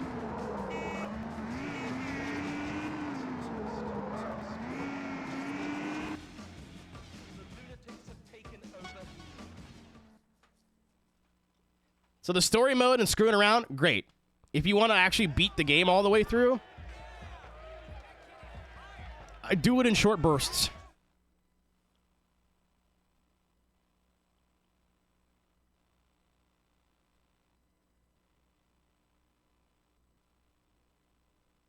It feels very Forza, but at least Forza is like... It's a track-based racer, and it doesn't pretend like it's something else. Like, it's a simcade. It's like, no, here's a very loosely based... Even though, like, I still think the progression in new Forzas is really weird. I haven't played the new game because I have self-respect and I don't hate myself. Also, me and Forza have a history. Even if the new Forza Motorsport was a banger, I still wasn't going to go play it. It would have been a 10 out of 10. Best game since Forza Motorsport 4. I still would have went, that's cool, I'm not playing it. Nope. I'll play older ones. I will not play any modern Forza game. I played Horizon 5 for a couple hours, but all right. And then that was it. That's the last time.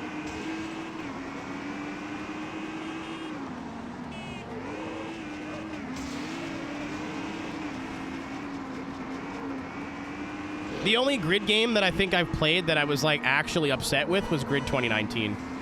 Grid 2019, now that I think about it, I don't know if it's the worst game I've ever played, but it's up there. Again, is it a bad game mechanically? Is it barely run? Is it run like... No. It is so fucking boring. Because it's like Grid Legends, but no story mode.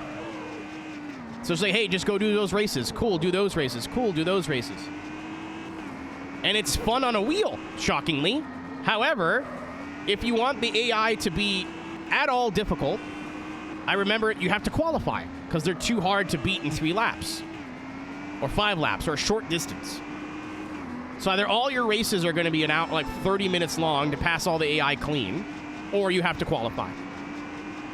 I remember qualifying. I kept qualifying like in the midfield, and then I cross-referenced the AI times with the world record leaderboards, and the AI was going faster than the world record. And I don't even think I was on the hardest difficulty at that point.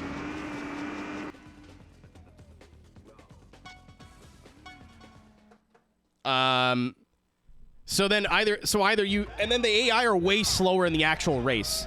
So either you bowl the AI out of the way, get to the front and win, which isn't fun, or you put them on thumbsucker difficulty and lap them. Either way, it sucks.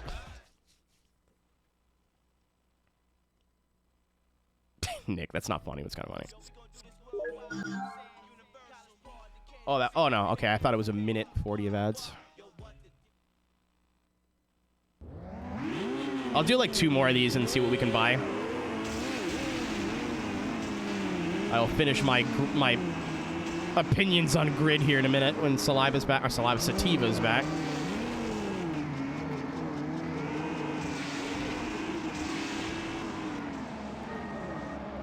What's up, Panic? Good evening. I don't know if I said hi earlier. Get the soapbox. It is my fucking Twitch channel. This is literally just, hey, Aero comes and is on a soapbox for 4 to 6 hours a day. Playing games? Why are you talking like Triple H? Playing games.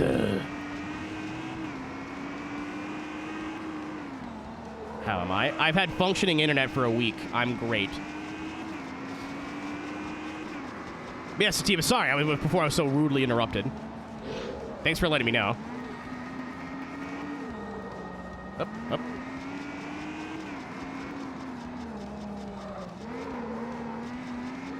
Yeah, the AI was genuinely broken in 2019.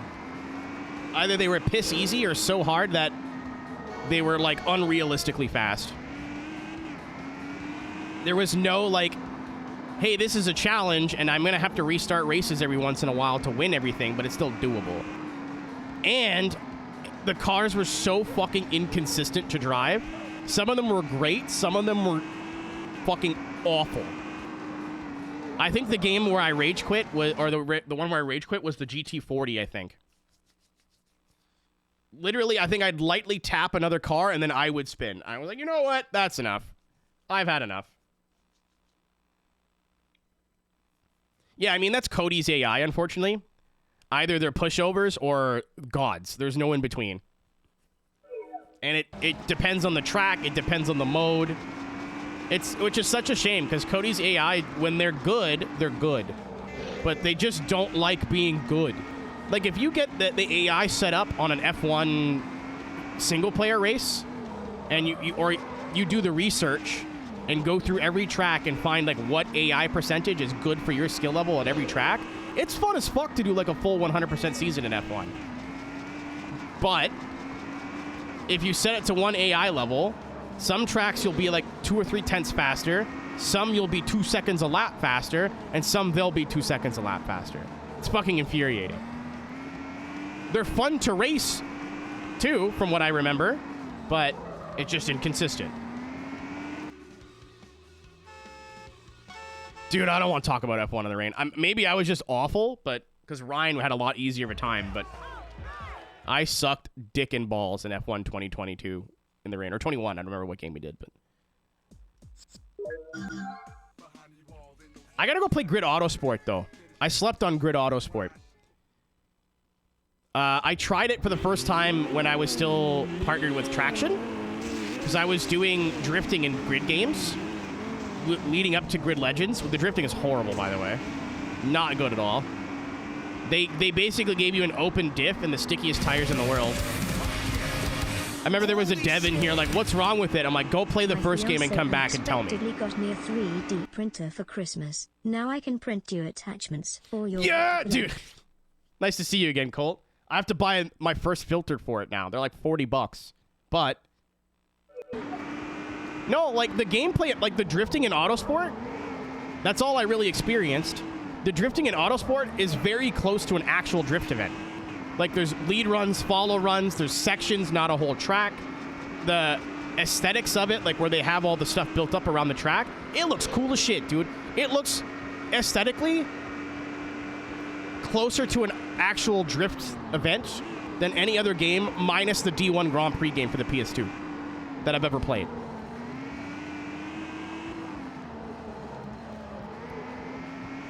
Grid Legends isn't, like, super far off, but it just seems like once you start drifting to a certain point, the diff just goes, no, and you straighten out. Like, it's hard to combo and, like...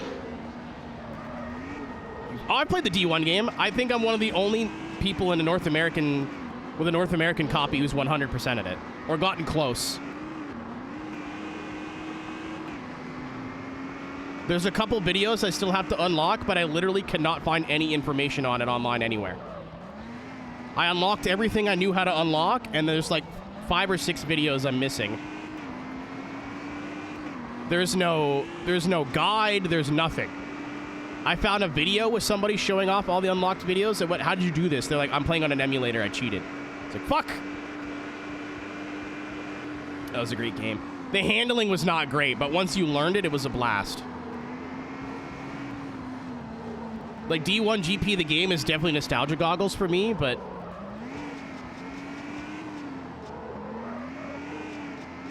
because the handling was very janky, but once you figured it out and knew how to cheese everything and like find ways to win. Don't dox my credit score. What the fuck? That was a joke. Maybe.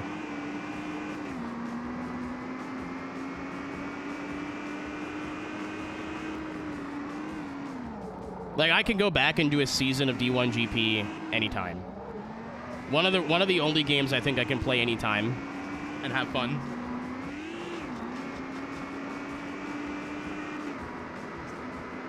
Under 400. There was a couple like reps that were in the 6s or 7s. Like Miki's 350Z, I think, had 600 or 700 horsepower. And then Kuroi's car, the Riverside 180. I think he had the RB in that. Oh, shit. I think he had the RB in that, which had, like, a hilarious amount of horsepower. Yeah, all the, like, player cars didn't, but a lot of the the replicas had 500-600 plus. They had whatever the real cars had at the time. Yeah, all your player cars were 500-ish or below, with maybe the exception of the GTO. I think the GTO may have had 600. But it was heavy, so it didn't feel like that different. And I think the game incentivized you to play through with player cars versus replicas anyway. I think for how it unlocks stuff, but I couldn't tell you off the top of my head if that's a real thing or am I making that up. Drifting at Irwindale? Yeah. I'm so bummed. I was in LA when they announced that they were closing it. And just wanted to go to see it because I've never been there in real life. But it was gonna be $80 in Ubers. 80 US in Ubers. And I was like, you know what? I'm not paying over 100 Canadian dollars to go there and get turned away at the door because there was nothing going on that day. So I did not go. I went to the observatory instead.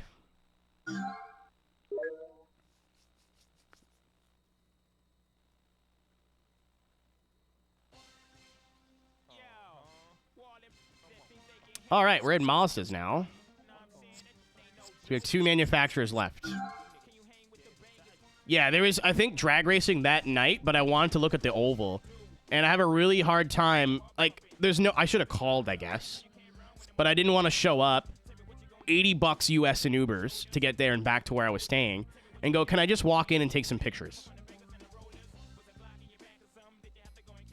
No, there's, like, footage of them tearing the track up. It's for real this time. I mean, I think you're right in thinking that, Mitch, because you can only cry wolf so many times, but I think the clip that went around with them tearing the track up and everybody cheering is because they got to take home a piece of the track. But it seems like it's pretty legit this time. Okay. They were giving them away to at first pop to people who were there. From what I remember. I think this is the one that I have. Oh, I can just cheat. It is Type A. Okay. Type B. Special send-off night. Yeah. Jeff Jones did there was a special like FD showcase. I remember saw it on FD's Instagram.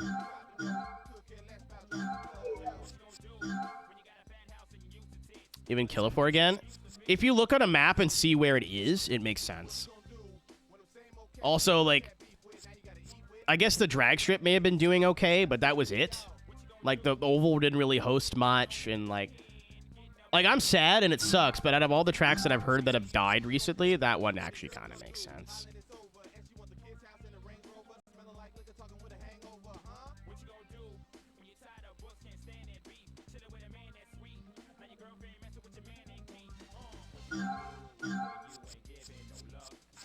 It's not like it was a racetrack in the middle of nowhere, you know?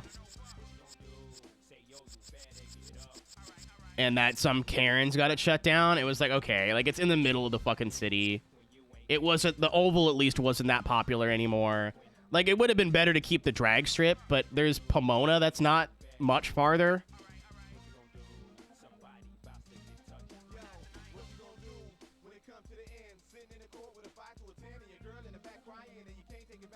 Yeah. It's still sad. It's still like a bummer, and I'm upset about it, but it's not the most bullshit racetrack closing I've heard of in recent memory. So, in theory, I should keep this car, but I already have another RX-7 that I like, so I'm just gonna...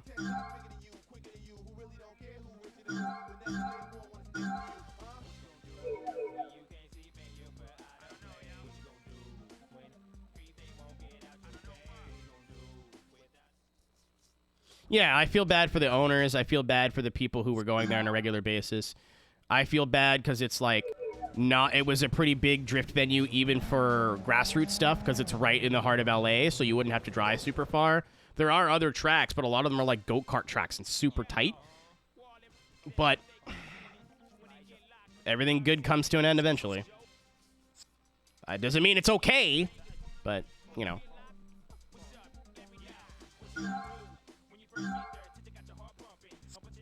Okay, I think we're done Mazda now. 1, 2, 3, 4, 5, 6, 7, 8, 9, 10, 11, 12, 13, 14. Yeah, because the Z and the R34 are the only 2 cars left. I bought this one already. So I can buy this one.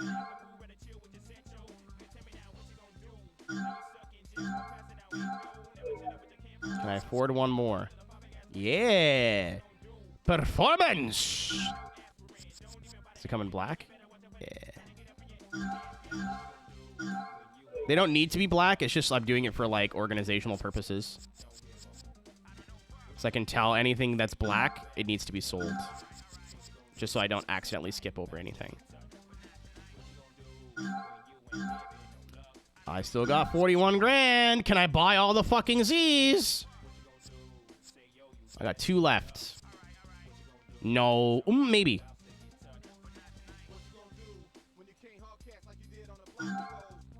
No, I want to keep one, don't I? Fuck. Silly pack. For legal reasons, this was a joke.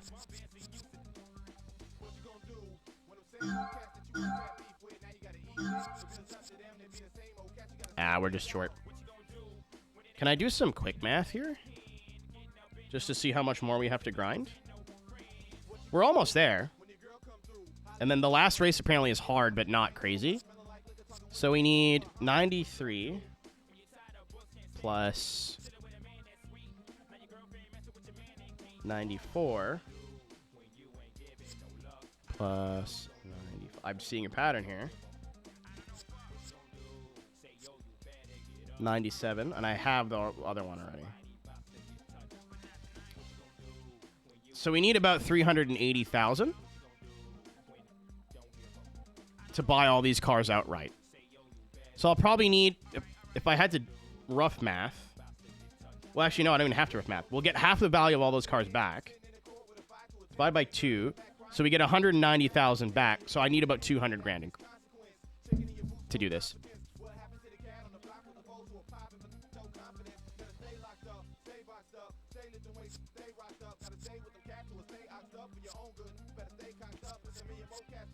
Plus the track, because I've done the touring, the performance, the enthusiast.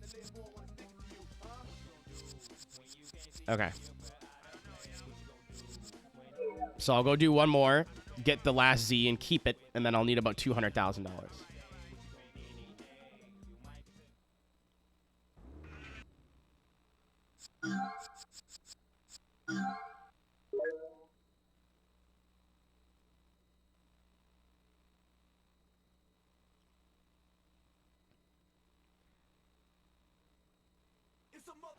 To be fair, Pop, I think most of the time when the initial house gets built,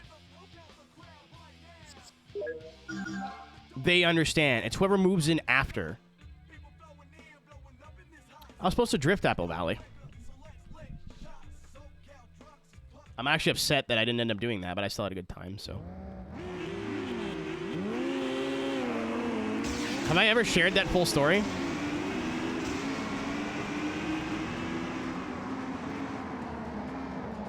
I met, I don't know if I should share his name, but I feel like a lot of you might, in the Drift community at least, might know who he is.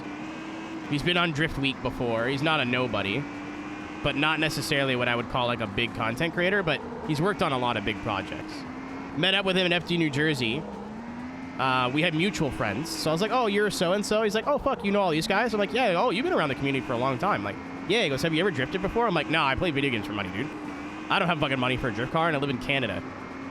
So there's like 2-3 tracks in the whole province, and then all the cars are rusted and gross. And he was like, well, how often are you in LA? I'm like, well, not often, but I was kind of thinking about going to Irwindale. And he goes, so if you go to Irwindale, drift my car. I was like, are you serious? He goes, yeah, we'll go to Apple Valley. We'll make a whole day of it. I have a ton of spare tires, so don't worry about like costs for stuff. Just pay like the fee to get in and bring your own helmet, and you can drift my car. So are you serious? He's like, yeah. I'm like, can I make like a stream or a video about it? He's like, fuck yeah, dude, of course.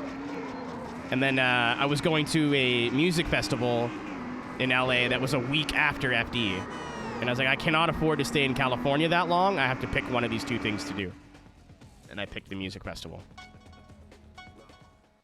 So instead of going to FD where I might know 2 or 3 people, I went to the music festival where I knew like 100 people.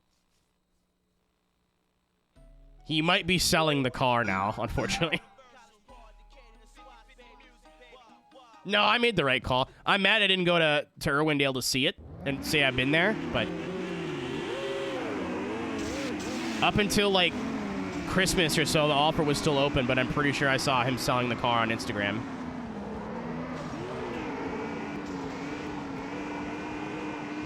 He's like, do you know how to drift in the sim? I'm like, I'm not amazing, but yeah. He goes, yeah, you can drive my car.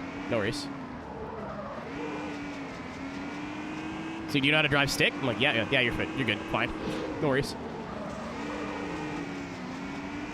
What kind of car? It was a E36, I think. It had some stuff done to it, but it wasn't like super crazily built. If it's the one that I seen on his Instagram. He's been in here before. I just don't like to out who it is, just in case. Super nice guy. I thought he'd be super like, I don't know how to word it, because he's super big in the industry. Like, if you know, you know. But, nah, he's super fucking cool, dude. Sat there and talked to him for, like, hours. Or, like, an hour. I'd gotten a second beer, and we had to leave that day. And I was like, yeah, we gotta go. He's like, yeah, man, text me when you get home. I was like, okay, cool.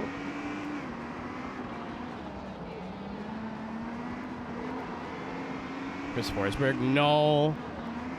No, he's more on the media side. Like, we knew we knew who each other were. Well, I knew who he was through OMG Drift. That's where he was like, holy shit, you know Drew, like, for that long? I'm like, yeah, we were friends in high school. Like, one of his photographers was, like, my best friend on Forza, and that's how we all met.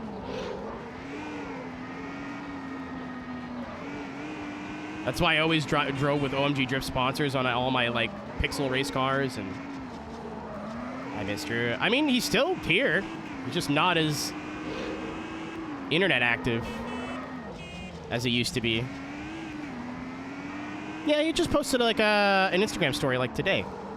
He made dinner for his girlfriend or something. Panic? No. No. I think I know who you're talking about now.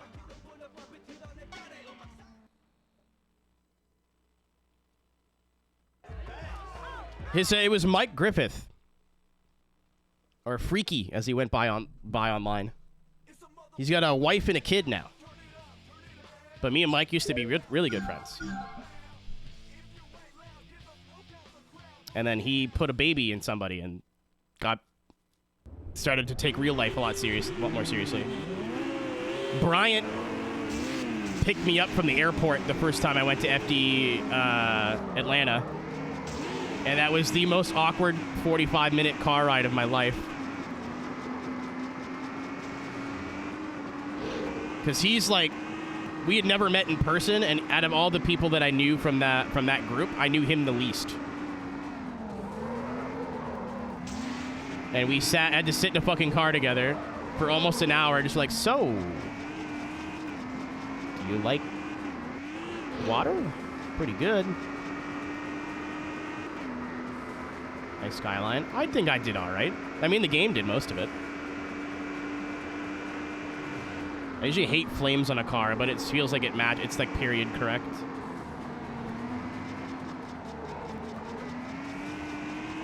Of the breast. Thumbs up emoji.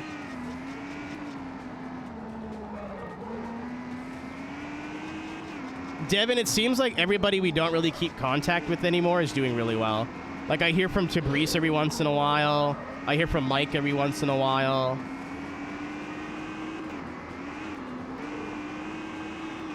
I hear from... It fucking pisses me off, dude. Like, I'm not actually mad, but I'm mad. So I was putting on Instagram, because that's where all the drift people are, for weeks. I'm going to be in LA from this time to this time. Hey, I'll be in the Southern California area this time to this time. I'll be there for a fucking week. If you want to hang out, like, let me know ahead of time. The day I land, all of my SoCal friends like, so what are you doing? Like, I have plans now. I'm sorry.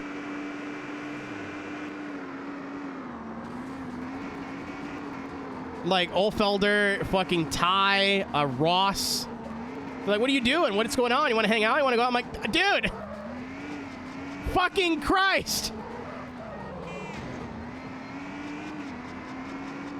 Like, well, why didn't you reach out? I'm like, you guys have partners and jobs. I don't know when you're busy. I'm here for a vacation for a week.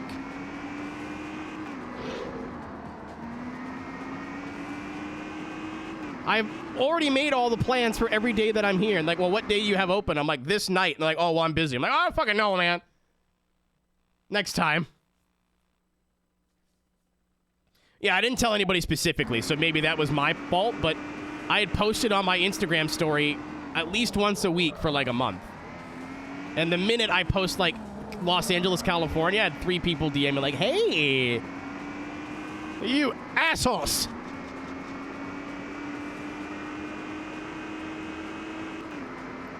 I'll have to go to LA again, I guess.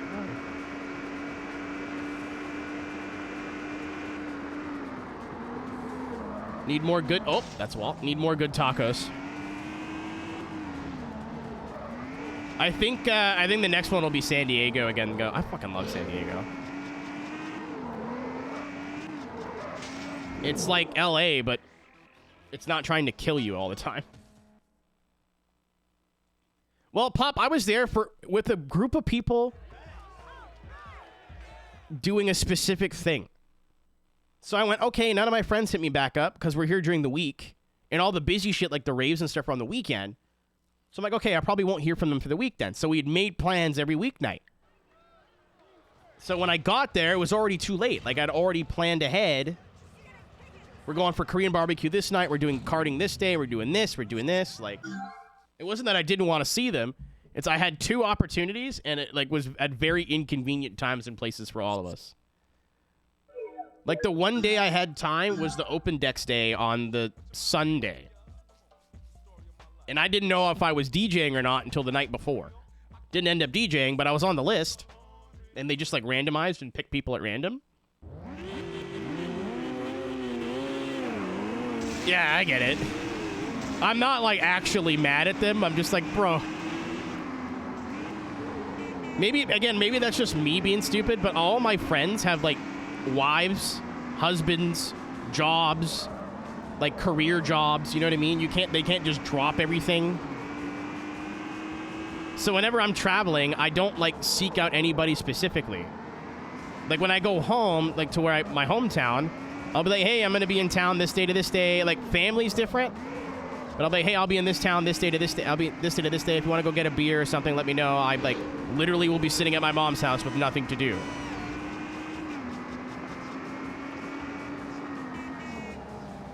And they'll be like, all right, well, I'll like hear back from somebody like, hey, you're going to be in town? I heard you're going to be in town. Okay, cool. Let's go do this. I'm like, all right, cool.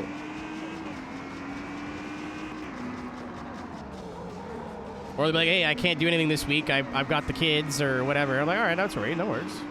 I'm the one that can drop everything and go anywhere anytime. I have learned that, Reaper. I know 3 individuals that I'll be sending text messages to next time.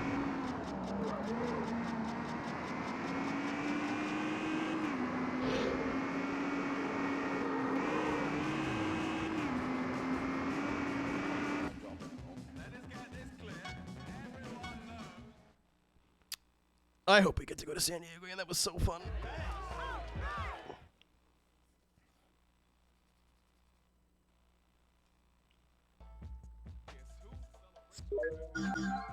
It's different, like, if you are local, you know?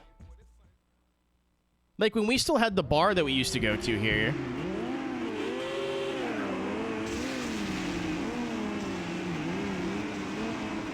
I don't remember how many times me or Rob texted each other, hey, are you going to the bar tonight? And maybe I wasn't planning on going, but within 30 minutes, I was there.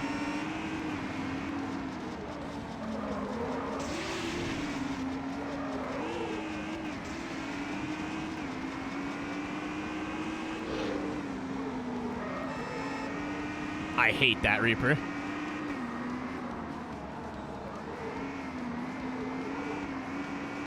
Like our MagFest trip, I've had plans in September. Granted, there's a lot of moving parts and money involved in that, but... Dude, I thought I was so fucking fucked for MagFest. So, because I was sick and because my internet's been fucked, I have not been streaming as much. If you don't stream as much, people don't subscribe and the ads go down. So, you know, revenue gets hurt. Nobody's fault. It was just a really unlucky time. So I sit down last night and start crunching numbers. Yeah, Devin, you're the longer you wait, the more you're fucking yourself now.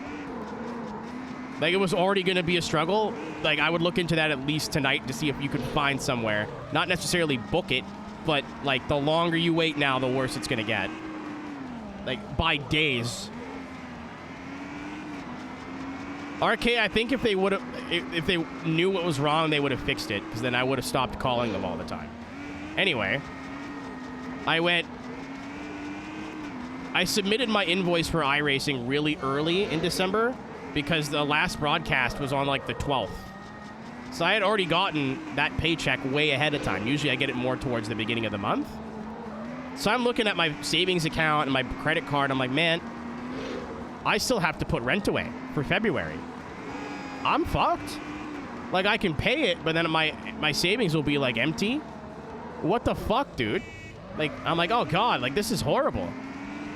And then I looked at it a little bit harder and realized that my friends have been paying their portion of our MagFest hotel room slowly since September. I subtracted that, did the math, and went, oh no, everything's still there. I was actually ahead a month. I thought ahead.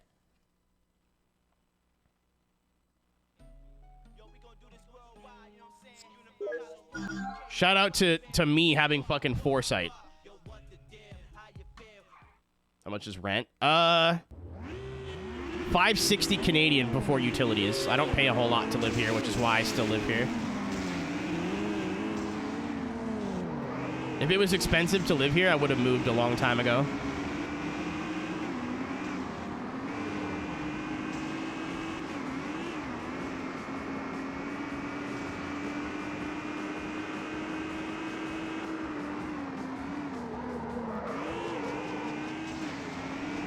I want to switch cars just to change it up, but if this is just so good. It's still fun to drive, but like, just as a change of scenery, you know?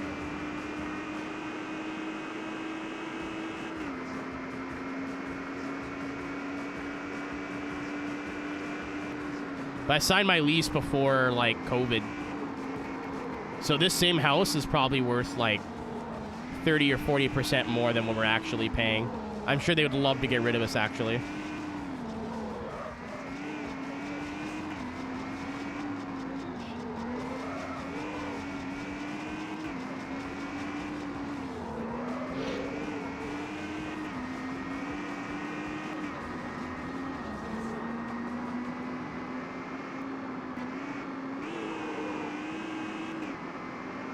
Yeah, I had a whole whirlwind of emotion last night. I felt like I'm about to throw up feeling of like, okay, this is going to be a really tough month. And like, I talked about going to FD Atlanta. I'm like, that's definitely not happening now because I'm like, I got to pay my credit card off and do all this shit. And then I was like, hey, wait a minute. How much do I have in my savings? And did a little bit of math. I went, oh, turns out I'm a lot smarter than I gave myself credit for.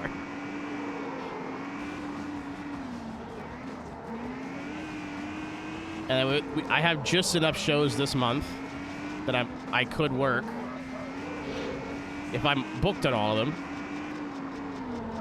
where I'll be all right. You're really funny, Nick. He's not gonna get that, but I did.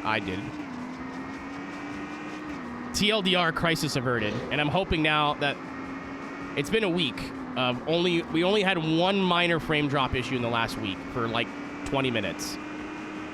So I'm hoping now the internet's back to being at least okay, and we can get back to normal.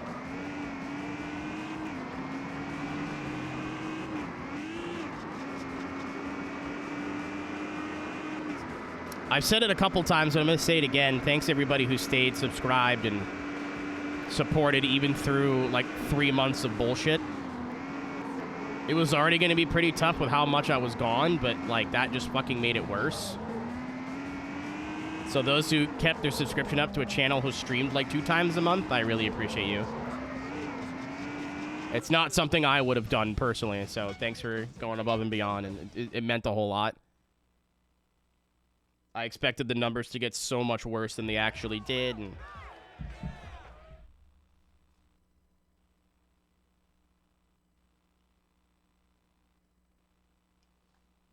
Two things. One, that's in pounds. Two, I think that's like part of a like social housing that you have to qualify for. I technically have income, so I can't apply for that stuff. And no guarantee. I'd like to move to a nicer house. I still live in the house that I moved out in college. This place is falling apart. I'm hoping for some good news in the spring. I don't want to say too much. I'm hoping for some good news in the spring.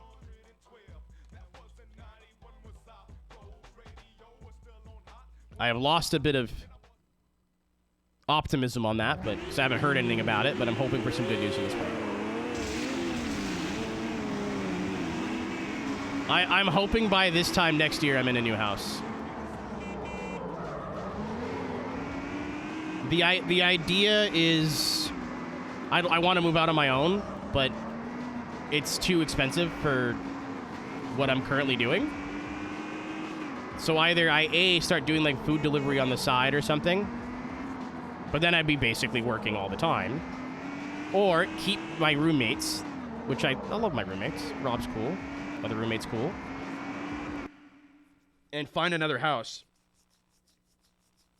And most 3-bedroom houses with a finished basement in where I live. Yeah, Tony, I can't apply for that stuff. I think we have a similar program here, but I can't do any of that.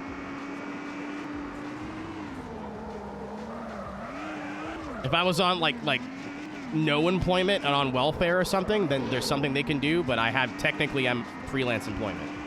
So I don't apply for that. I don't know how it all works, to be honest, but anyway, yeah, so a house in this area that's like a little bit nicer, as in like has a kitchen that isn't the size of a closet, is about 2,500 Canadian a month, give or take. So I would pay 1,000 of that, basically.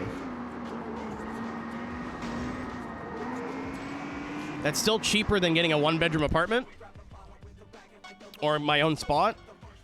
And it's more space. You still have a house. A lot of them have garages, which is cool. A lot of the basements are way bigger.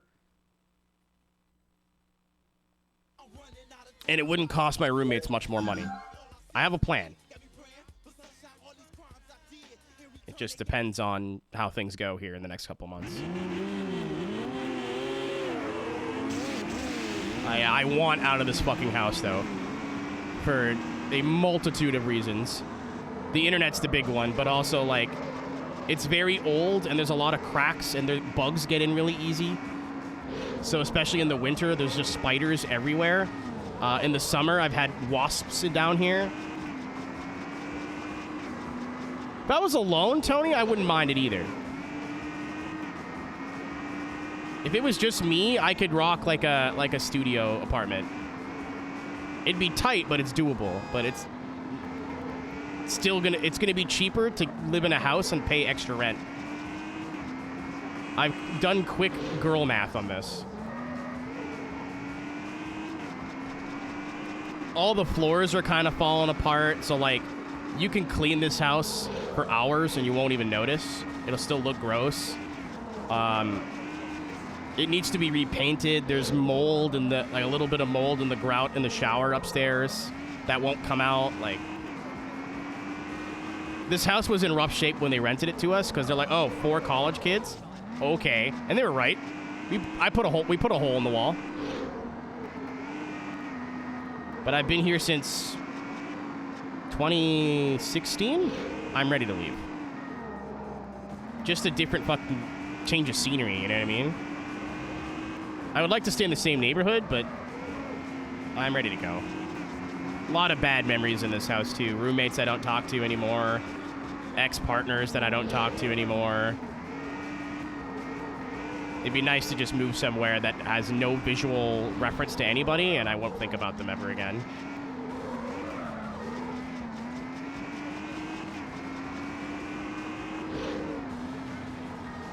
Dude.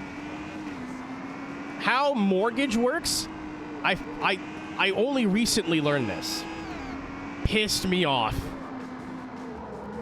You guys know if you buy a house, right? Forget the down payment, but if you buy a house, mortgage is cheaper than renting. My parents were renting an apartment. They pay half of what they were paying for that apartment to pay their mortgage on their home. Like, their mortgage is way less than what rent would be. Obviously, you have, like, associated costs with that. Like, if anything goes wrong in the house, it's your problem, da-da-da-da-da. It's not always cheaper, but it's also yours. If I want to paint the fucking wall, I can paint the fucking wall. If I want to put a hole in the wall, I can put a hole in the wall. If I want to replace the floors, I can replace the floors. If something's broken, yeah, I'm either going to have to fix it or hire someone to fix it. But at least it's like, okay, I understand that devil. Here, it's like, well, our power here is fucked somehow. I don't know. I'm not an electrician. I don't know. But the power here is not working right. They will never fix it. The internet's fucked. They will never fix it.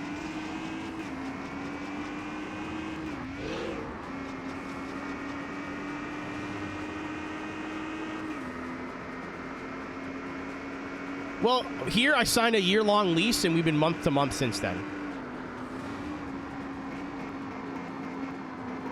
I think the big upside of renting is it's not your property, it's not your problem. Like tomorrow, if my bathtub explodes, you know what I mean? I just call the property company and go, well, this is fucked. And they're like, well, we got to fix it.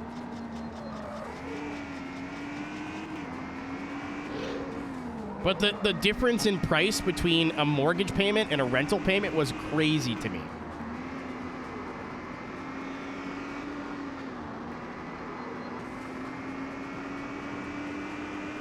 Electricity, because the power still functions, Pop. If I go to hey, I think the power needs to be totally redone because my computers and stuff in the basement don't run properly, they're going to be like, okay. But if I say, hey, we have no power, they'll fix it that day. Like, especially in the winter, our heat doesn't kick on sometimes in the fall. Oh, they're there within hours. If not, like, less than an hour. If it's a big issue, they're here pretty quick. I remember one time, one of my roommates was stoned as fuck. And tried to shower and broke the shower knob. So the water was just stuck on. I called them at like 2 in the morning. The guy was there in 10 minutes. He wasn't happy about it, but he was here. Most landlords won't fix shit. That's why I rent with property companies, or I try to. Because at least, like, you can look them up and research them, and it's a devil you know. I've heard so many horror stories from people renting from, like, private landlords. Sometimes they're great, sometimes they don't do shit. I know one of my old roommates was renting, apparently, with, like, 6 or 7 people, like he was living in a clown house, you know? And the lock on his door was broken and the window wasn't shut. And the landlord never fixed it. Someone broke into his room and stole a bunch of shit. The window was open all winter, like Canada winter. At least this company, like, everything they don't fix, I at least get the company logic. Like, why would they redo the entire internet infrastructure because I have internet issues? Why would they redo all of the power just because all 3 of us want to run air conditioners at the same time? If something's actually fucked, they'll come and fix it.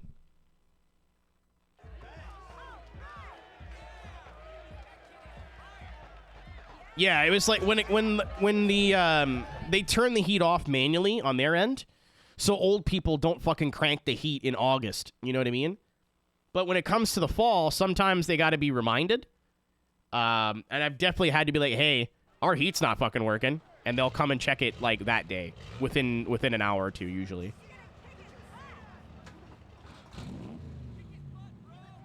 Like, even when we were like, hey, our outlets are, like, hot to touch. You know what I mean? Like, I touch my outlet, and it's more than warm. They had an electrician out within the next day. The electrician said, I can't fix this, good luck, and left. But, you know.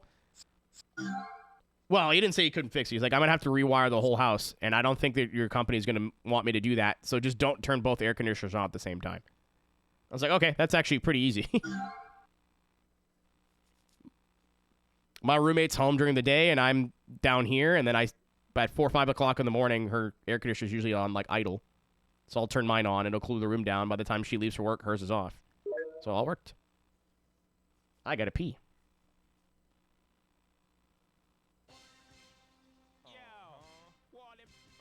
Yeah, Devin, I'm nervous for when we move, because this house is definitely rough. If that makes sense. Like, this house definitely needs love. And there's one thing that was our fault.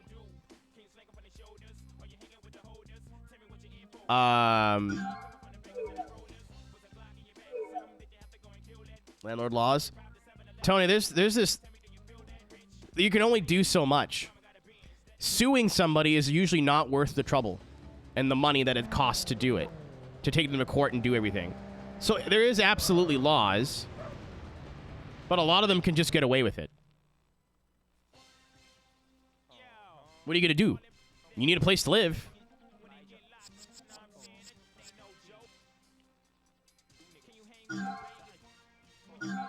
I can't even afford one of them, bro. Come on. No, I wanted to keep that car. Fuck. I'm an idiot. I just burned a bunch of money. That was fucking pointless. I'm actually really mad at myself.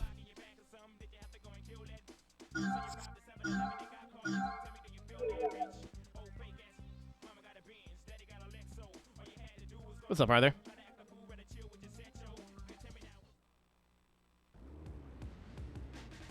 That's still a risk, though. Like, what if you don't win, Pop? I got 5 more cars to buy. That doesn't sound correct.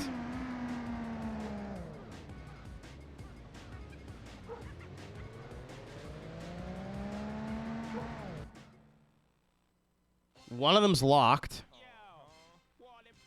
I'm actually going to throw up if I fuck this up. 1, 2, 3, 4, 5. Okay, thank Christ. Okay. Oh, I didn't think there was 4 GTRs. Holy shit. All right. Okay. Alrighty. All right, here comes the big grind now. I think I need about 250 grand to pull this off.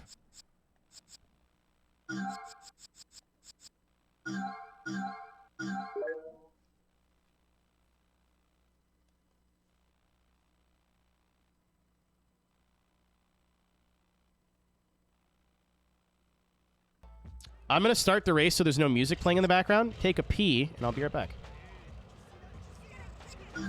I don't want to know what happens when the damage gets to 0.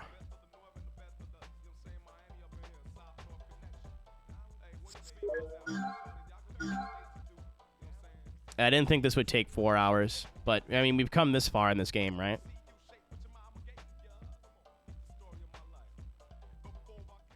Mitch, it's really interesting. I recommend watching a video about it. I mean, I watched the source video of the guy that actually did all the research. TLDR, Honey actually does not do anything they advertise properly or at all.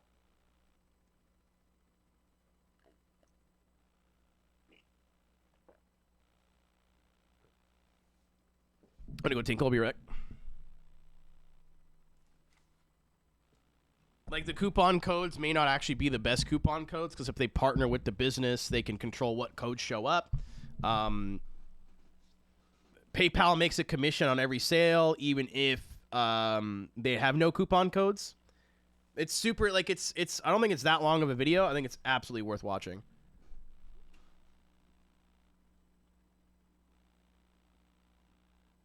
Man show. That's not their responsibility, though, Blair. I'll touch on that when I don't have piss at the end of my dick. One sec.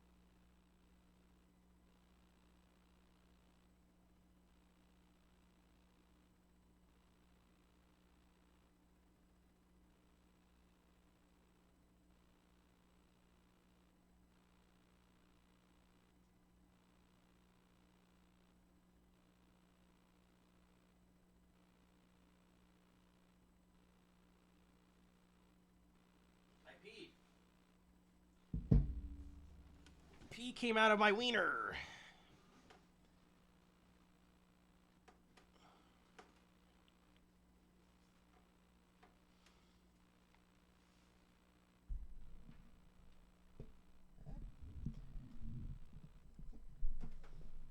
Have LTT said anything? Like since it came out, like the new stuff came out?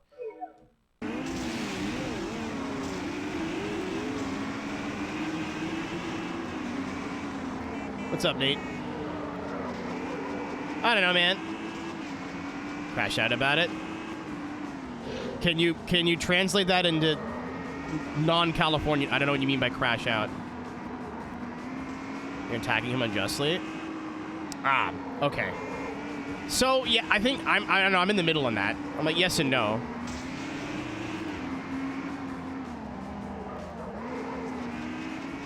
It is not Linus Tech Tip's job to expose this company of their wrongdoings, you know what I mean? However,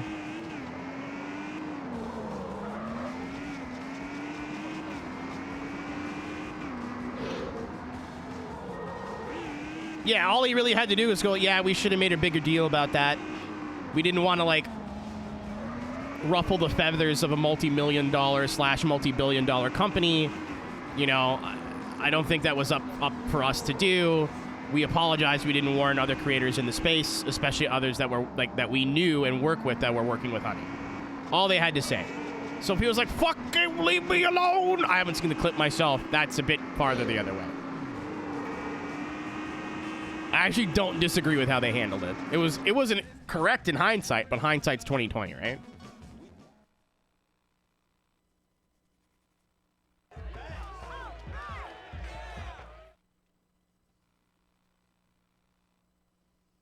Yeah, I don't have a problem at all with them dropping Honey silently and not really saying anything publicly. It's not their problem. It's not up to them.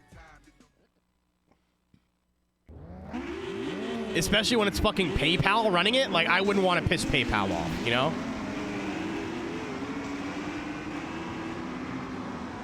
I totally understand why they didn't say anything in the moment. However, the proper response to the criticism would have been, we didn't think it was necessary at the time, but in retrospect, absolutely, our bad. That's it.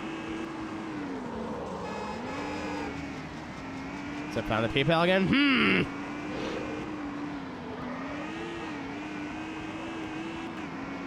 Well, he wasn't calling them out. He wasn't saying, hey, it's all shady business practices. Here's how they're doing it. Yada, yada, yada. He was like, yeah, it seems too good to be true, so it probably is.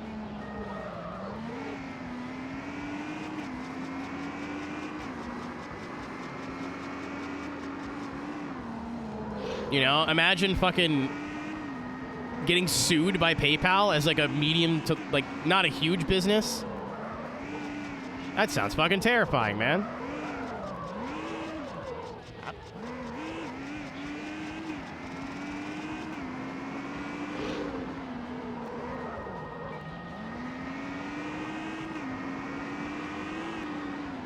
Yeah, either way. Though, if he responded like how you said and was like, fucking leave me alone, it wasn't my fault, you guys are attacking me for nothing. Again, I don't think they did anything wrong in the moment, but the response could be better. I don't disagree with how they handled it initially. Like, I need to fucking shave. My mustache is driving me nuts.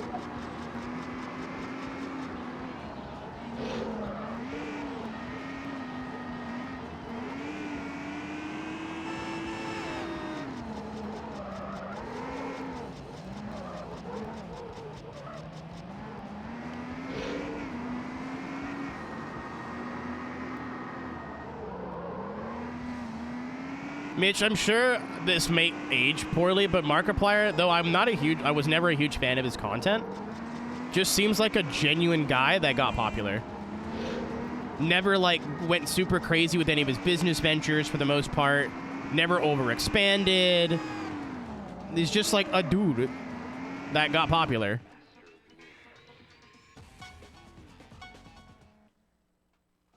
That may age like milk, because apparently everything does, but... Because there's been good people that gain a bunch of clout and popularity and then start doing shit, you know?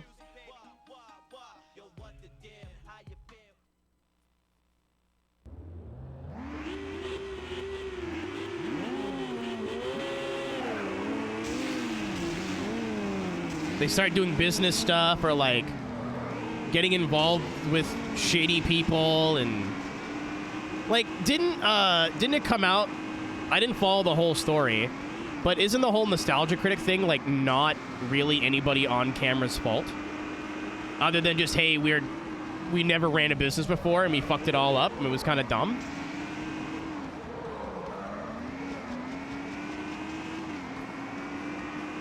Or at least Doug?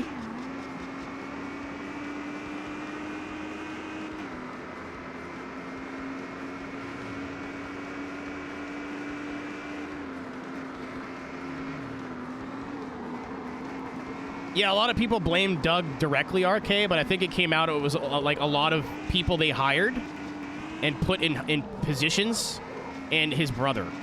And a lot of it was just like, yeah, we don't fucking know how to run a company. Sorry.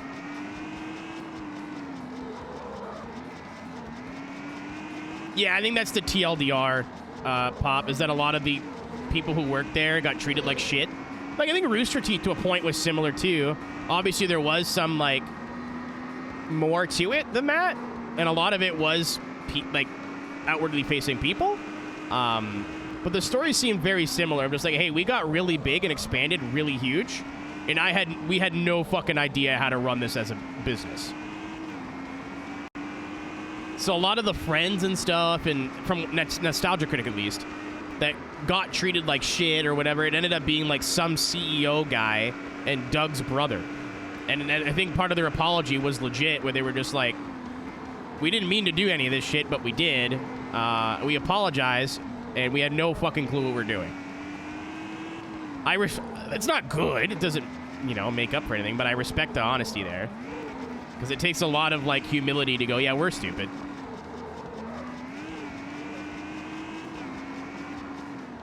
HR department. That is very similar, too. Where it was just a bunch of people working, RK, and they were making jokes and whatever, and when you become like less than a 10 people, more than a 10 people office, you can't talk like that anymore. Like, they were making jokes about,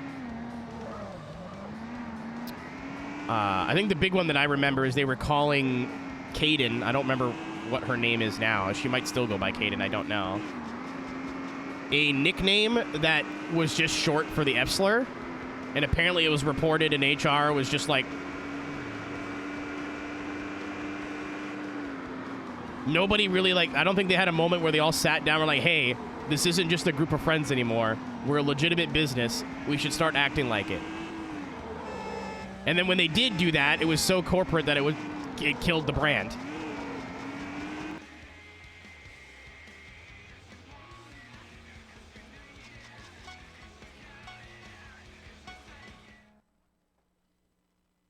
That's not jokey, haha, though. Keep in mind, in like the late 2000s and early 2010s, people used the F slur a lot. It still was a slur, but like there's a lot of language that just wasn't as frowned upon in that time as it is now.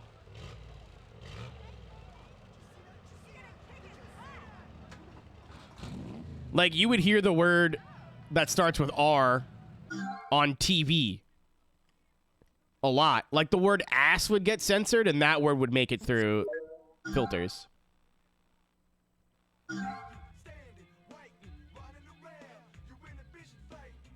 Being a bit of a car guy. He did some donut stuff, didn't he?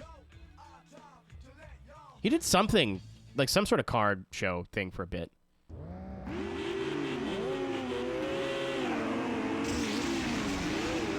Yo, I'm glad all the donut haters were wrong, by the way. I'm not the biggest donut fan in the world. Let me keep it like one scundo with you. But everybody thought they were going to pull a Hoonigan, and they're just like, no, we'll just get some new people and kind of revamp everything. And It genuinely feels like everything's air quotes back to normal. Like, I love donut stuff alongside everything else. Like, we just have more content now. Circle the drain. I haven't looked at their numbers, but like, no, Hoonigans did like.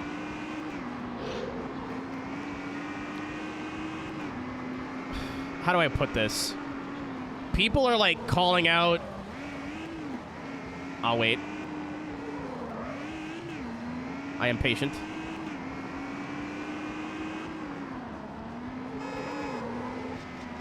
Hoonigan's dead. I check it every once in a while, and it's just this versus that over and over and over again. And every post they post about on socials has something to do with some sort of brand that they own. Like, I have no idea what they've been up to for the last couple of months, because I finally just unfollow them off everything. I'm like, if I don't like this content and it makes me mad, why do I still subscribe to it? Yeah, Reaper, that's not as good as they used to be. They used to be able to do like 1 million easy, but...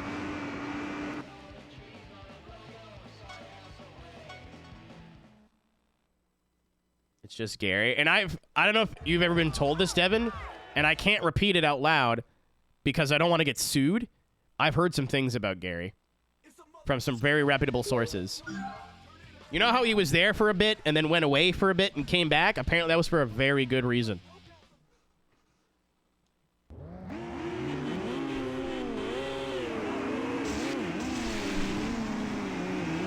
Back.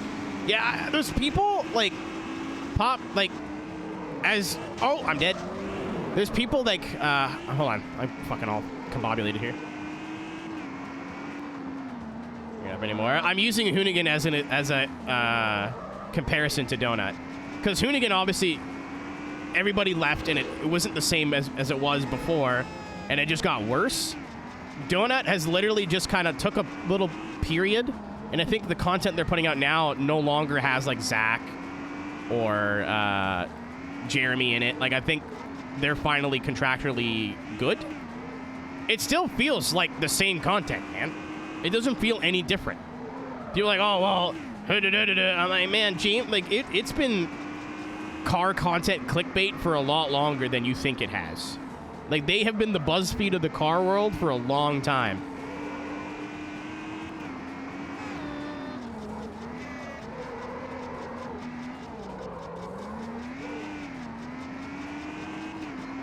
And as far as I can tell, all the hosts from Donut left on good terms. They just wanted more creative control. They wanted to put out content that they felt passionate about. Like, it wasn't like, for the most part, it wasn't like this fucking company's full of fucking idiots and fuck everybody, fuck everything. Like, but the internet took it that way, you know? Now, I get to watch 3 channels that all do 3 different things that all feel similar.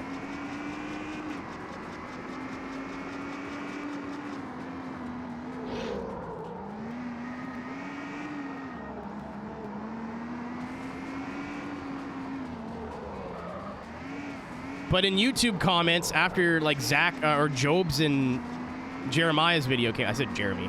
Jeremiah's video came out. People were like, Donut's fucking dead, fucking idiots, fucking bullshit. It's Hoonigan 2.0. Absolutely fucking not. Like, it feels exactly the same. It's at the point now where all the hosts that left are now out of the content, and even then, they've been slowly integrating new people. If you don't like their content and never have, that's fine. But if you liked their content before, and I did personally, it was my favorite YouTube channel in the world. Yeah, like Mitch, they haven't changed. People just don't like the new people. Like, I remember when Ray left Rooster Teeth, and I was a Ray truther, man. And Jeremy came in and they went, wow, this fucking guy sucks. He's a fucking idiot. He just is cringe and doesn't fit in. Give it some time.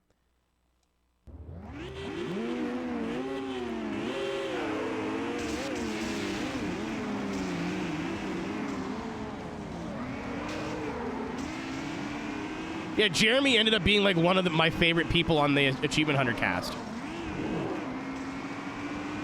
Same with like Matt and whatever, and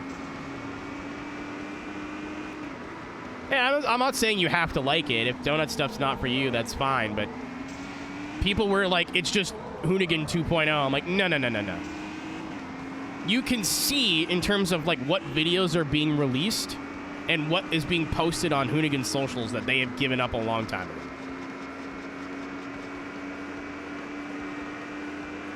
Donut is still Donut. Whether you like what they're doing or not is up to you.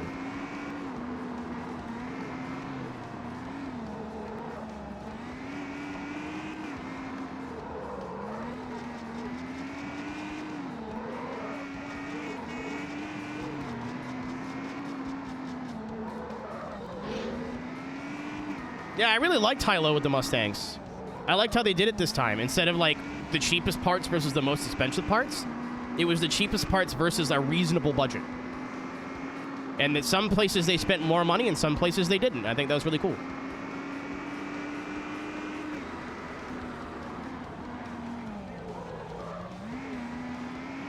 Yeah, the internet reads so far into fucking everything, Tank. It's crazy.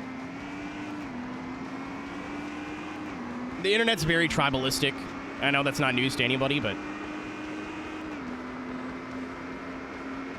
when there was a certain individual in this chat before he got banned last week, he brought it up all the time. I was like, that's just not what's going on here at all. Like, everybody seems like they're still friends. They're all wish for each other success. It was just like, hey, if you work at a restaurant, make a bunch of money, and go, you know what? I want to run my own restaurant. You don't say, fuck the fucking first restaurant, fucking asshole. There is a ban. I don't really want to bring it up more than I already did, which is my fault. But you can only have somebody come in here, try and start arguments, and lie about literally everything so much before it's time to be shown the door. They were warned multiple times. Me and the mod team had a discussion, and I said next time they're done, and it happened again, and they were gone.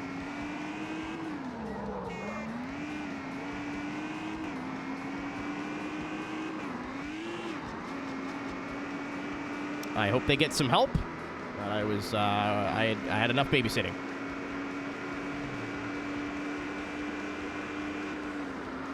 Yeah, arcade absolutely is.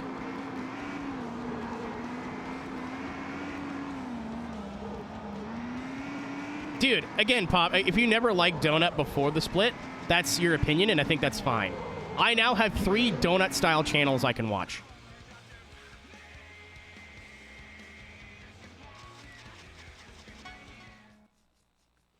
I don't watch every up-to-speed video because a lot of the topics don't interest me.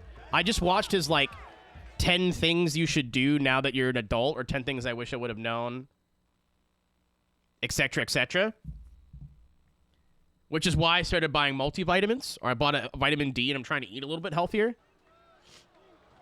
Yeah, Pop, but the risk for that is you're not going to engage your audience and everything. Like, I don't give a fuck about Carhartt, man. I don't care. But I'm sure it was still, like, I still watched it, and I was like, this is a good video. I'm just not interested. Big Time slaps.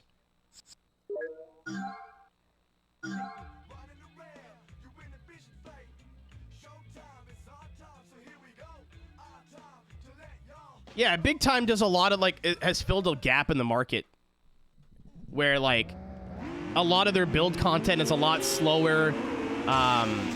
They spend a lot more time on the technical side.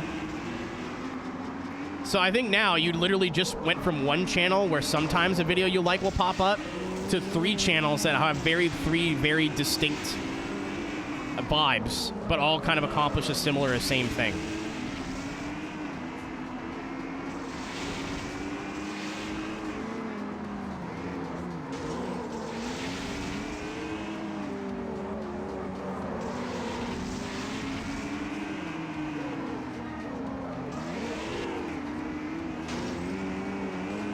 Oops, sorry.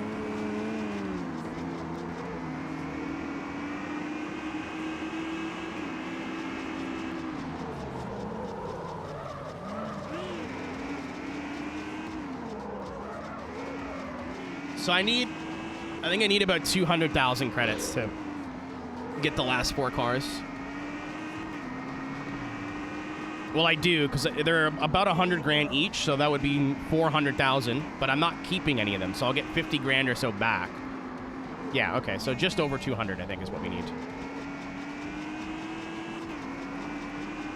Sign up for a new platform. Because he's back doing stuff again, right? But I heard he was doing something, but I wasn't paying enough attention to see what it was. Sakato is so, like... I love the way he delivers information.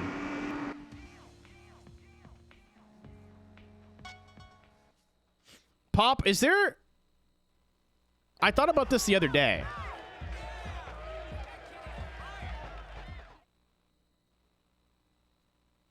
A different platform?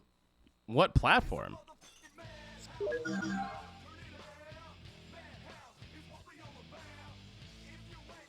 Oh, okay.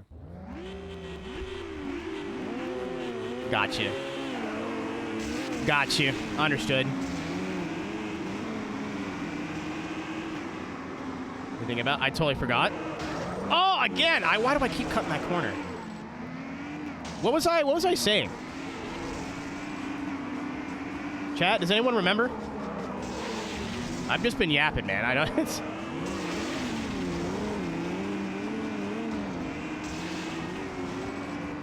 Oh, I remember. I've been watching a channel off and on. Sorry I keep pausing. My fucking nose is really itchy. Called Junkyard Digs. What the guy does is he goes to like a junkyard or someone's yard, buys a car for like $300, pulls it out of the weeds, gets it to start, run. It's not a full restoration. Lee, I don't watch every video because they're all an hour, but like 9 times out of 10, I put on Junkyard Digs at night. Yeah, Vice Grip is in the same ballpark. I think they made videos together, Reaper, on snowmobiles. Old school Roadkill vibes? Yes. He's inspired by Roadkill, but it's a lot more, like, there's very minimal editing. Sometimes he'll, like, get in a car and road trip at 600 miles. But most of the time he finds something local, brings it back to his shop, gets it running smoothly, and it's like an hour-long video. And he'll explain, like, hey, here's how I change the brake cylinder on drum brakes, or here's how you do this, and he walks you through the entire process. If you like very, like, mellow delivery, like, he makes a bunch of dad jokes and stuff, but really gets into the technical side of stuff. Not necessarily, like, I'm gonna upgrade this car. He's like, no, I'm gonna put a new carb on it so it works. Yeah, like, I big recommend, but... he never really goes into, like, he has a new car all the time. He never really goes into what happens to the cars after he fixes them. I think it would be cool if he, like, openly flipped these cars and was like, hey, here's how much it was to buy, here's how much we spent in parts, and here's how much we sold it for.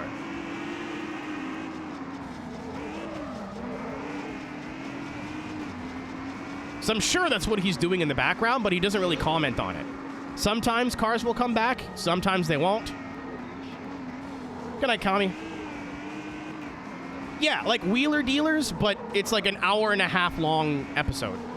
It's like a podcast almost. Money he makes off of them? Dude, I'd be stoked. Are you kidding me? For legal reasons? That's, yeah. I'd be stoked to be like, hey, dude, I spent like $500 getting this shitbox 80s Cadillac running and sold it for $3,000.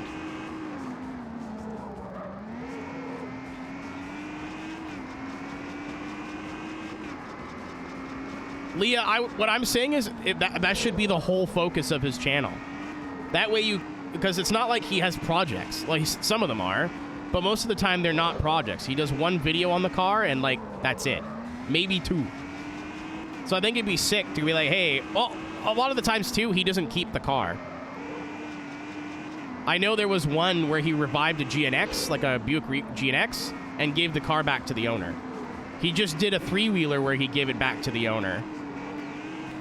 It took a year, or a couple years, but he finally fixed it and gave it back to the owner.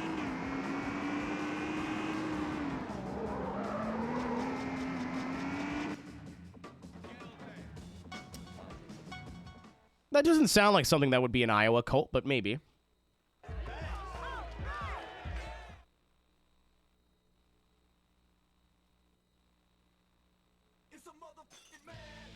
Even Zach's gone now? Holy moly.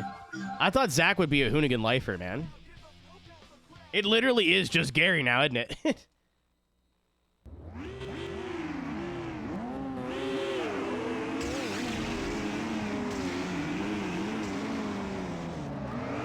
Yeah, I thought Zach would be there forever, dude. I thought it'd be Zach and Gary until the end, but...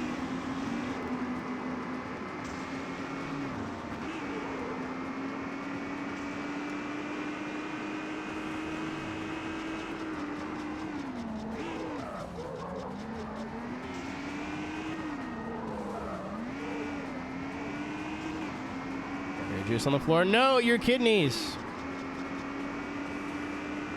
I've done that. That sucks.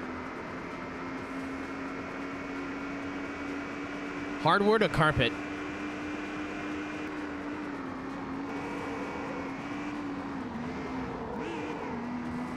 That with beer? I've done that with cranberry juice too. Hardwood? Okay. So it's annoying, but not... Okay. No, I got you. I remember when I got home from Boston after being sick, I was stressed out. It was an 8-hour drive, so I'm like super pumped to get out of the car. And I already had all my laundry done and folded. I did it at Cisco's house when I was sick and had nothing to do. So I came home. All I had to do was unpack everything, put it all back in drawers, and it was done. I finished everything. I was just putting a bag back in a suitcase for storage, and a piece of fabric got stuck in the zipper, and I couldn't get it unstuck, and I just started crying. I understand. I was overwhelmed. I had one more thing left to do, and it was being an asshole.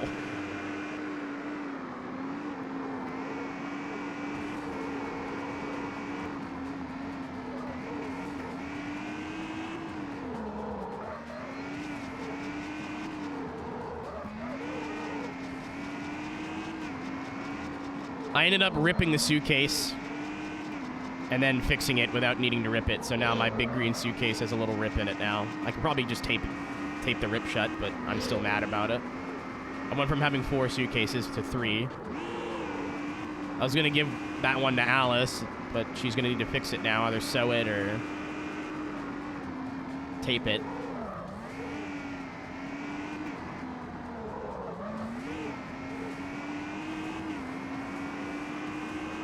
Was he in bed? I remember when I was a kid, my grandma or my mom got me like a really nice fancy duvet. It was so warm and cozy and comfortable. For whatever reason, I got a chocolate like mocha latte that day. A mocha latte, not a chocolate mocha latte. They're all fucking chocolate.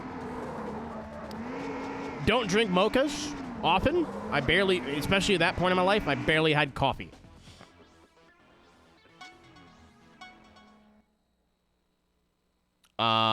Guess who spilled brown coffee in his sheets and made it look like he took a big fat shit and the stain never came out? It's still there to this day. It looks like I just went diarrhea dookied all over the sheet.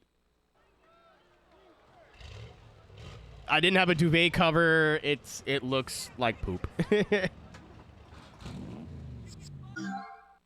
Mika gives me very bad vibes, Pop, and I know things about Gary. Allegedly. I get uncomfortable vibes from Mika. No particular reason.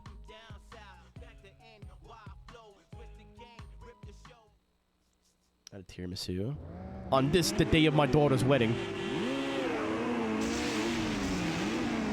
It's very funny in retrospective. Also, I was still, like, living at home at my mom's. It's not like I had to worry about what anyone else was going to think.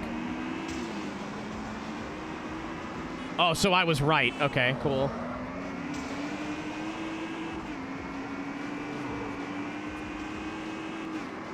I got that from him. My douche radar is getting better and better.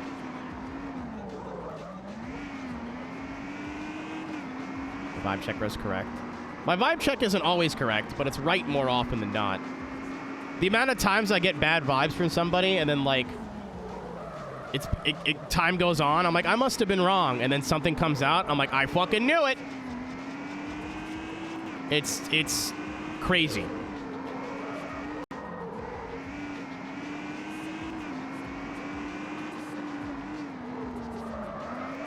We're halfway there on money, by the way. Ish. I could also make this way easier and sell every car but this one. Tank, you know what? Don't worry about it.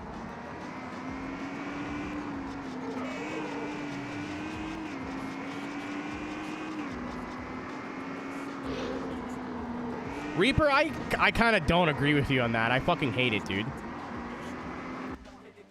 Because, like, it's really stupid to be like, hey, I don't like that person. Why? Gut feeling. Hotel Got, you found somewhere? Where are you staying? Like, close? Saturn?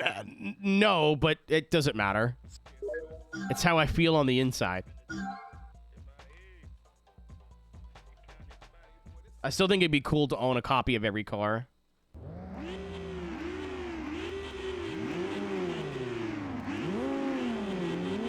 Yeah, that's right there. Alexandria's like right there. I don't think I'm going to drive at all. I think I have to pick up one friend from the airport on Wednesday when we get in. And I'm really glad we're all getting there Wednesday. Because we initially were going to get there Thursday. I have my panel Thursday night. That happens.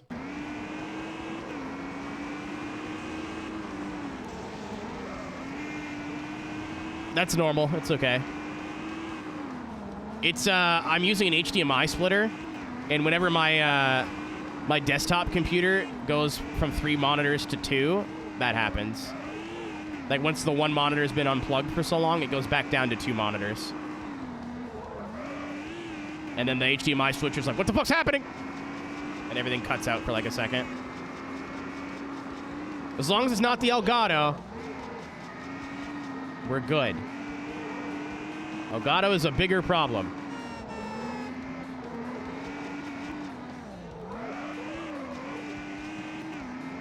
But yeah, I gotta go pick up a friend on Wednesday from the airport, and the airport's pretty close to the convention center / hotel.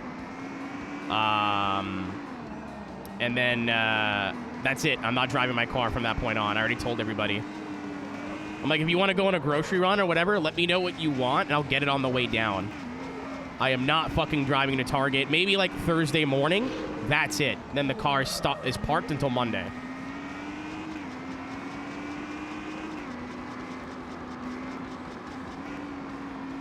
Leah, I'm scared to ask. What do you have as a solution? Some drinky at Target? I'm driving to DC. I'm gonna stop at a Costco and get a bottle of vodka the size of my fucking head. I'm getting vodka, stuff to put in the vodka, and twisted tea. Maybe. I might get beer. I haven't decided yet. Y'all need anything? If people need something after I've warned them fucking 10 times, Devin, they can suck my balls. I posted in our group chat like 5 times. Like, hey, I'm driving down. It's going to take me 2 days to get there. You guys have a ton of time. If you want something, tell me. And we can work it out when we get here. Brandon's stream is in need of you. Is Ron Coomer back on the field? What is this? I gotta get to a point where I can pause and there's no music playing. Console's more fair enough. I went through a couple of HDMI switchers until I found one that was powered and correct. Reaper, his name is Coom Dog, brother. I'm not making this up. Why does his shaft go in so easily? I get a lot of pleasure out of being the most unhinged person in Brandon Hyperstar's chat. And my favorite thing is usually if I'm acting a little silly, there's like 5 or 6 people alongside me going, that's funny. And they absolutely, like, this is something in IndyCar racing called weight jacking. So I called it jacking off and like hyperjacking. And there's like 5 people that jumped in and went, masturbation joke, we're in. And now that word is ruined in his chat forever. Yeah, that's fair. You can even get a port saber too, Leah, if you want. If it's easy to reach.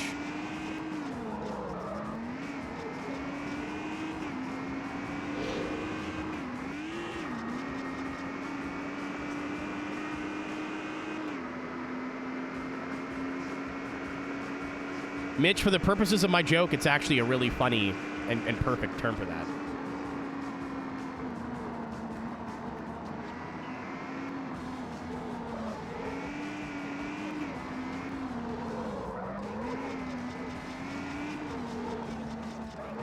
We still have to do the last championship too, which I've heard is hard, but as long as it's not those stupid fucking toge tracks, and I don't think it is, we should be okay. I seem to remember to change tires in case. Somebody on the internet said that tires are finite in this game. I have not noticed that, but we'll have money, so why not? Nitrous is, though. Nitrous, the way they do nitrous in this game is also really stupid.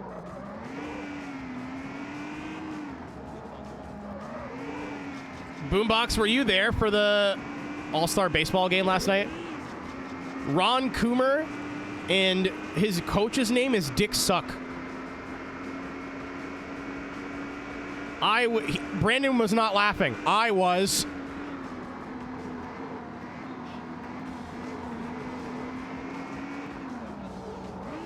There's no way. 2000 Minnesota Twins, buddy. Look it up. I didn't believe it either. And again, his official nickname, Coom Dog.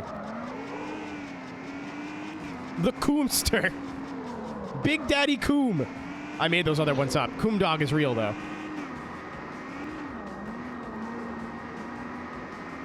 Reaper, he has one from when he was on the Red Sox for $65, signed as Coom Dog. I've already looked into this.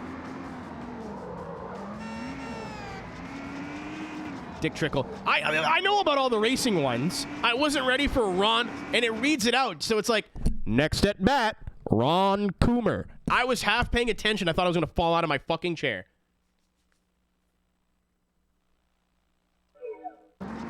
Saturn, much like everything, I think it's a lot easier when you don't try. That's why I just wanted to play through the game normally to get to the end.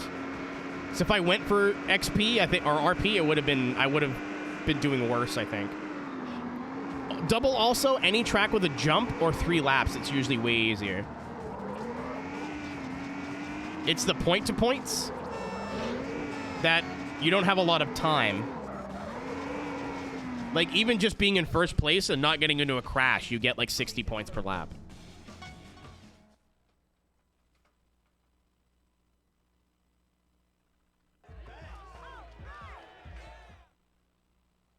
How many monies do we have before?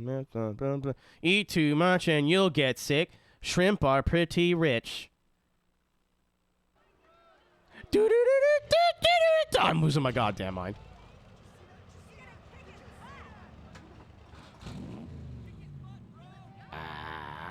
We're getting there. 2 or 3 more times. As long as I don't kill the car.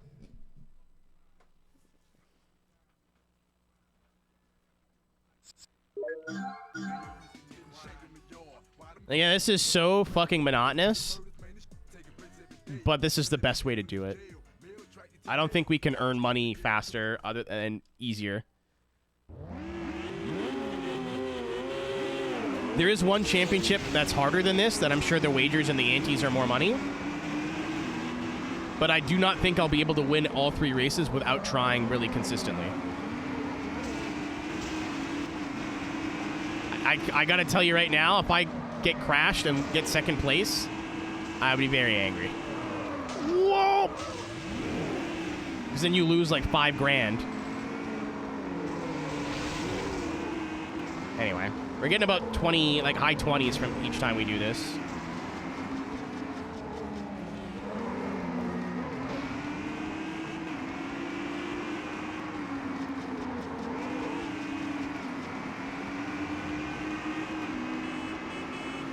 Reaper, I'm almost done, man. I gotta buy four Skylines. I need about 210,000 credits. Do the last race, last championship, win, buy that car and sell it, and then that game's over. Because the game is stupid. If you get a reward car, it doesn't count towards your total car count.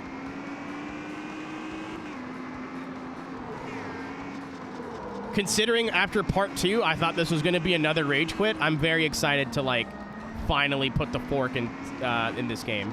I mean, you were here for the 2017 playthrough, right? I don't think I mean, Cubivore was pretty close. But Cubivore was my own stupidity. I thought Cubivore was a baby game for children. No. I've learned my lesson. Don't play games Alice recommends and assume they're easy. Yeah, Cubivore was pretty similar. I think SRS I was more angry, though, because I think I threw the controller for SRS and completely had a meltdown.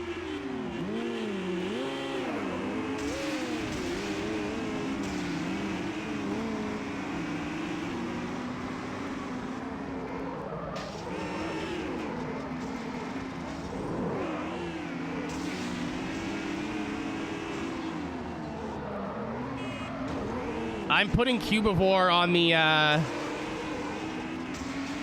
Streamathon 2 list of, like, stretch goals. But this time, I'm actually going to go into it thinking I'm fucking stupid and get a guide or someone to help me. I'm not going to go into it assuming it's a baby goo goo gaga game and beat it in one sitting.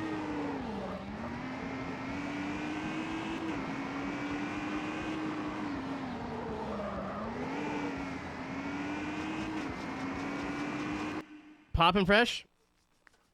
When's the next on? I have no date for you as of right now. I wanted to do it late January when I got home from MagFest, but my internet's been too inconsistent. Once we've had like a month of my internet being more good than bad, then we can start planning things.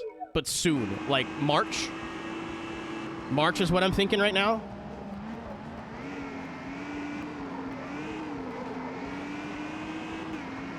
I'm not in dire need of PC upgrades, but it's definitely time. I'd like a new wheel. No, Pop, if you think I'm gonna play Spore and not make everything look like a dick, I'm a simple man. I want to make the penis alien. Like, Ow.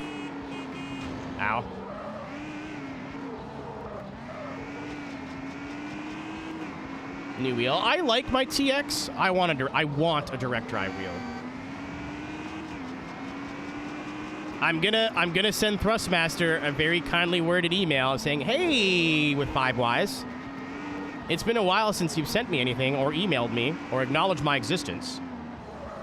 Are we still chums? If so, what if you had a T818 that you just lost? Smile. And they're like, "Oh yeah, sure, no problem." Then that solves that problem. If not, I'm thinking Moza. I've heard good things. I've used one before. I'm not sold on anything yet, though.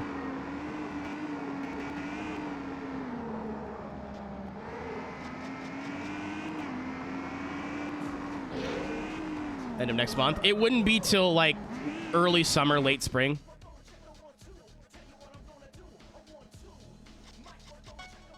Like, my PC's fine now, and if I just have to keep turning games down, that's okay. iRacing is now starting to run a bit chunky. I need that for work.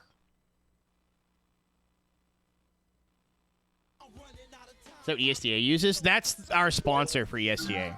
So that's what we used at DreamHack, was a Moza R9. I'd probably get like an R12 or 21. Depends on how much and whatever, but I'm also not sold. Like, again, I can be swayed either way. I'd love to stay Thrustmaster, but if they're not playing ball, I might look around, see if there's better deals.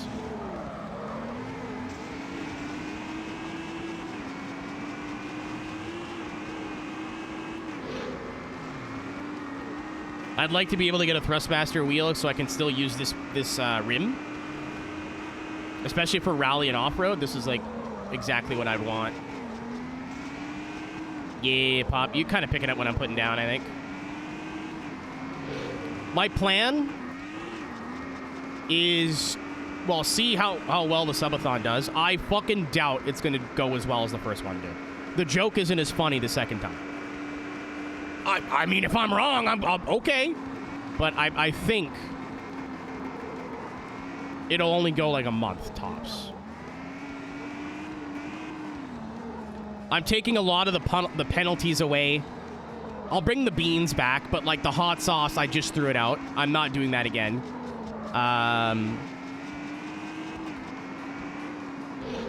The joke this time will be to keep me in the seat. I didn't realize that the first time. I'm so used to doing like 24-hour streams where the joke is to torture the streamer for 24 hours. And that's fine. I'm in on the joke. The torture was, hey, you're going to have to stream every day, everything that you do.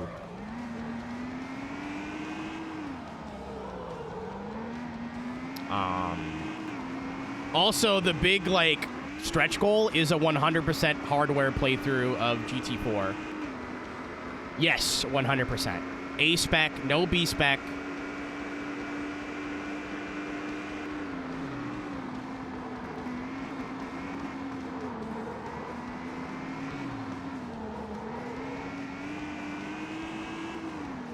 I know what some of those numbers mean. Yeah, the TLDR, what I want to do, Pop, my case is fucked, my PC case. I had to make a... I don't know if I've ever told you the story of how I got my PCIe USB card to fit. So I won't be able to sell the case. No, I didn't cut it wrong. I cut it in desperation. Well, I guess wrong isn't incorrect. Anyway, I'm going to keep the case and basically take all of my parts and put them in a new case.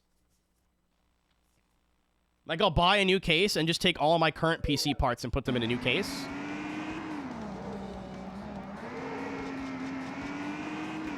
And then get a whole brand new build.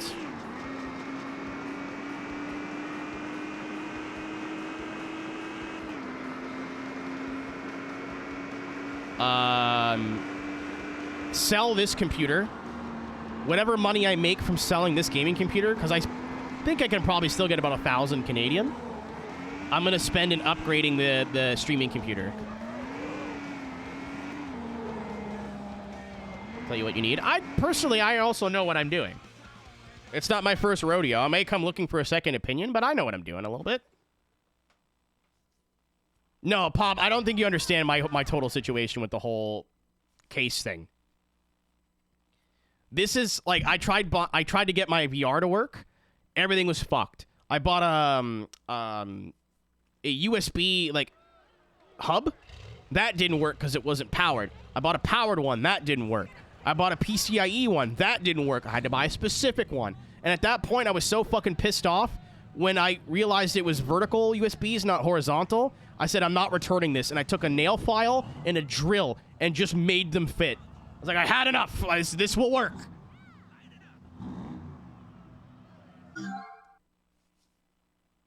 So I'm just going to keep the case. And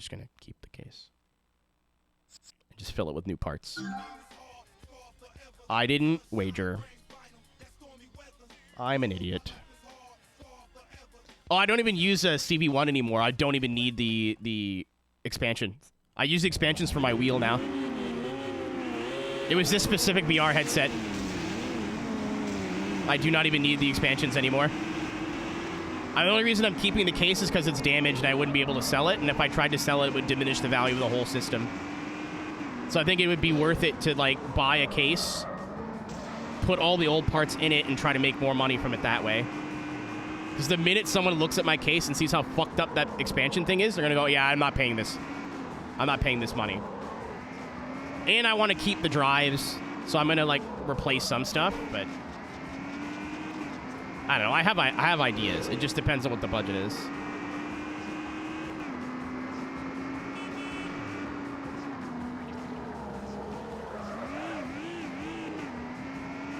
And then, like I said, whatever I can sell this gaming computer for, that's the budget for the streaming PC upgrades. CPUs have come a long way. The graphics card's going to stay exactly the same. I'm not changing it. But CPU motherboard and RAM are like on my list for the streaming PC. Newer AMD CPU, AM5, or yeah, AM5, and then 32 gigs of RAM instead of 16, at least.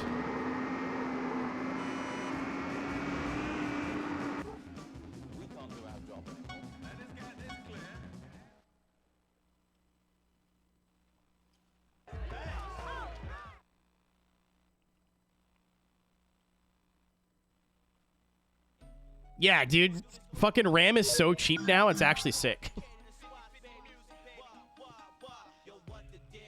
I remember when I got 32 gigs of DDR4, it was like $300. RAM is plummeted in price.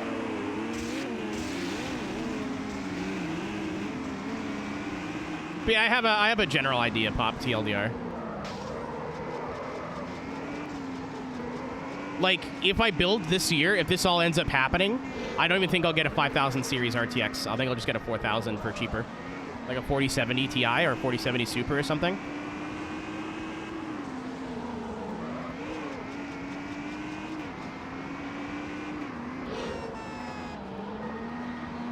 Tony, if I was just a video game player, I would not upgrade. Like, my PC still runs everything I want it to run fine. Do I have to turn some things down? Sure. But it's not, like, unplayable at 1080p. I think WRC is the game that I have that runs the worst that I play on a regular basis. iRacing is starting to chug a little bit now, but it's still, like, fine. It's like when there's 40 cars on track. All the particle effects and stuff are starting to get my PC upset. But it's like, I'm not rushing to the PC store to upgrade, you know what I mean? It's more like I think it's time to start looking into it, because all the parts that I currently have are going to be worthless if I wait too much longer.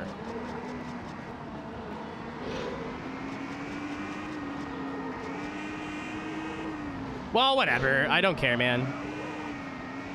I have a budget, rough budget in mind. I kind of know what I want. I'm staying AMD. I'm staying NVIDIA. I'm not changing brands on anything. I'm going to keep basically the same brand of almost everything that I already have. Just newer stuff. Like my motherboard is going to be ASRock again. I'm going to get EVGA stuff if I can. Yep, I'm still on the 1080. It's not the best thing in the world, but it still works. It's definitely started to show its age, but if you're playing in 1080p, like, games, it's fine.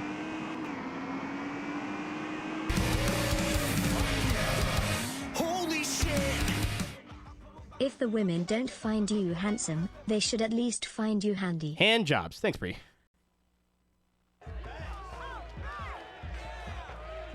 How about not wasting food since Billy Juice bothers me on a spiritual level? I got you. I understand, but what are you going to do? Steel Legend, AM4 is good. Dude, yeah. Yeah, they did, dude. That whole thing, Mitch, is a really good watch. Like, there's a whole build process. Really, like, it's a slow burn. It's a fun watch for me. 1,000. I want to buy new parts, Tony. The warranty is almost more valuable to me than the parts itself.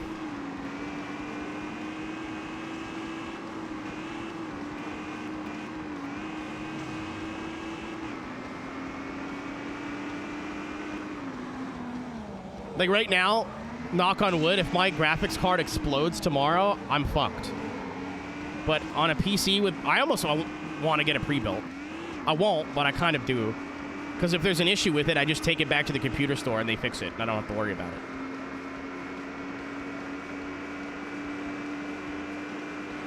But all brand new warranties on everything is almost more valuable than the what's it called? The performance upgrades to me. So if my RAM just dies, I'm like, oh cool, it's still under RMA, no worries.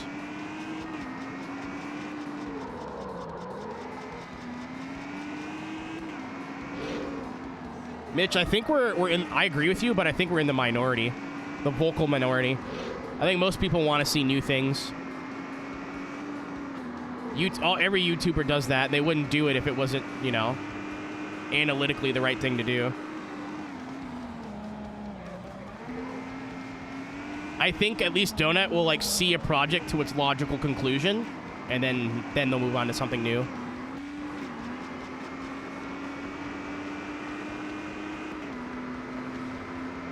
Like that Ranger, they built it up to race Baja. They took it to Baja, or not Baja, but like a Baja-style race. And they're like, all right, we learned a lot. Well, we're going to work on it next time. We'll see if they actually do it, but, you know.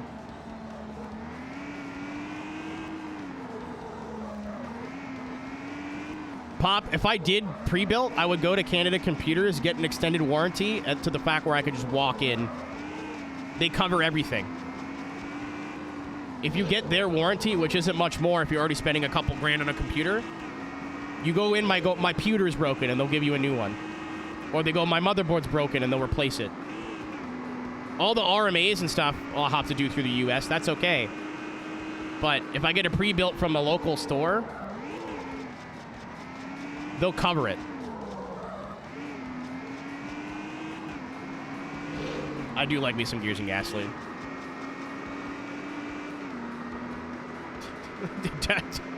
Adam, that's funny. Offered that? Yeah, it's like their in-house warranty. Like all the parts I'm going to buy for my PC, I'm getting their warranties on. So that way if like my motherboard fries, I just like walk in and get another motherboard.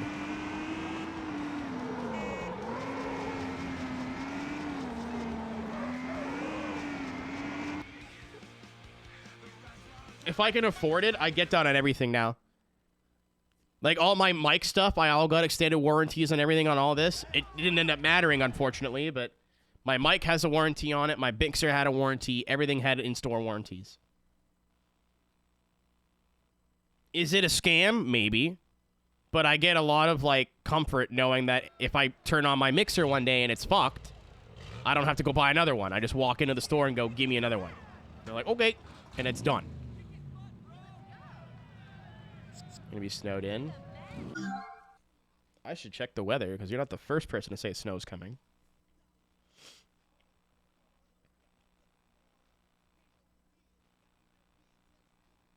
Popeye will not remember this when it comes time. I'm gonna go into the computer store and get a reasonably cheap case. I'll honestly probably just get another Fractal case. I like Fractal. All my PCs currently are Fractal.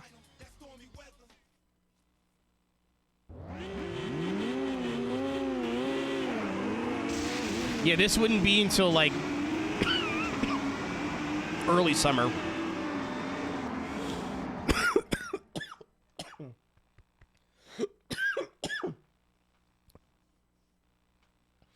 I think I think a lot of people go, like, don't buy pre-builds.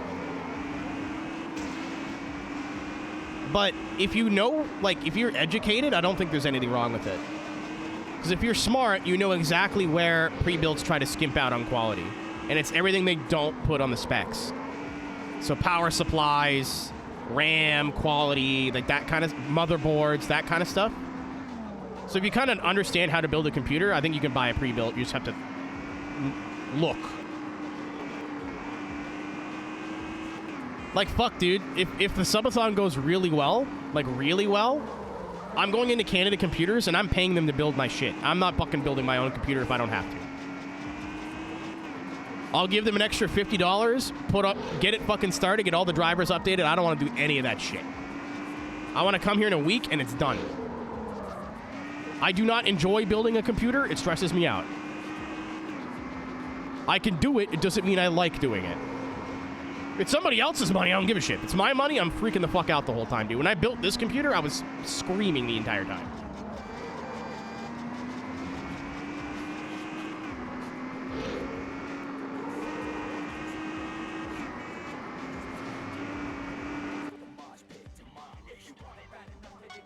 Yeah, and I mean, are they more expensive? Yes, but I watched a short the other day that summarized it really well, and it made a lot of sense to me. Where, is it cheaper to fix your own car? Yes. Do most people pay a little bit more money so they don't have to do it? Also, yes. So it's the same sort of logic.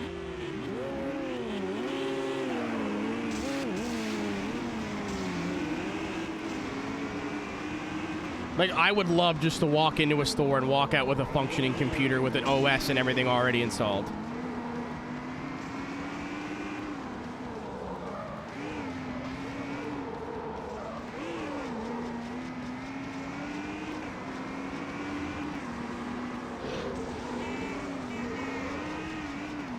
But again, depending on how well the subathon goes, if it or the streamathon goes, if it happens.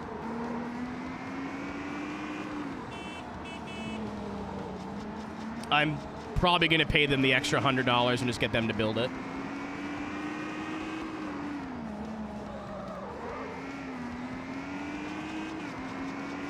Pop, you know what, dude? It's not even the building part. Like, just the screwing things in and the cable management and shit, that's not that bad. It's the BIOS updates and the this updates and getting the drivers on and Windows and all that shit.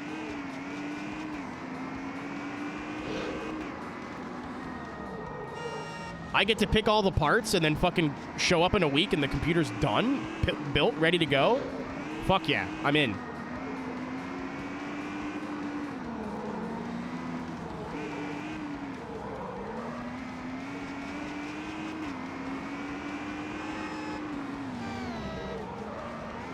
So I'm gonna buy all my parts there anyway, so.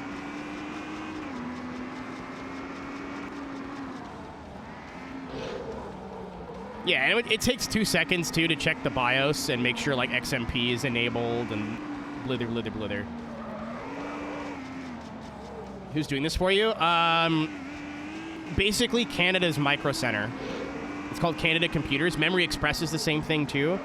If you buy the parts from them, they'll build the computer for you. It's an extra fee, obviously, but I can walk into a PC store, pick out all the parts, and then go, I want you to build it. And they'll be like, aight. And then even if I have to take it home and take it apart, at least all the software and everything's ready to go.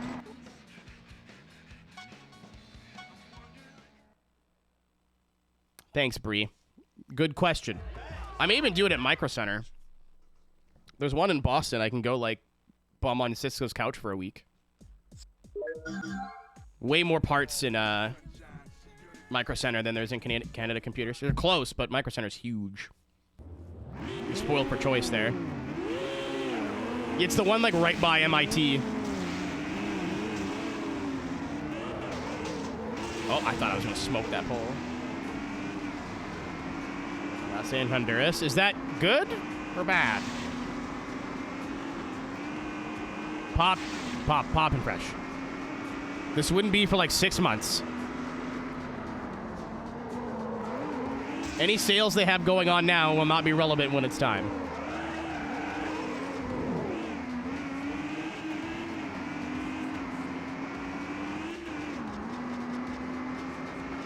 Oh, okay. I was reading chat. Vacation.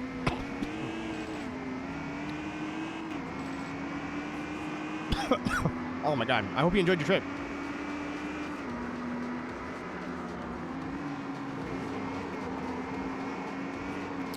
I feel really bad because Cisco bought me, like, my sim racing gloves are falling apart. So he bought me, like, Tony Kanaan branded gloves, but they're garbage. The palms usually have, like, a sticky, like, rubber thing, and that's what's wearing out on mine. The Tony Kanaan ones are just hard plastic. And actually have less grip with the gloves on. Peebness. Nodders. Thank you for the resub, Zoku. I thought you did that already, but... A Brutsy time. Zach, I want to, but I'm gonna get fucked in shipping, dude. I might go IMB. I want to give Jimmy my money, but I don't want to give him my money and then the government my money and then the government my money again.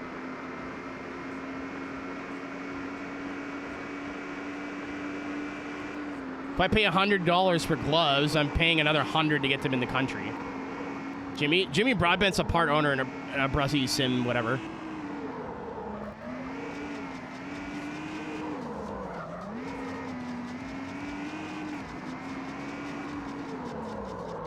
I thought they were just a sponsor. Apparently not. Apparently he's like a part owner in the company.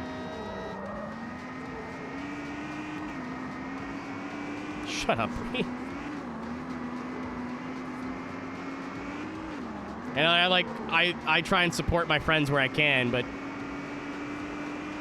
should stuck in gloves. That's unnecessary. I remember I wanted them before, but they're super thick because they're not just made for karting or sim racing. They're made like they're actual gloves.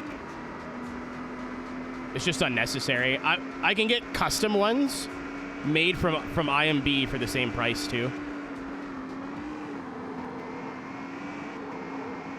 So, like, they'll assign me a designer. I can be like, this is what I want. This is what I want it to look like. And they will literally custom make it through the whole process. Taylor's done it. Mechanics gloves. I have gloves that function, Pop. I still have these. These still work. They're just falling apart. Of course, my water's on the desk. I'll be back in a second. Those replacements. I want, like, nice stuff. Like, again, I could just go get weightlifting gloves.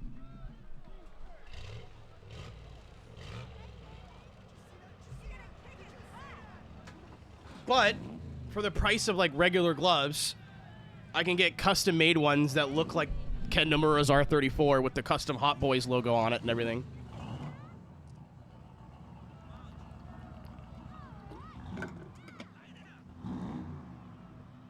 I don't really drift anymore, so what the fuck do I need gloves for? I just have them because I'm used to them now.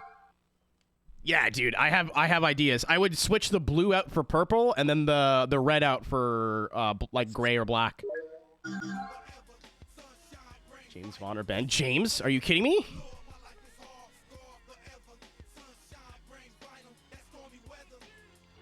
Or I can get them to make like Tsuchiya replica gloves, but like with different names on them, like. The custom process is why I'm doing it.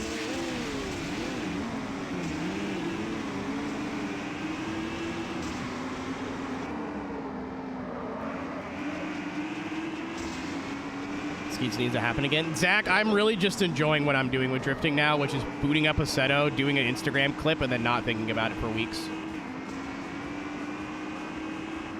Open lobbies were exhausting. And stopped being fun after a while.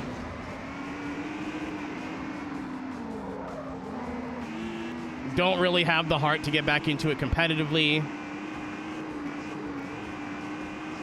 And a lot of the community, not everybody, but a lot of the community sucks, dude. A lot of them are just toxic assholes. So I'm like, ah. So sim racing, to be fair, but at least it's something new.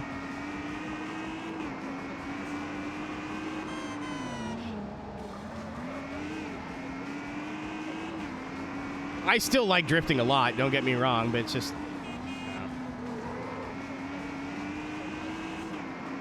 Pop, it's like that. It's that, like... And like I said, it's the community, too. Not everybody, but... Whenever I do drifting, people just talk about, what wheel do you have? It's the wheel. My wheel sucks. My wheel, I'm like, dude, why we got... It's really annoying. Like, I don't care.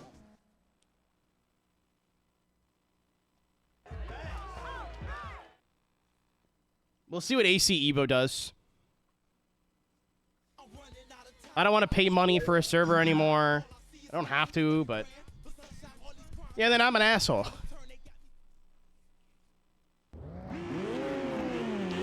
And then nobody joins the lobby, so it's boring, and I'm up by myself. Or people join the lobby and then only let you lead, and you can't follow anybody. So you're leading every single run. And then they just want to get on stream, so they hit you constantly.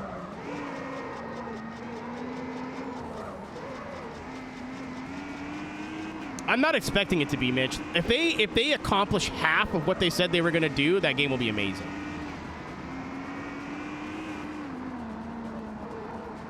I don't know, Zach. Like I said, I enjoy what I do with drifting now, and it's just like looking for cars that I like and tracks that I like and filming little videos. Not even, Bree. You can. I know people who turn down the rotation on their Logitech wheels and drift better than a lot of people. People just like having excuses. Oh, I'm not good with this car pack. Oh, I can't drive with this. I can't do this. I can't do this. It's like, no, you just suck and don't want to put the work in to learn. You have a very fragile ego. That's the problem.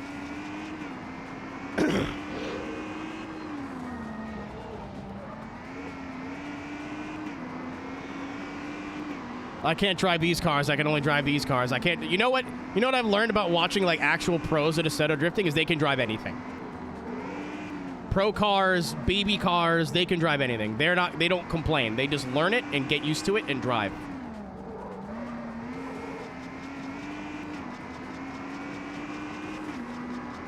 Yeah, I can't fucking do it, Bree. I'm not as mentally invested in the drifting community to deal with it anymore.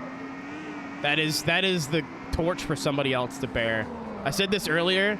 I'm enjoying doing iRacing leagues here and there and playing my silly little racing games for the PS2.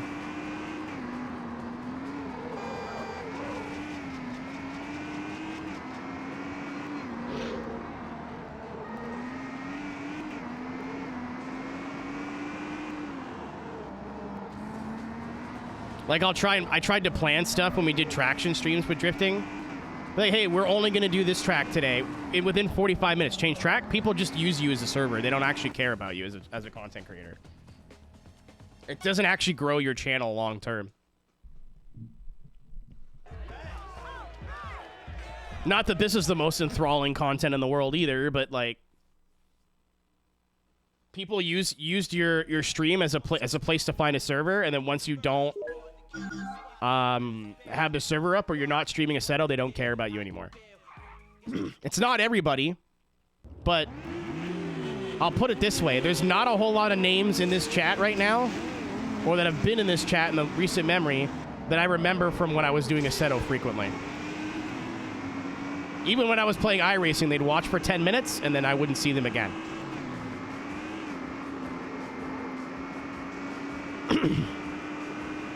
Doesn't mean I never want to drift on stream again, but... Ow. I did it for, what, 15 years? It's somebody else's cross to bear now. And again, it's not everybody, but a lot of the people in the community are just not people I want to vibe with.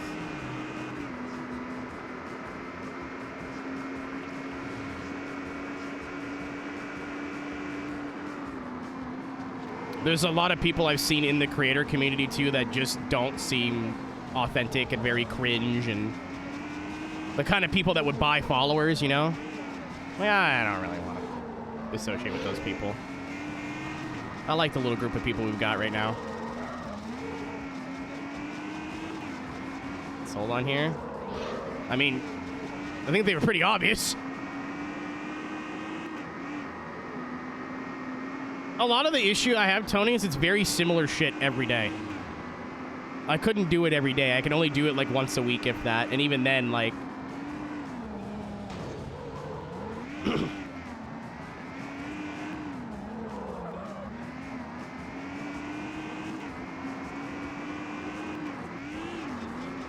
Yeah, Bree, unfortunately, there are a lot of people like that in the drift community, like a shocking amount. You would think a community that prides themselves on, like, being motorsport counterculture would be very accepting of all different types of people. But unfortunately, that is not necessarily the case.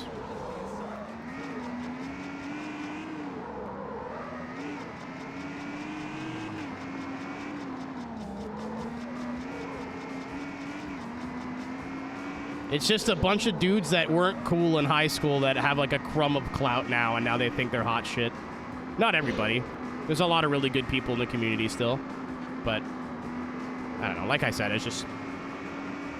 I don't have the energy for it anymore.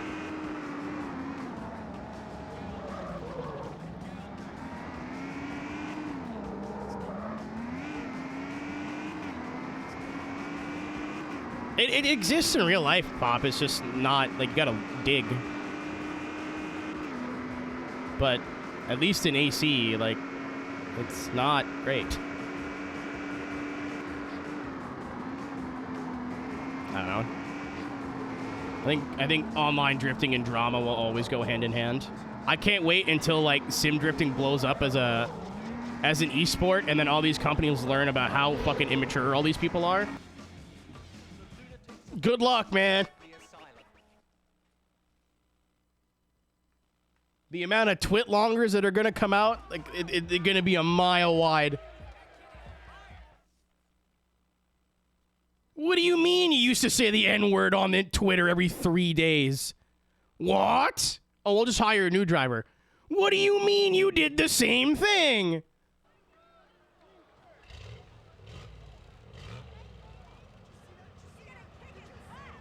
Okay, I think we're good. I just can't fix the car.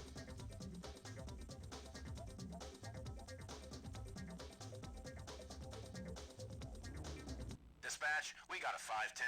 We're in pursuit now. Over. Oh, I actually need my money.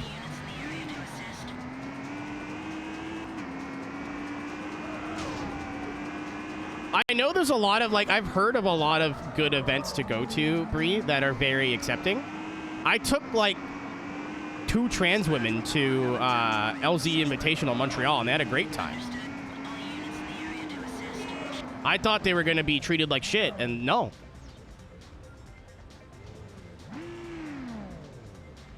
On your incredible face cam placement? What do you mean by that?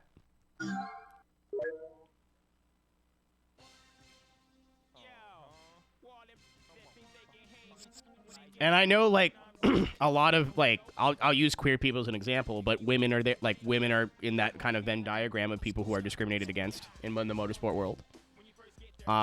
Local drift events that are super accepting. If you have a car and are into the culture, they don't care.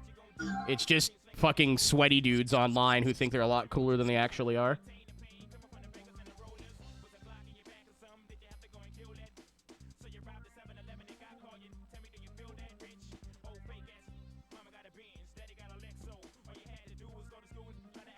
Yeah, Z's a perfect example of that. I'm bummed she's not running Pro 2 this year because she was like really, like something she was doing was really overdue. I hope she keeps doing it.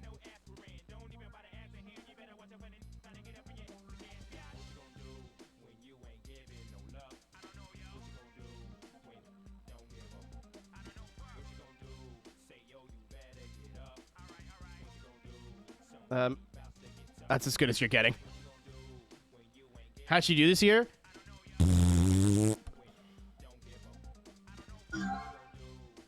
I like her as a human. She did not do... I don't think she won a battle. Unfortunately. A lot of my favorite drifters happen to not be very good at drifting. A lot of car issues from what I've heard, but... I've heard that before, you know?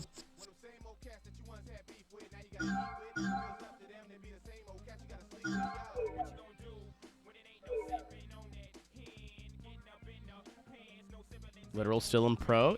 Dude, he actually did okay this year. Oh, Pop, did you miss it? He's ditching the RB, dude. After all that. After all that. No, I'm not joking. From what I heard, what I read on Instagram. I don't know, but he wants something that's easier to find parts for and more supported in the US. Which, again, I respect that, but you know what? Who people told him that off the rip. Like, hey, man, I don't know if this is a good idea to do this in North America. RB is the best.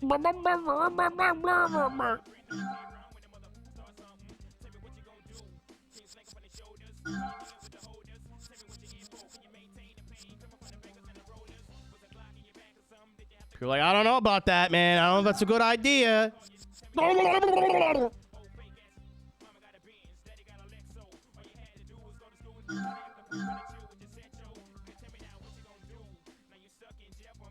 He flipped up. Yup. He did it to himself, man. If he just went like, hey, I love the RB engine. I love how it sounds. It's an engine that I've used in all my cars throughout my like drifting career. I know it. It's something I want to make work. That would have been something.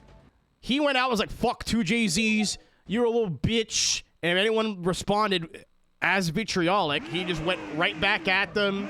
Fuck you. Duh, duh, duh, duh, duh. I'll still never forget. He did a whole season of shit talking and then stood next to his car at the first round.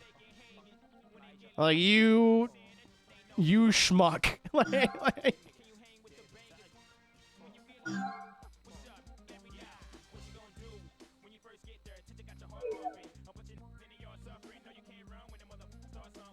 Like, all you had to do is say, this is brilliant. I like this. And people would have been like, okay. Well, I'm sure the internet would have been like, fuck you, you're a pussy. But they're always like that, so who cares? Uh-oh.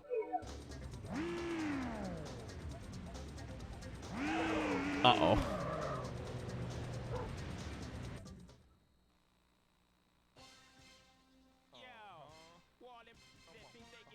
I believe so, Reaper, but I don't remember well enough to fact check that. Fuck. It was this one I didn't buy. Because this is the only one in Midnight Purple. I would have remembered that.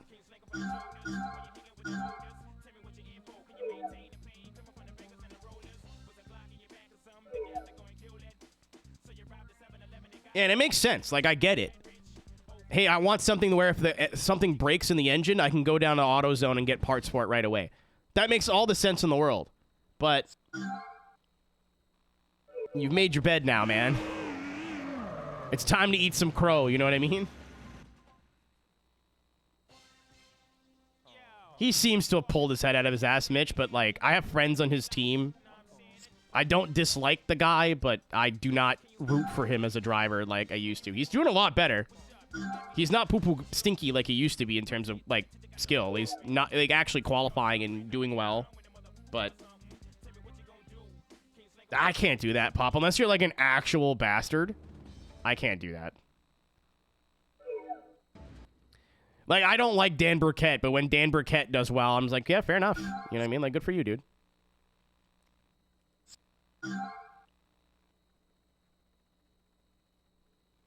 I'm so stoked to see how... this actually might be a really good season with all the people that are apparently going to arrive. There's still a rumor that RTR is going to Drift Masters. It is a rumor. Sources, dude, trust me. Oh, I should have went to the garage. I'm an idiot. They just announced RTR, it looks like an official RTR sim team.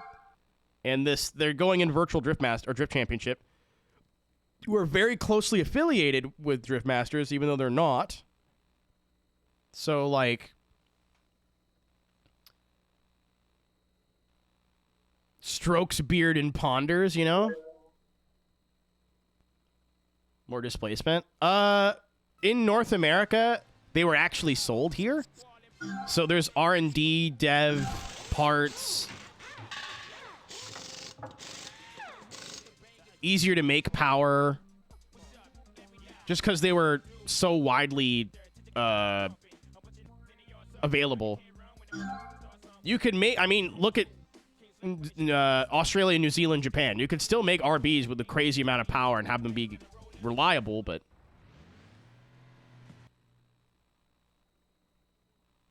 yeah, it's availability, reliability, and convenience, I would say. And probably cost. I would assume it's cheaper to get a 2J to have 1,000 horsepower than an RB. In North America, at least. All right! I really hope this isn't really hard.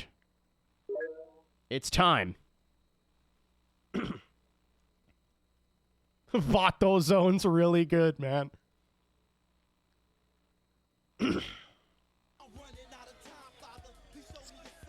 Pray for me. Fuck! I don't have nitrous. Okay, we got lots of money. We got lots of money. We got lots of money. I can ditch the wager. I can ditch the wager. I forgot to put new nitrous on. I'm an idiot. I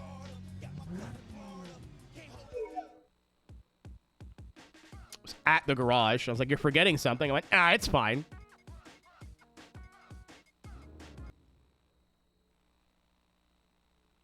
Remember when I said we're beating the game tonight?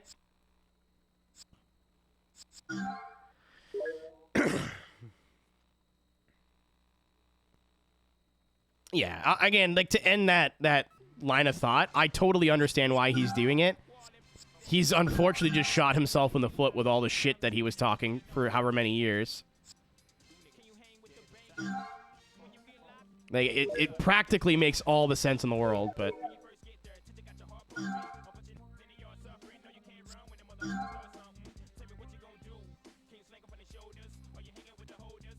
1,200? Not really.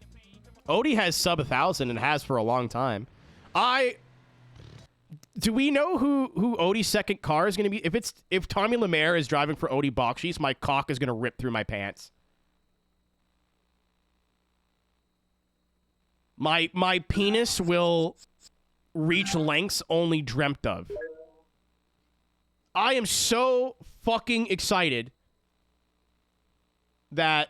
No, Simon Olsen, I don't know if he got booted or left, but he's no longer driving for Odie, Mitch. Odie is still in. He's pulling his cock out.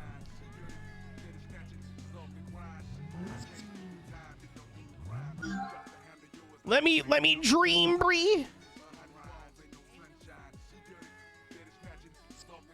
It was announced, Sativa, but he wasn't screaming it from the rooftops. I'm not gonna bet. I'm just gonna get to the end. Yeah, I think Olsen's doing his own program from what I remember from the video. It was a long video and I didn't watch the whole thing. Building is Tommy. No. All right, here we go. I don't need to do anything special. Just win. I don't even think we need to win all 3 races.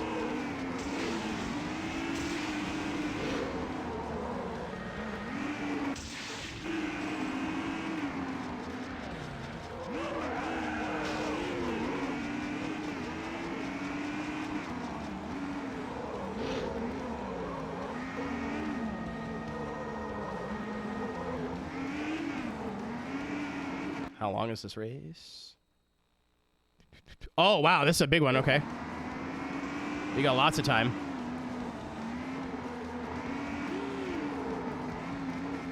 Oh! I took him with me, though. No, my ass! Please! The second hit really fucked me over.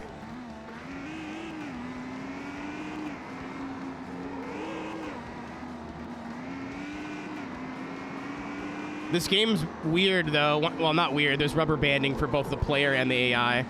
So if you're in first, they'll be right on your ass. But if you're... They usually won't pull away that far.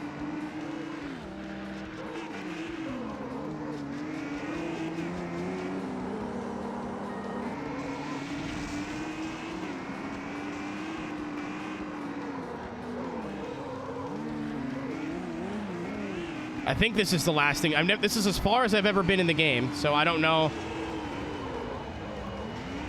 what comes after this.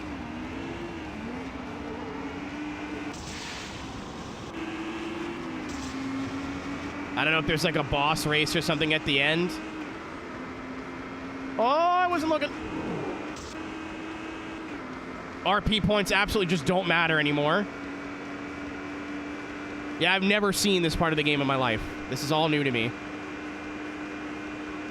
I think we've got the speed advantage, and I barely had to use any NOS either.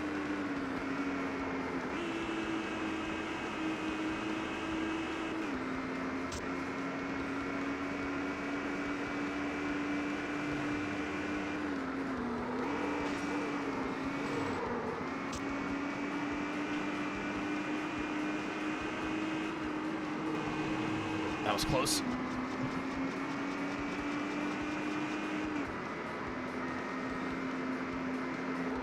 Oh, that's a lot tighter of a corner than it looks.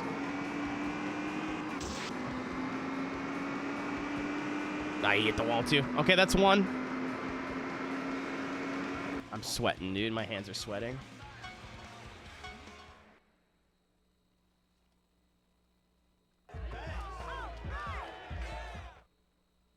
Two more. I'm still not gonna bet. I probably should, because I have to fucking buy the endgame car again. I could just sell it. Holy shit, we're not on the tollgate. Thank God. The little mountain roads are so hard to race in.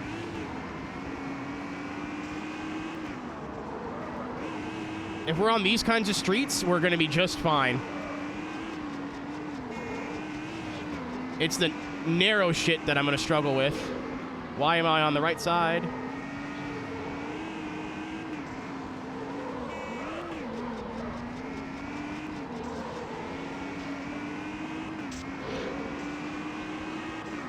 Trying to just save all my... I'm trying to too soon junior him.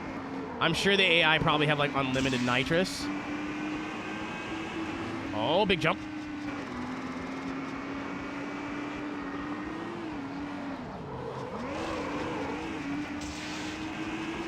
This guy's on my ass.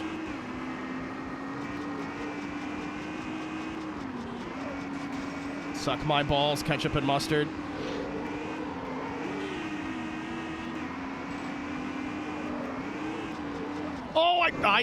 I may have fucked it.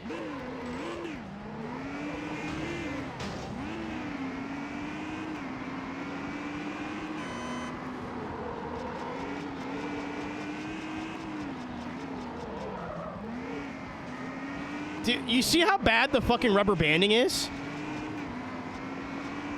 This guy was on my ass. Like, I couldn't shake him. I wreck, and then I'm caught up to him in half a lap.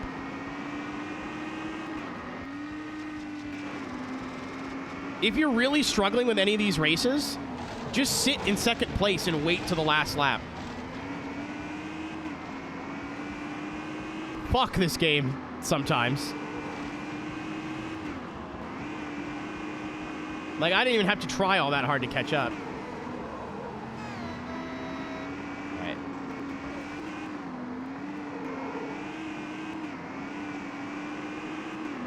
Or maybe I'm full of shit. Or maybe now because I'm on his ass, he sped back up.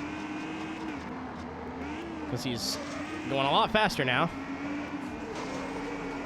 Oh, your racing lines need work, Junior.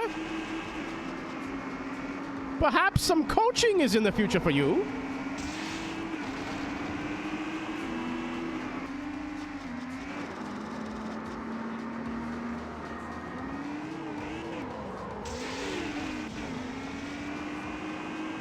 All right, that's 2 out of 3. Actually crazy how much easier it is not on those stupid narrow tracks. Well, not stupid, but it's too small for these cars. This is the last race.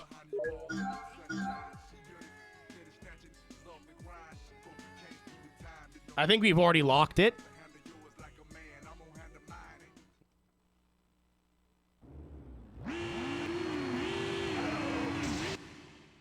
Yeah, this is literally just a drag race for the whole highway. It's the opposite of the other way.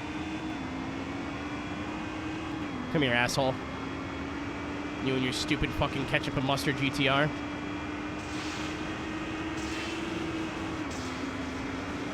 You like Suge Knight because you can shug my balls. Like, he always misread Shug as Sug. Fun little arrow fact for you. Dude, I'm gonna cry. Oh, thank you, game. Thank you, game. Blessed be. Bless you, Technics. Holy shit. I just drove through a car. Game of the year. Where am I going?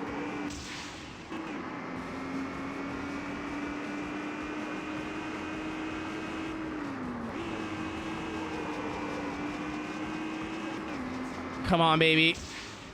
I think this is it. I think this is the last race.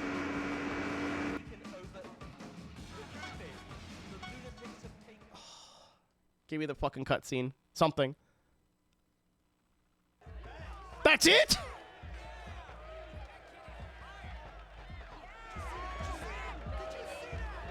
That's it. There you go. Damn, you're a good bet. You smoked all those guys, and I made a lot of money on you. The skyline's yours. You earned it. You're good, kid.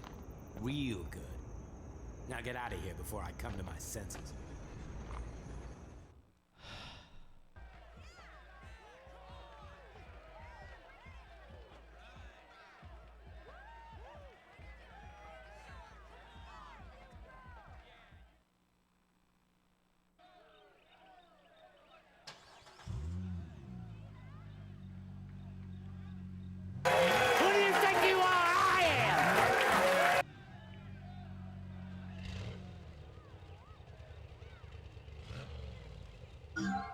Rev up the Bugatti. Get your hand off my penis!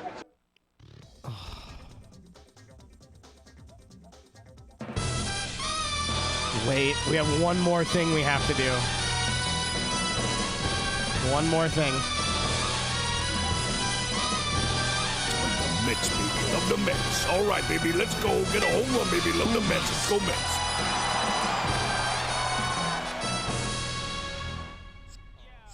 I do not need to fix the car. What am I doing here? I was so scared that was going to take me a million tries. This is what you'd have for breakfast. Literally the easiest race. Like grinding for money, I should have did the last race before. I think we made like 35 grand off that one race. That would have been so much easier.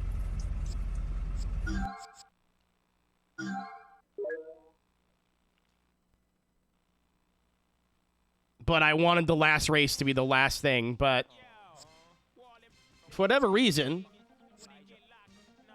it gave me another one of the same car that I already have.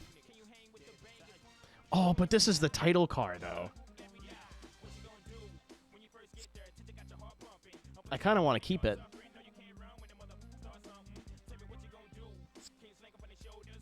Yeah, it's the hero car.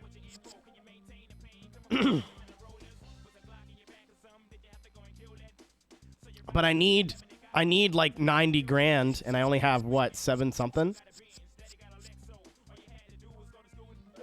Do I go money grind for one more car?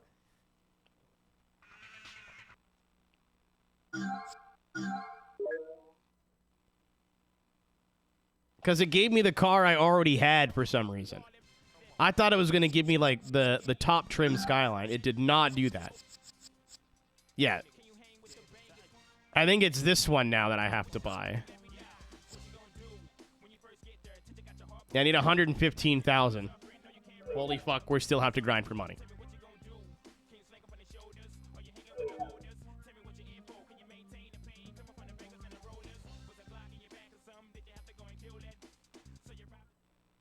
One more light speed run? No, dude. Like, yes. I am doing Nitro Extreme. The payout's going to be way higher. And I can do way higher wagers. Only the first track is hard here. Yeah, the ante's $5,500 alone. I'm going to fix my car just in case. It cost me 10 grand, but I don't want it to be wrecked. I don't want to know what that means. That's what I mean. Money grinding would have been so much easier with wagers this high.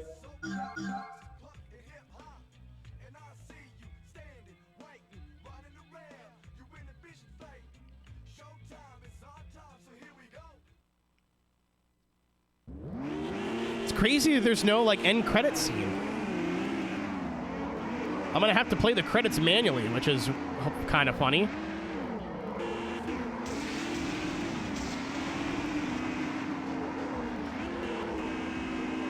Chad, I have a really funny idea.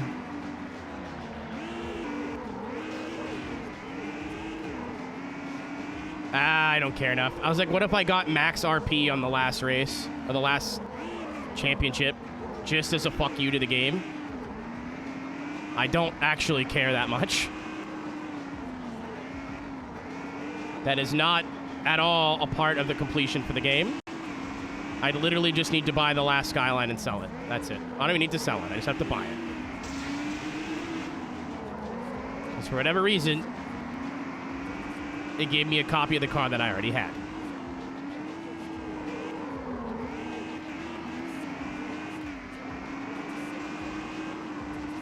This is, like, hilariously easier compared to everything up to this point.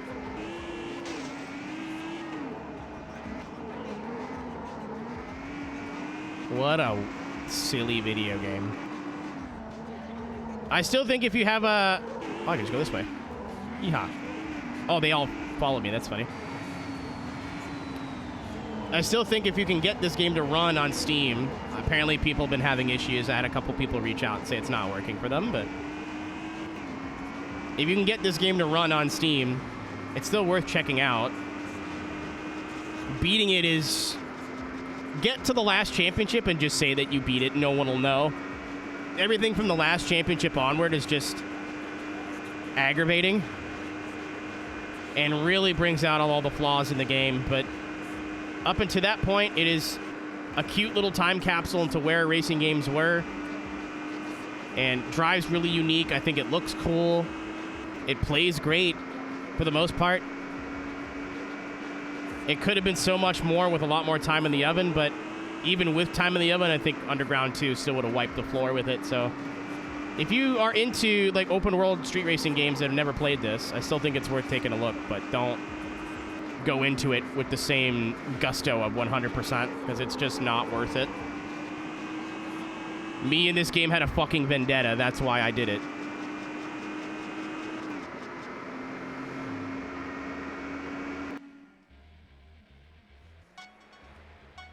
Still so much of this game I just don't agree with the way they did. The customization stuff was really cool, but they like underbaked it really badly. Having a bunch of different customization options for performance is neat, but there being basically just one correct build kind of kills all the fun in that. Like, what do? Do I just pay slightly less money and make my car objectively slower? Like, I mean, you could, but it's so easy to earn money in this game. Early game, there's no... Like, I had a fully upgraded starter car within an hour, I think. I don't remember how long it took, but it wasn't long.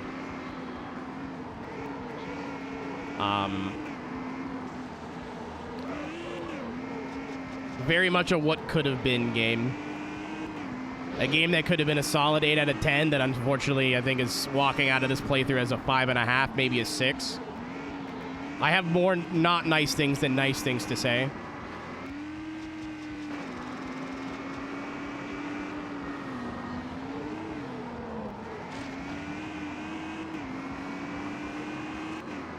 But at the same time, oh, we get to keep it. Nice. I have slain a demon from my past.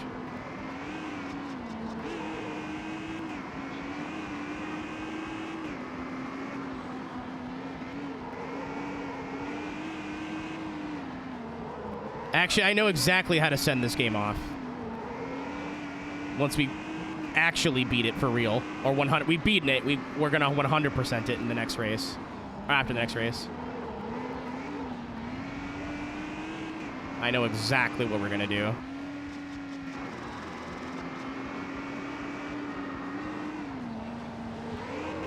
I'm so fucking happy, dude.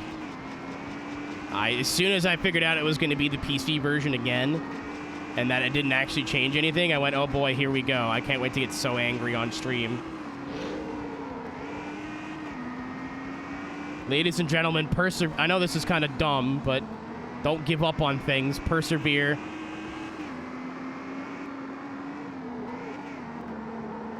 Research the speed run.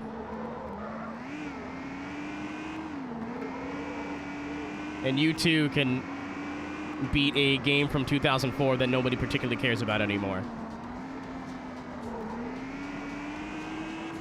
Remember when Ken was good? Get fucked.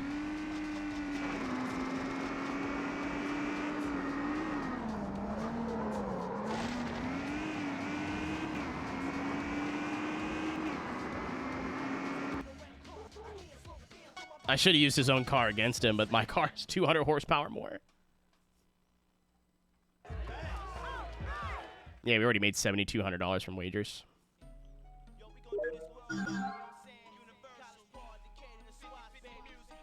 My thumb hurts.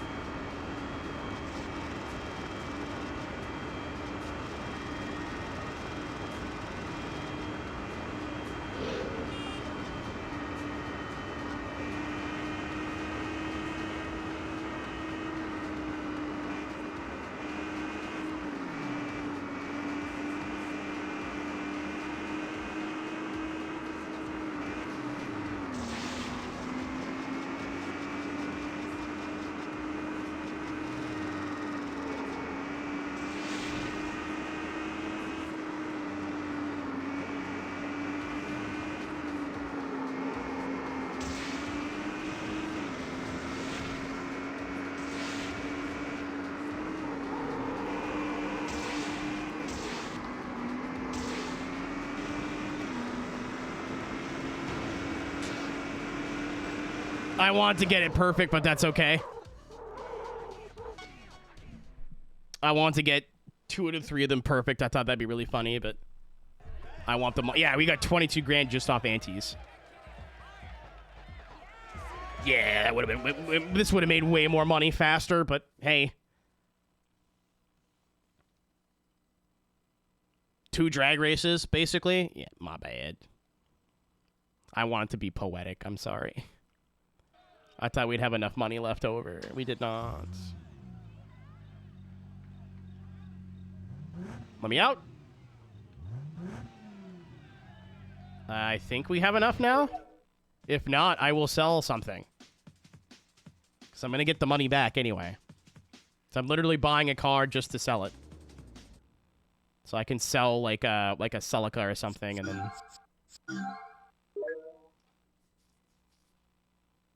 Very stupid game, man.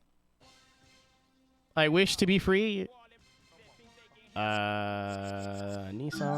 I think it's over 100. It is 115. I have a plan. I need one. Yeah, I need something that's at least 20 grand in value. I've upgraded this. I have. I'll use this. Oh, actually, the Evo is probably a better shout. No, is there anything that's like this? But it doesn't matter. I want to make sure I'm way to the good on money.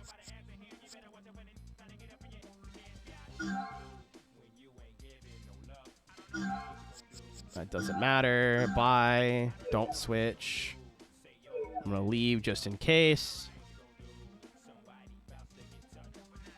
I have a single tier. Fuck. Give me that.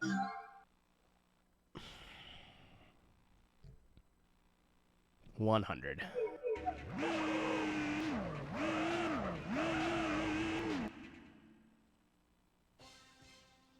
Now we're done.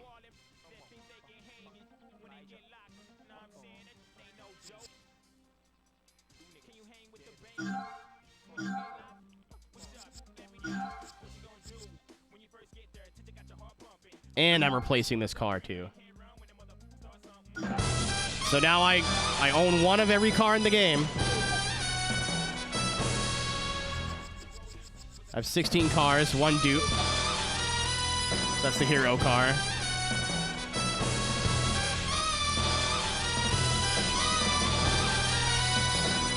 What a stupid game, man. I think it's the only fitting way to end this.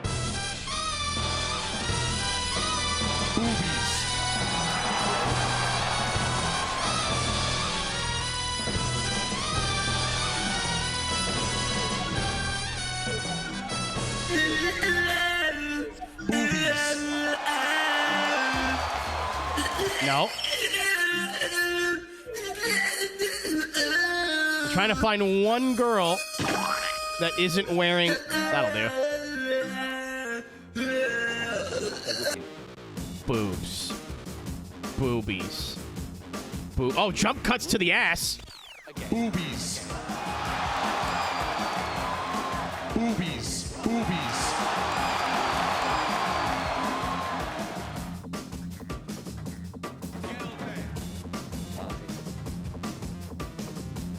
Boobies. Boobies. Boobies. Boobies. This game is rated T for teen. Boobies. 21st century revolution. Boobies. Wait. Where is fucking... There she is.